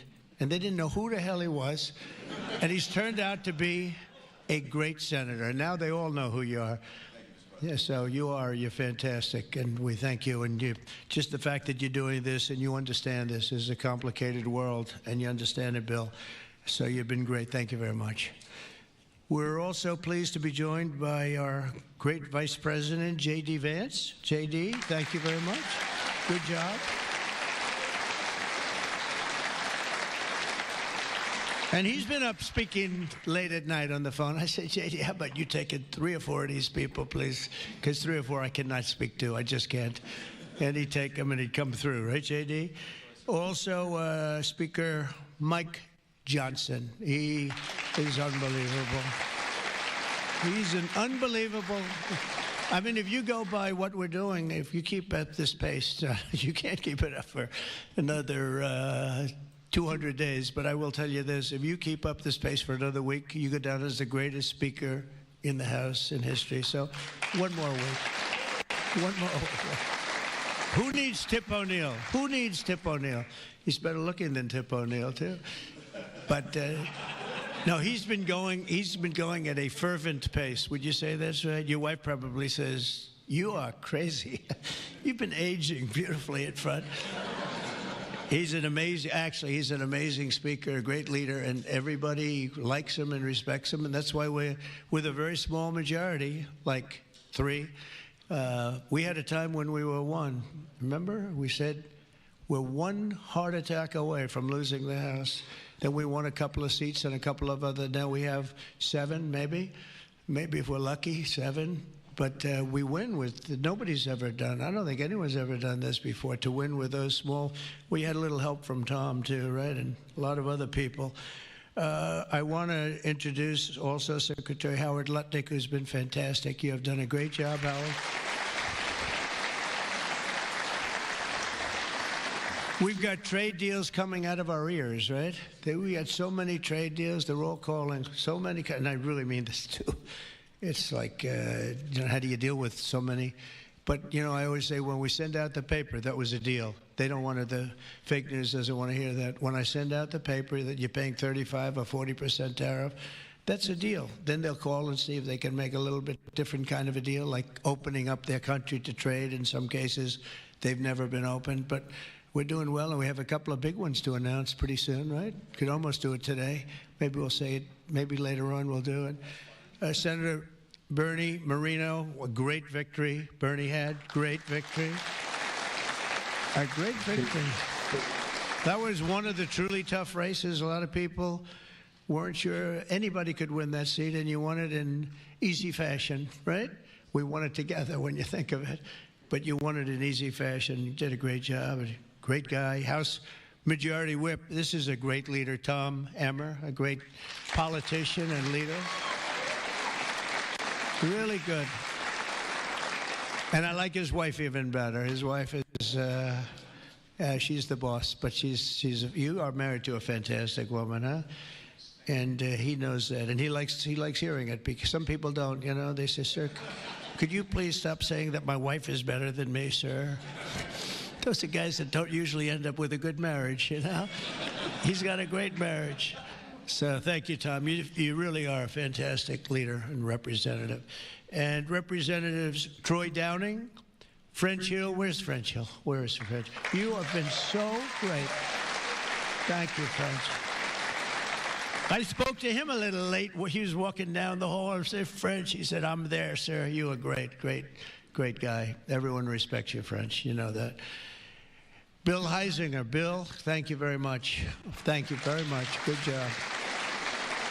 Dan Muser. I thought he was going to become the next governor of Pennsylvania, but he likes Congress better, I guess, huh? So, but I think you're terrific, and, you know, I would have always been behind you. That I can tell you. Tim Moore.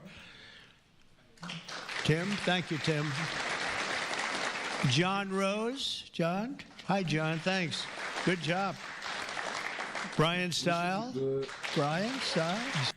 We should be good. We should be good. We should be good. We got the last hour of the day. We should close all the way back up. I'm betting on the last hour of the freaking day. Oh my goodness.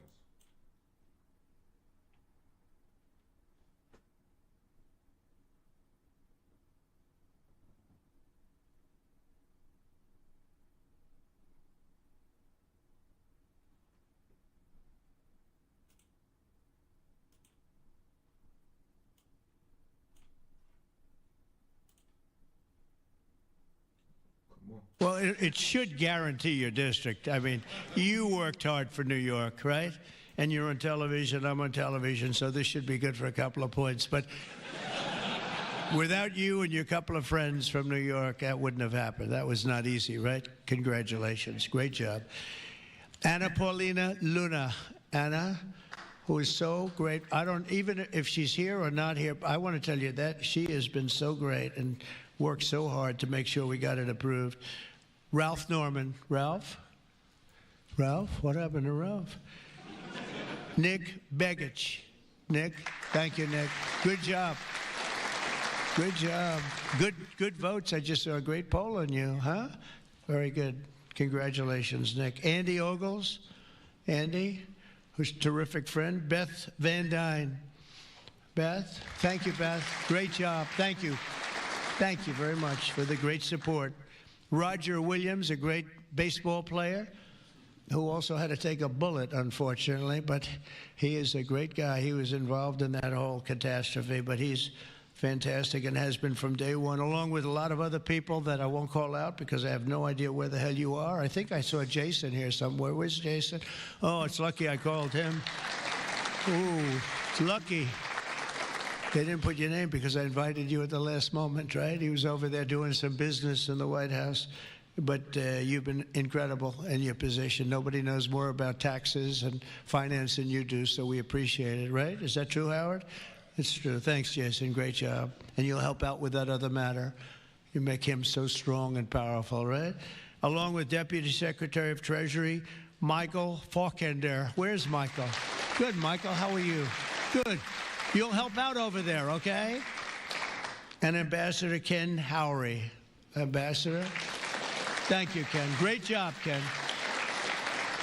I also want to recognize some of the countless industry leaders here today, including Brian Armstrong of Coinbase. You've done a good job, Brian. That's a big deal. Dave Ripley of Kraken. Dave. Thank you, Dave. Jeremy Allaire of Circle. This is a big day. Good job. Good job, Jeremy. Paolo Ardino of Tether. Paolo, thank you, Paolo. Ryan McInerney of Visa. That's a good company. Thank you. Chris Pavlovsky of Rumble. Chris, what happened to your location, Chris? You're always a front row guy. You're just being nice today, I think. How's Rumble doing? Good? Good. If Rumble's doing good, that means Truth is doing good. Truth. That's great. You're doing a great job. Thank you, Chris, very much. Vlad Tenev of Robinhood. Vlad, thank you, Vlad. Thank you, Vlad. Good. Tyler and Cameron Winklevoss. These are two smart, handsome guys. They got the whole package. They're of Gemini, but they have the whole pack. They're of a lot of things, actually, but Gemini's just the one for today, right? They've got the whole, they've got the look, they've got the genius, got plenty of cash, and it's great that you're on our side. You guys are great. I can never tell them apart, but their mother can. I asked, can your mother tell you apart? And the answer is yes, right? Easily, or is it tough for her? Easy, I figure. Good. You guys have been great. Thank you very much. Great to be with you. Let me say the entire crypto community, for years, you were mocked and dismissed and counted out. You were counted out as little as a year and a half ago. But this signing is a massive validation. And even before this signing, over the last year and a half, I think your stuff has gone up more than any stock, or just about more. A couple of stocks that were pretty good, I will say. But you have certainly, as an industry, gone up more than anybody. Nobody's gained the respect in such a short period of time. But this signing is a massive validation of your hard work and your pioneering spirit and your ability to never give up, because a lot of people would have given up 2-3 years ago. So I want to thank you for contributing to the incredible strength of America. This is going to make it stronger, and congratulations on this incredible achievement. You've made our dollar look really good and strong and powerful. It's good for the dollar, and it's good for the country. And that's why I backed you at an early stage, and I also did it for the votes, because you did come out and vote, I will tell you. And they changed tune, you know, Biden's team, they changed tune right in the middle of the campaign. All of a sudden, they loved you guys. They dropped all charges. They did have, I got you guys out of so much trouble. And you know what? I don't think anybody voted for them, right? Because you remember they treated you very unfairly, actually. So it's a great honor that we were involved. And it was a tremendous amount of support that we got at the polls. We won. Think of it, we won every swing state. We won by millions of votes. We won the popular vote. We won the districts by 2,750. Think of that, to 505. Different districts, too, by the way. Every once in a while, that number can change, but it doesn't change by much. The map was almost totally red, and you guys were with us right from the beginning. Exactly 1 year ago this month, many of you were with me in Nashville, Tennessee. Do you remember that day, right? That was a big day, Nashville, Tennessee, when I became the first presidential candidate ever to address the Bitcoin conference. And at this time, and at that time, crypto builders and founders were under relentless assault by the Biden administration, which was trying to crush your industry and crush you as people and go after your families. And they were a vicious group of people. You know, people don't realize it. They were vicious, incompetent, but vicious. Well, Joe was an incompetent guy, but he was always known as a vicious guy. I guess if you're going to be in that, you're probably off. If they're incompetent is better, right? Because you don't want to have a vicious guy that's competent. If you did, I wouldn't be standing here today, right?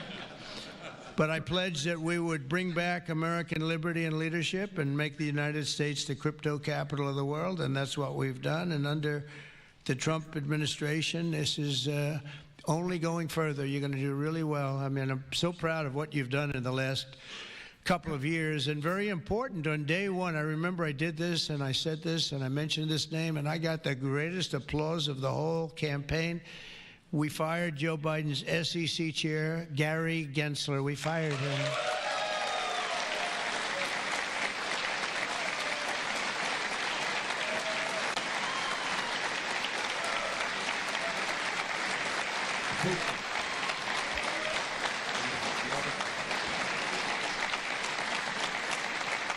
But I remember I was making a speech, and, you know, it was just a line in a speech. And I said, and I will fire Gary against. The place exploded. I said, I finished. I went and I said, what the hell did that guy do?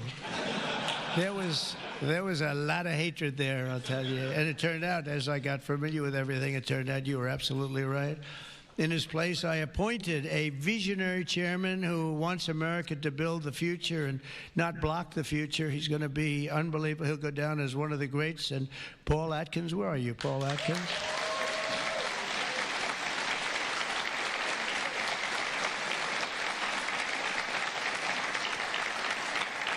And you know, Paul, the crypto guys, they said, everybody said, not only crypto, every industry, they all wanted Paul for the position. And he's a tough cookie, too. He's just, but they actually said, we don't care. We just think he's fair. All they wanted was fairness. And they have somebody that you're really a champion of the street and you're a champion of the country. You're going to do a fantastic job. I saw you interviewed the other night. I watched it about 2 o'clock in the morning. There was a little thing called C-SPAN, which I don't know how many people were watching. Don't worry, you were on primetime too, but they happen to have a little rerun. I don't want to embarrass you. But fantastic job, really. You are absolutely so perfect for the job. Congratulations, Paul. And Paul is here today among the commissioners, various commissioners, including Hester Pierce and Mark Yoida. Hester and Mark Yoida. Thank you, Hester. Thank you very much. And thank you, Mark, wherever you may be. Is Mark here? Oh, stand up, Mark. I didn't. Good. Thank you. Good job. Good. I'm glad I gave you a second crack you didn't hear because of the thunderous applause for Hester. But thank you. I heard tremendous things about both of you. Thank you very much. My first week in office, I also established the first ever presidential working group on digital assets, and we have an executive director. Where's Bo Hines? Bo Hines. Hi, Bo. And Bo is a great football player, right? Bo is a great football player, one of the better players in college football. So I know you from that also. See, who would think that I know that? I know a lot of things, Bo. But he was a champion player. I stopped the weaponization of government against crypto and Bitcoin, and we ended the lawless operation Choke Point 2.0. That was a bad operation. And I kept my promises to the community and granted a full presidential pardon to Ross Ulbricht. Ross Ulbricht. And you have no idea how important that name became. It was like a symbol, and his mother was unbelievable. His mother was an unbelievable woman. But it was so important to a certain group of people. And in the truly momentous act last March, I signed an executive order establishing the U.S. Strategic Bitcoin Reserve, as well as the United States Digital Asset Stockpile. And that's all signed up. And with today's signing, we're pushing even further into the exciting new frontier. Just as I promised last year, the Genius Act creates a clear and simple regulatory framework to establish and unleash the immense promise of dollar-backed stable coins. This could be perhaps the greatest revolution in financial technology since the birth of the internet itself. A lot of people are saying that. I don't know. What do you guys think? Yes? If you say yes, I'm saying yes. I think it's great that you're involved, I will tell you. Many Americans are unaware that behind the scenes, the technical backbone of the financial system is decades out of date, many, many years out of date. You know that. Paul and others are straightening it out, but payments and money transfers are costly and take days or even weeks to clear. Under this bill, the entire ancient system will be eligible for a 21st century upgrade using the state-of-the-art crypto technology. Who would have thought we would have been saying that 2 years after I really met you for the first time? The Genius Act provides banks, businesses, and financial institutions a framework for issuing crypto assets backed one-for-one with real U.S. dollars, treasury bills, and other cash equivalents. It's really strengthening the dollar and giving the dollar great prominence. And, you know, you have this little group called BRICS. It's fading out fast. But BRICS is, they wanted to try and take over the dollar, the dominance of the dollar. And the standard of the dollar, and I said, anybody that's in the BRICS consortium of nations, we're going to tariff you 10%. And they had a meeting the following day, and almost nobody showed up. They said, leave me alone. We didn't want to. They didn't want to be tariffed, did they, Howard? Huh? So it's amazing. No, we're not going to let the dollar slide. If we have a smart president, you're never going to let the dollar slide. If you have a dummy, that could happen. Like the last one, he would. If you ever asked him about the dollar sliding, he would have no idea. But we can't let that ever happen again. Consumers, vendors, and people all over the world will then be able to use those stable coins for ultra-low-cost transactions that are cleared and settled in a matter of seconds rather than weeks and months.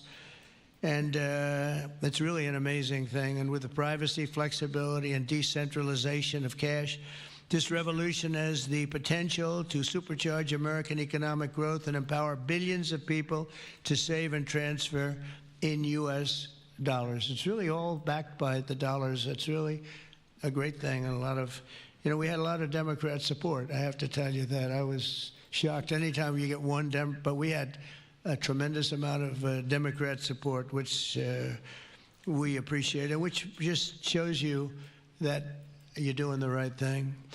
This will increase demand for U.S. Treasuries, lower interest rates, and secure the dollar's status as the world's reserve currency for generations to come.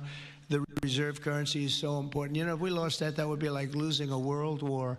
We can never let anyone play games with us, and that's why when I heard about this group from BRICS, 6 countries basically, I hit them very, very hard. And if they ever really form in a meaningful way, it will end very quickly, I will tell you, for them. They won't be gone very long. I don't think they'll even do it. They're virtually afraid to meet.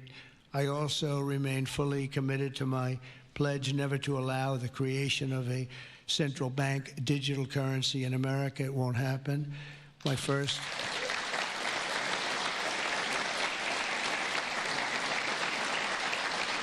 Thank you. And the other night, I will say, with some of the congressmen and women, they wanted that so badly. That was so important to them. I was impressed that they knew what the hell it was, to be honest with you. Please, sir, please, the central bank digital currency. Well, you have to make sure, sir. And I'm saying, what do you know about that? It's amazing the knowledge that people have gained all of a sudden. We had a lot of problems with some of them. I said, we've already got it from the Fed, right, from Commerce, and from an executive order. You don't need it a 4th time. Sir, we have to get it. It's amazing. But they knew their subject, though, didn't they, huh?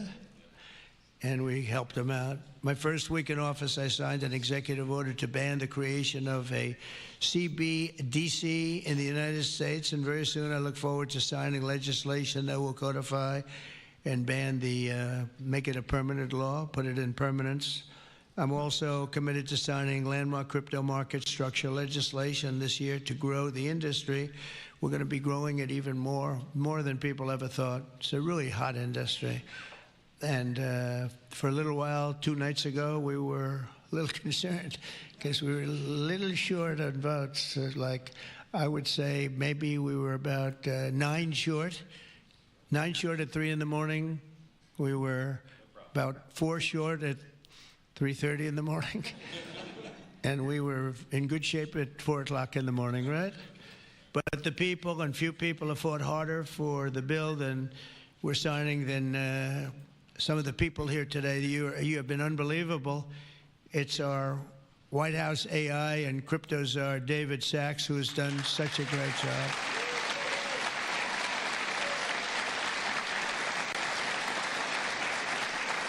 And he has a show now. I've become a showman, but a couple of years ago, right? It's probably 2 years ago now in San Francisco, and I did his show. And I heard he's a very smart guy, and we had a great show. You kept it going a lot longer, and you got, is that still your highest rated ever show? Oh, he knows what to say. He knows what. He had a rating that he had millions and millions of people. He said, what's going on? But we had a great show. And I said, that guy's really smart. I said, if I get elected, I was running at that time, if I get elected, we're going to bring him into government in some ways. He's worth a fortune. He's made a lot of money. He's a very rich billionaire. but this is more important, isn't it? This is me too. You know, it's like doesn't matter. This is much. I know Howard and I talk about it all the time. Howard could go back to his wonderful brokerage firm, hire 1 or 2 people, and it's not the same as. It's not the same as what you're doing, right? We're doing the biggest deals in the world. Actually, the deal we're doing now in tariffs is the biggest, when you add it up, the biggest deal ever made in history. It could be 1,000 IBMs. I mean, if you think of it, it's the biggest deal ever done. So it's hard to go back to a brokerage firm and, you know, make $79,000 commission on the sale of a stock, right? That's true. But I want to ask David. So David's been fantastic. He's done an incredible job. And I'd like to ask David to come up, say a few words. Thank you very much.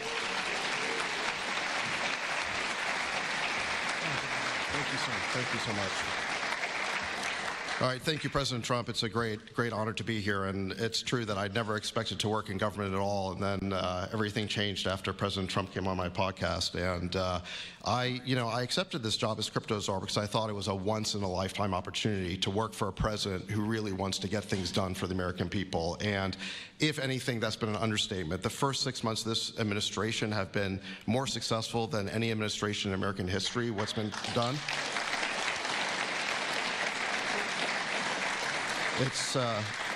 It's just been incredible. President Trump has worked at tech speed. We're used to working fast in Silicon Valley, but even this is fast for us in Silicon Valley, the speed at which you move, President Trump. It's really incredible. And now today, you have another historic legislative achievement that is a monumental step to fulfilling your promise to making the United States the crypto capital of the world. This Genius Act will unlock American dominance in the crypto industry by creating clear rules of the road. It will update archaic payment rails with a revolutionary new payment system, and it will extend U.S. dollar dominance, like you said, globally, by creating a digital dollar that people all over the world can use. And for every digital dollar in a crypto wallet, there'll be a traditional dollar in a U.S. bank account, which will create trillions of dollars of demand for U.S. Treasuries. So that is the power of this bill, is U.S. dollar dominance. This is a huge promise made and promise kept by President Trump. And there's just a few other people I'd like to thank. First, my family for being here. Thank you.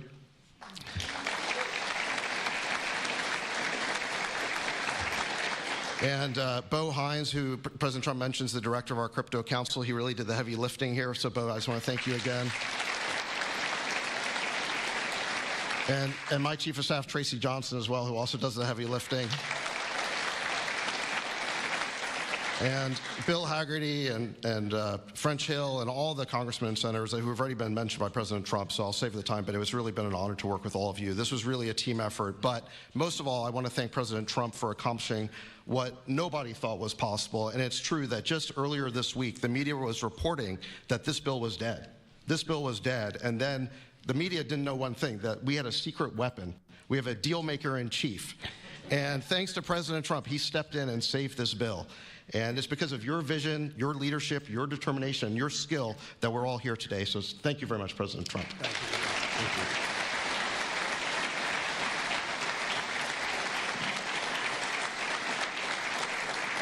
you. Is that Laura? Please come. Just come here. This is our superstar. She was the head of the Republican Party, and nobody complained about anything. We went on to great. This is Laura Trump.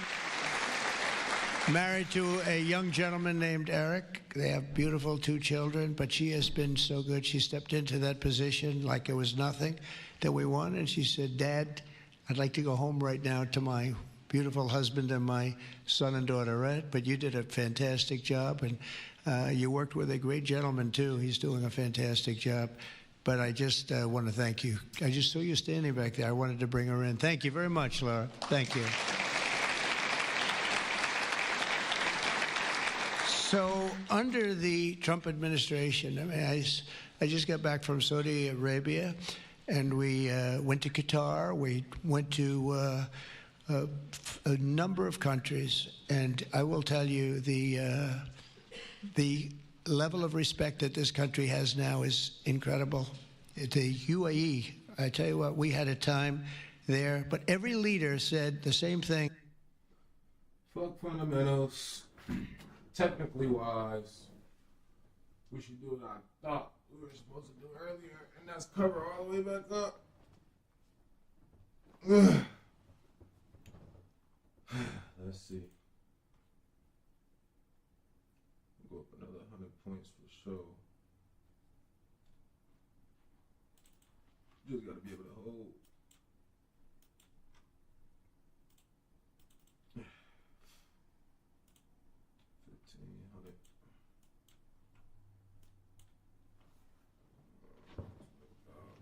Better than 30.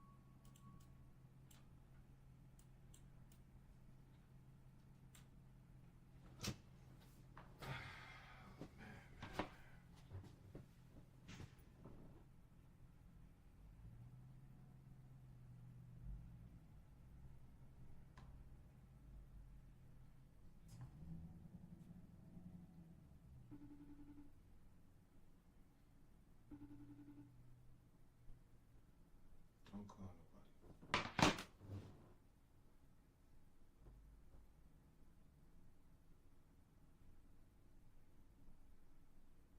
Oh, fuck. I was gonna wait to call you, Dad, because I'm not getting out. But, Dad, I lost 26, but I'm back up 15. But Trump basically just signed this order. It liquidated me. He signed this order to basically make the dollar back crypto. Back crypto. He literally making, for every $3 that's in crypto, it's $1 in your regular bank. Like, he about to change everything with the dollar. Right? Yeah. I could hold the trade. It's gonna go crazy. But the reason I shouldn't hold it, Dad, is because I really just got that pressure of that rent.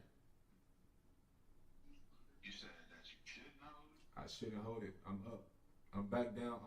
It's at 5,800. The account's at 5,800. It was down to 42. You started with? I started with 0. Or I started with 7,000 today. Right now it's at 50 or 6,000 basically right now in counting. Started with 7,000 in each one. Today. It was 0 on Monday.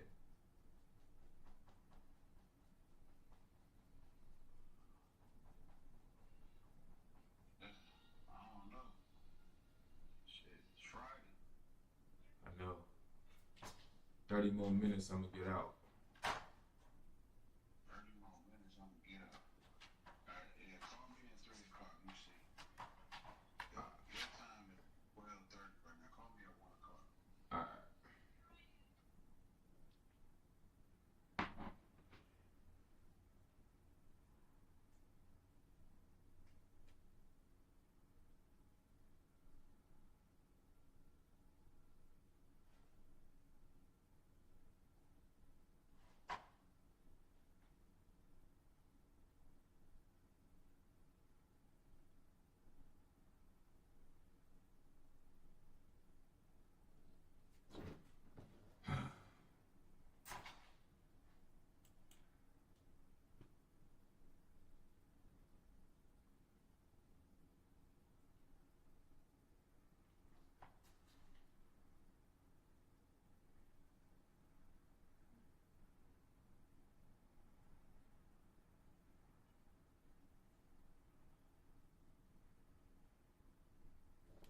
Just about to go up to like here.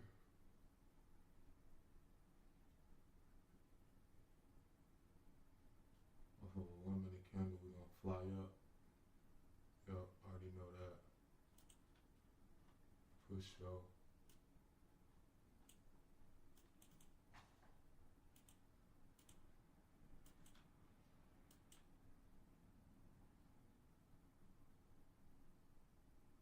Here.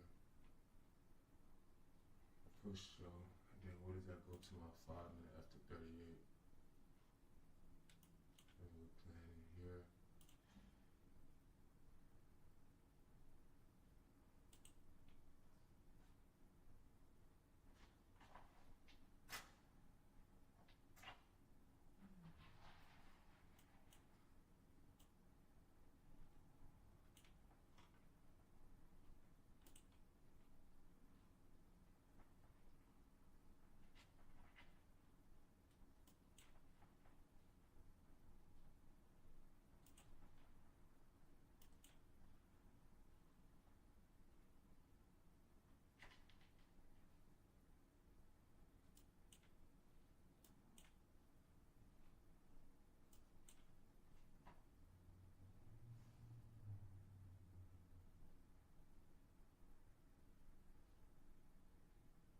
So I just take that a little L on the day, y'all.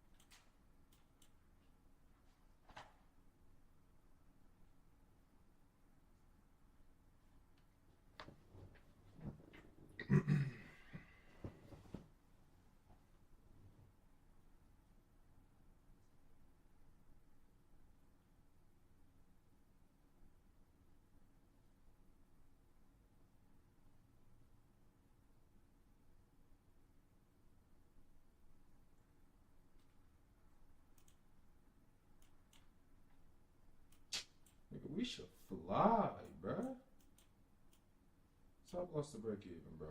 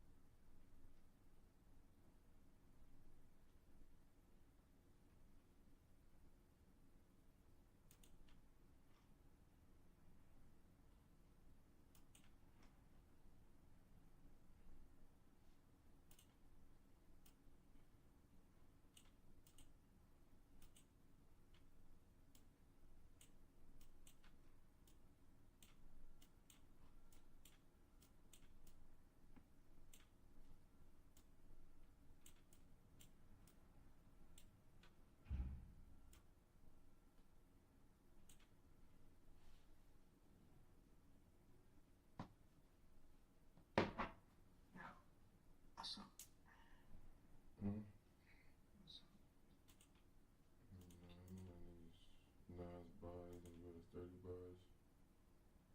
Okay, I'm just reminding you they're gonna square off your position in 35 minutes from now.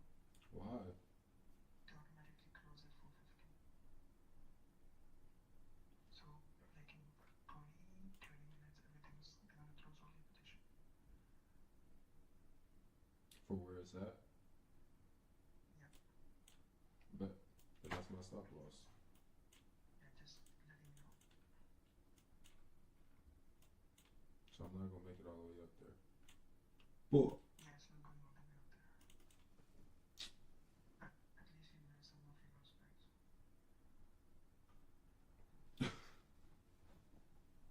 But I lost 11 thou. Wow. Yep. But you still made how much back? 5,500. Not bad. And it's still going. Mm-hmm. Hopefully. Yeah, you should be able to make more in like 30 and just call it a week. Crazy week. Brother, I need to figure out what I'm about to tell them about this rent. Cause I took a risk, bro. I'm good. I'm straight. But bro, I would take a vacation if I didn't have to think about that shit. I'll be over there with you right now, so bro, I'm gonna stick over there. You know what's another thing? Can I tell you, brother? It's got me over here over trading. It got me over here over trading. I didn't want to trade today. What could you over trading? All my worries, my habits are back.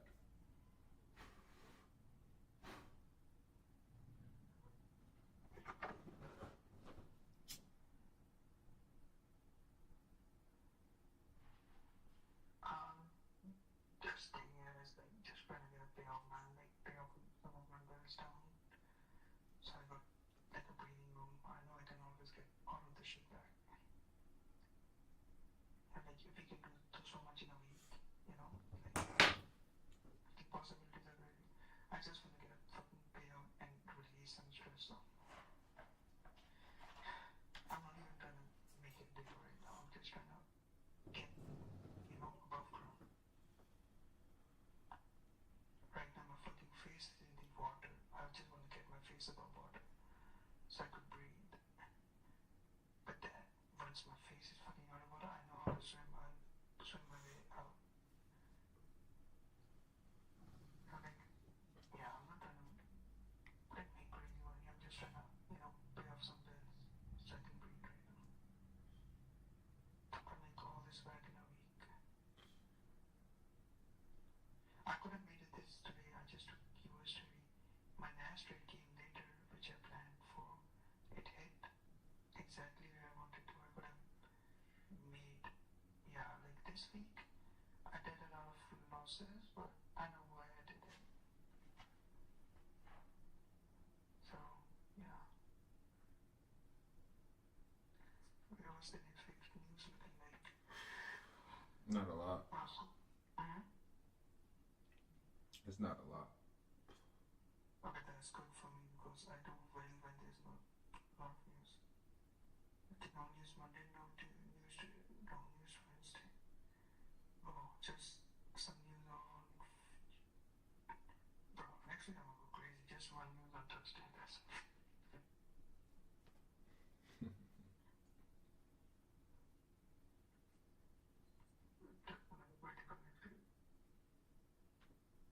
I can still get a payout next week.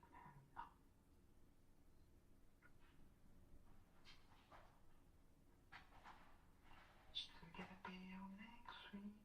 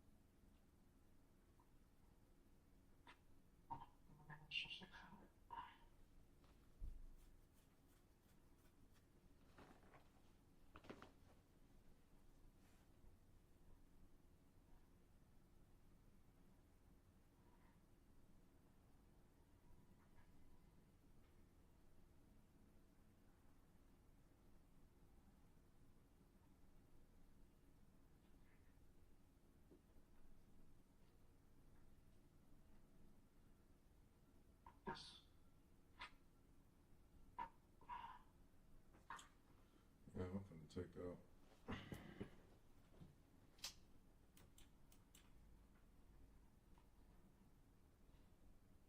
Where's the stop loss at? Break even. Break even? Yeah. Just leave it. Yeah. What you want? What you showing? You want my honest advice? The way the structure's forming, close everything.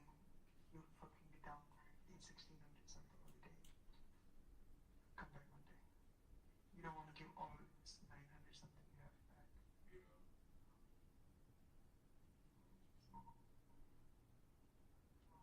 Or at least put your stop loss below this low.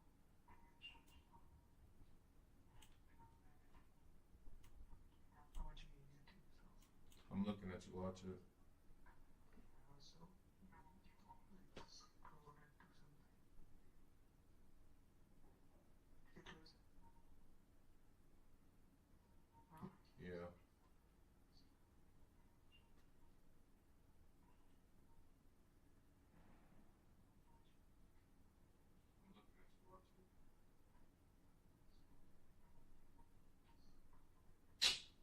Bruh.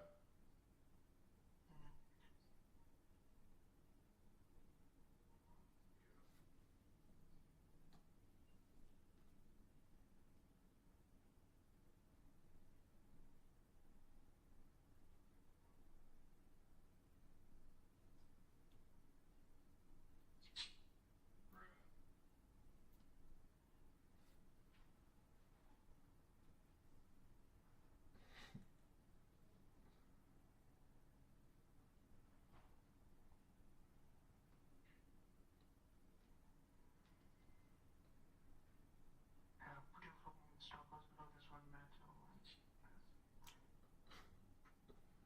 I ain't moving it no more. Sudden consolidation, man. Damn, this consolidation will make me go mad. And see, next week is just gonna buy from here.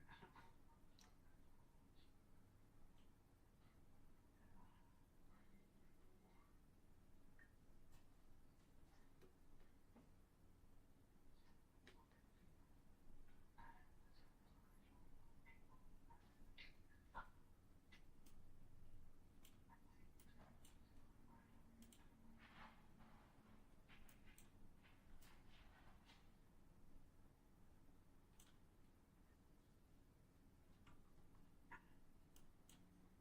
Is it take profit?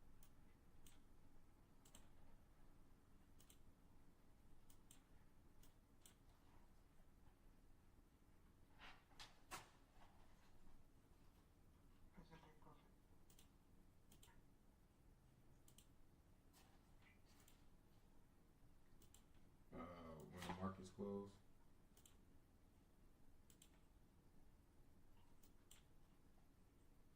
But it's not supposed to go back down, so that's like perfect for me.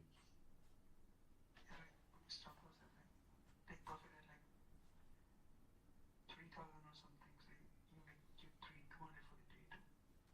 Automatically. You know? So Facts. a break even day for you, you know? But it's not supposed to go back down, so that's like perfect for me. I'm waiting on it right now.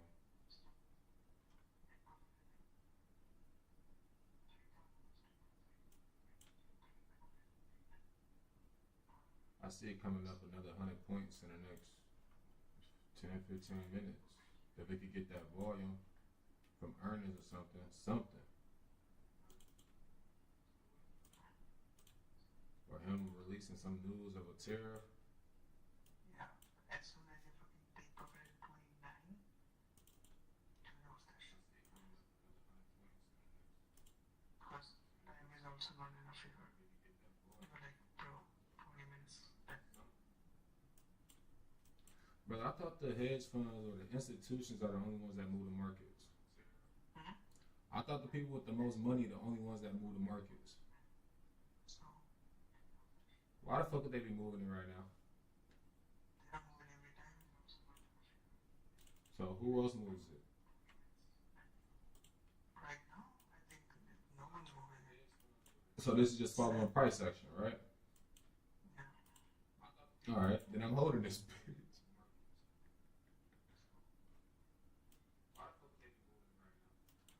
Nah, I'll take the L on the day, but I don't got a problem losing that shit.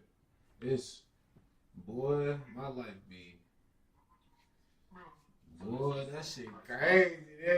That. What'd you say?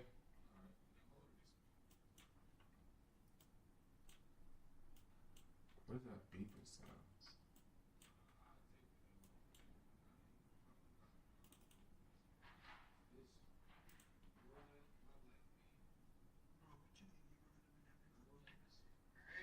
Huh? So what you think you were gonna win every fucking day? You said, what do I think? What? So what you thought you're gonna win fucking every day? Nah, facts. Nah, you definitely. Nah, never. I think that's just in the middle of the little side problems from fixing that shit from last month. It's the side problems. Once I get that out of my fucking head, bro. Oh my goodness, I'm gonna. Really impressed how you manage your losses today. Huh? I'm really impressed how you manage your losses today. Old trade would have fucked this up. The old trade would have. Nah, appreciate it, brother. Right. So you still coming out of the day like 1,000 negative, bro. Good shit. Facts. Facts. Facts. But bro, God knows you want this payout. No, it's not like you want it, you need it, bro. Like you're gonna be fucked so much if you don't get it. Brother, facts. You would be fucked if you don't get it, so yeah, that's how you fucking do play like that. Like I know, you would be fucked. You would be fucked.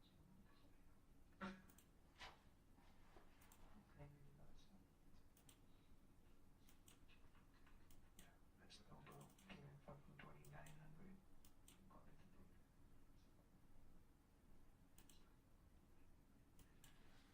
This price action wise, brother, it shouldn't go back down unless I'm wrong about my levels. Well, we were right about the levels. It's just some fucking Friday shit. Yeah, if I'm right about my levels, then yeah, this shit gonna fly, brother.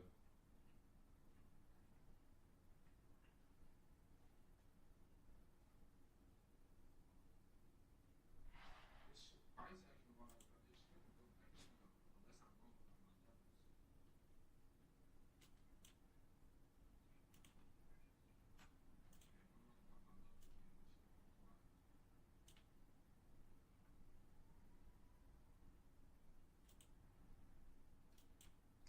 I was down for 4 to 5 hours and I made it all back in a few minutes. Wow. You were down because maybe you finally got volume, so. Huh? Like finally got some end of session volume, so. Alright, so tell me this, bro. I don't like knowing that I could have avoided a trade, and I did not force these trades, brother. I thought I was just going off of, price action. But at the same time, is it good to wait to the end? Is that why you saying you're gonna wait to the end of session and shit like that? Well, when you used to say that shit, like it'd be things like this. No, I let the price come to my level. You were chasing price today. Oh, you think so? Facts. I think so. Yeah. Then you were like, no, I am looking at internal structure. I should look at external structure. You were literally chasing price, so. Facts. We got on the same bandwagon, I think so. I have it wrong. Then I wait for my initial trade, then as well. Yeah. Went away from a client, so big deal. So, like today wasn't the fucking loss. The cause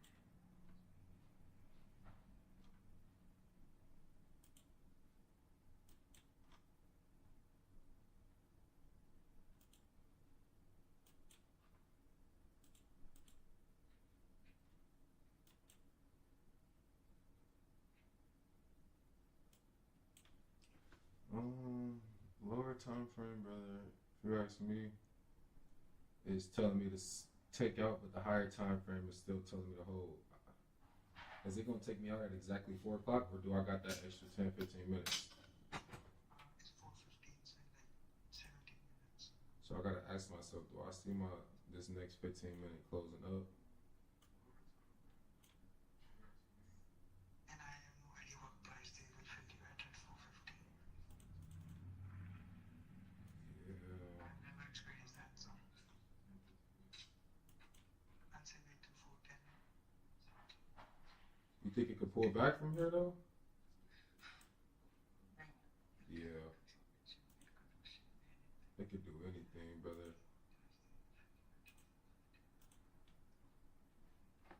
I'm at 6,200 on the account.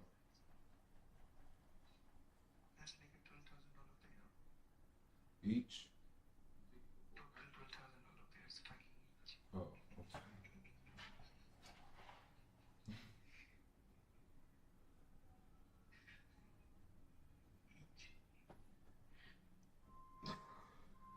For real.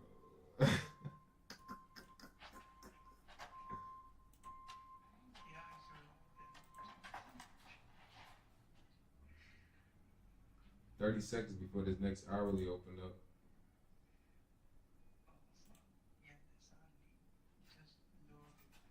No fucking lower it. No lower wick.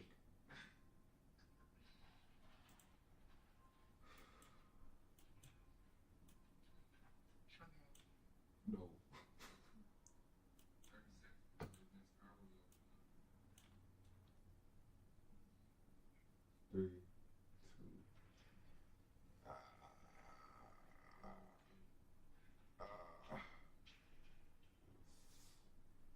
Fuck. Fuck.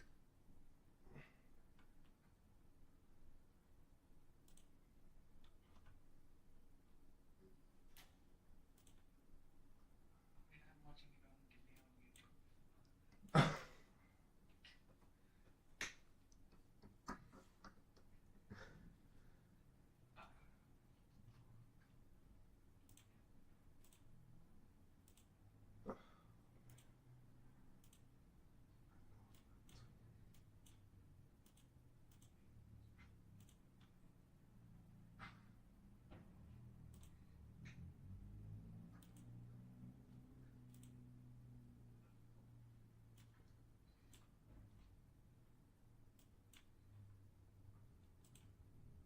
Don't look at drunk. He's not gonna say anything at this time.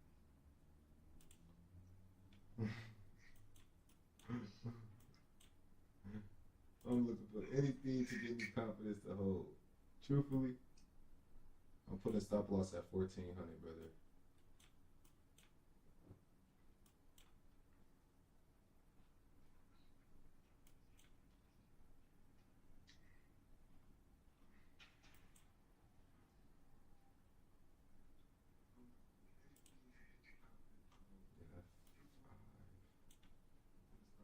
5, 15, 30.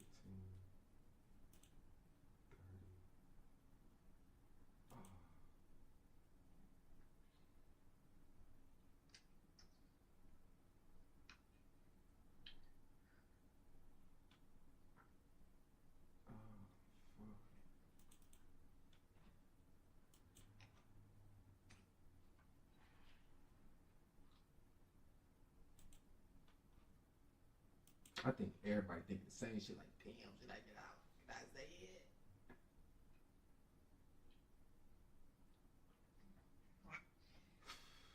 What's that? 6,400.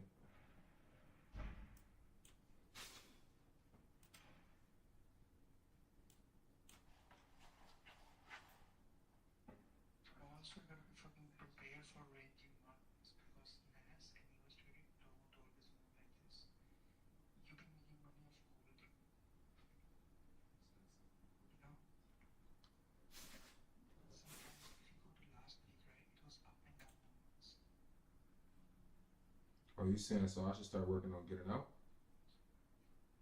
No, not right now. I'm just saying overall, like, you know, like you're making money out of like holding positions. But as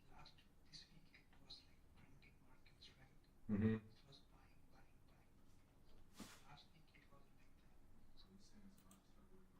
Okay. Fuck. No, that makes sense.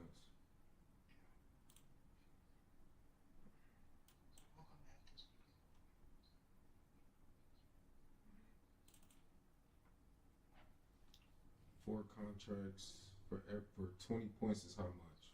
$400?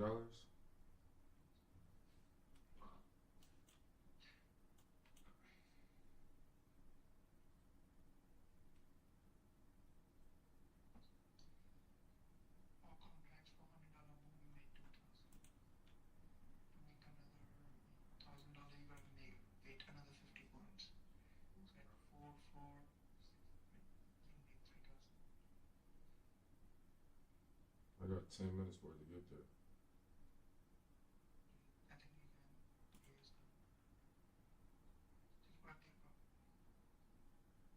Hell no, because that bitch could go up more.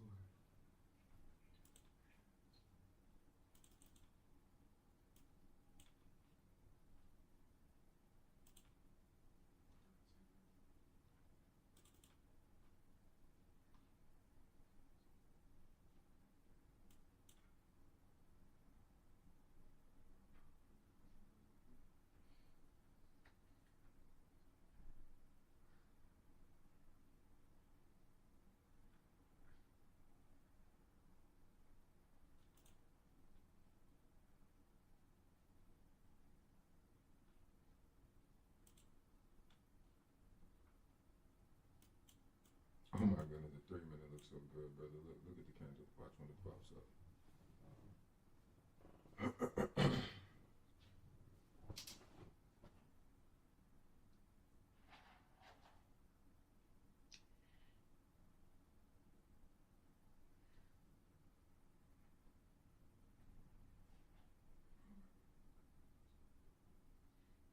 You see it? The 3 minute. Yeah, they might have got me.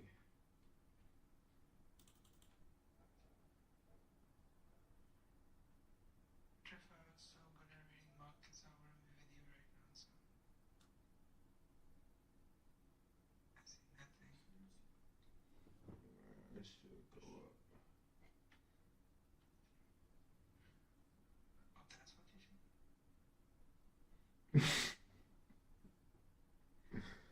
Bro, shut up.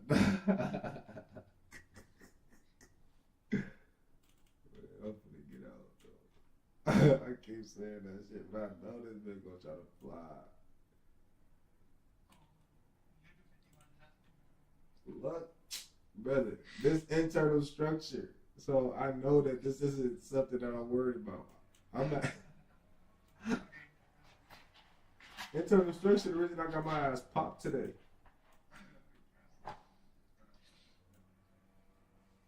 I'm waiting for it to just.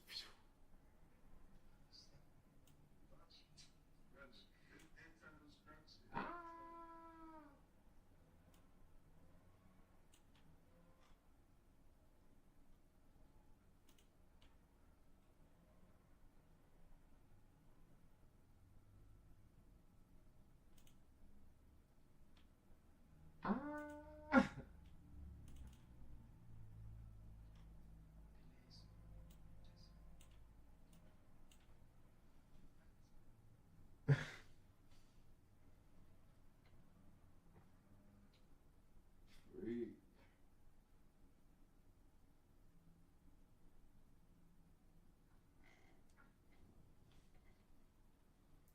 I feel like playing Call of Duty.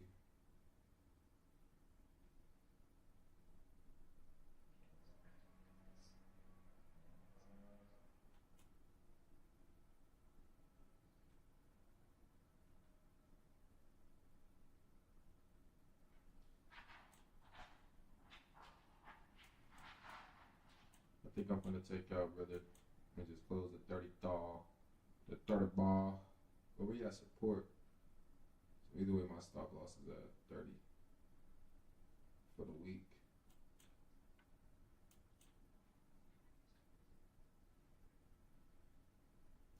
44, 44521 on Top Step.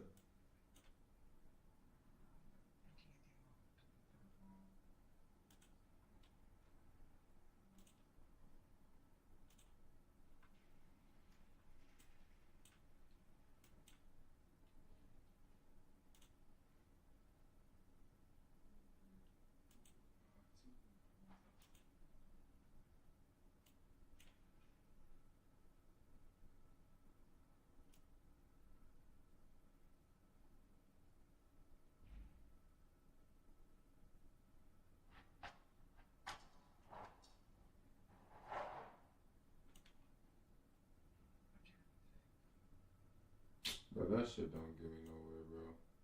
But look like I'm gambling. I'm done fucking with that shit.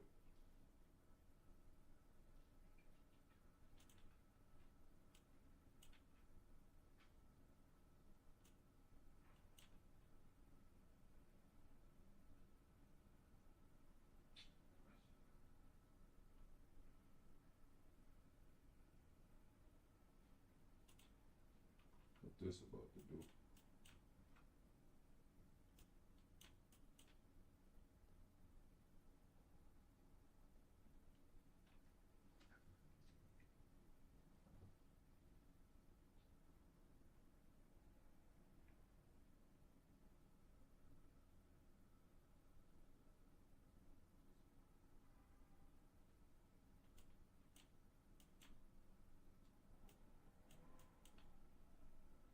I'm gonna take it out at 6,000.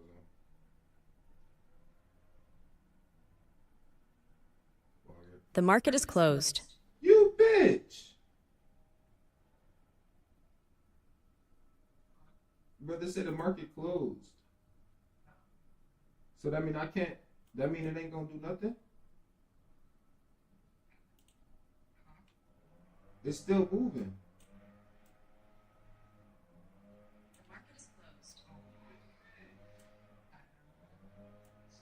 What do you mean you don't know what happens?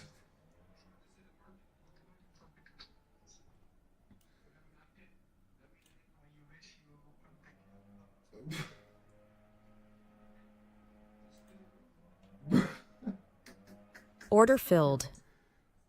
Okay, they filled it. They filled it. They filled it. I lost $1,000 on the day.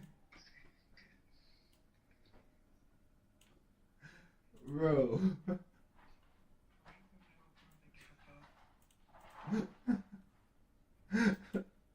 Brother, I ain't gonna lie, bro. That was a roller coaster today. I'm not doing that no more. I'm good.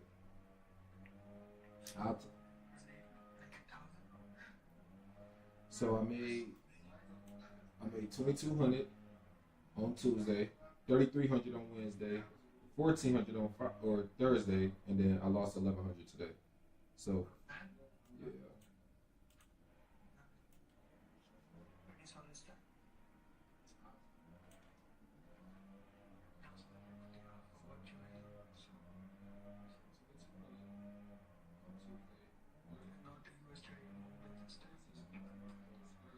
No.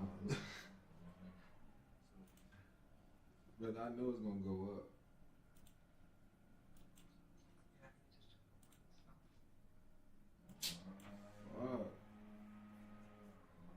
That's cool. I'll trade it on. At least I know what we're doing next week.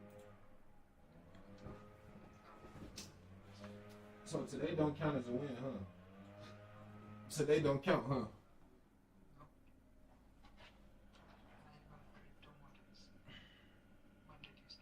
Sunday don't count?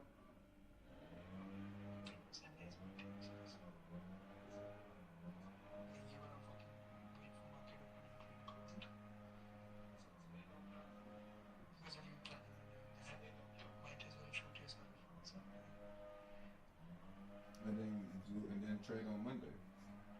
Like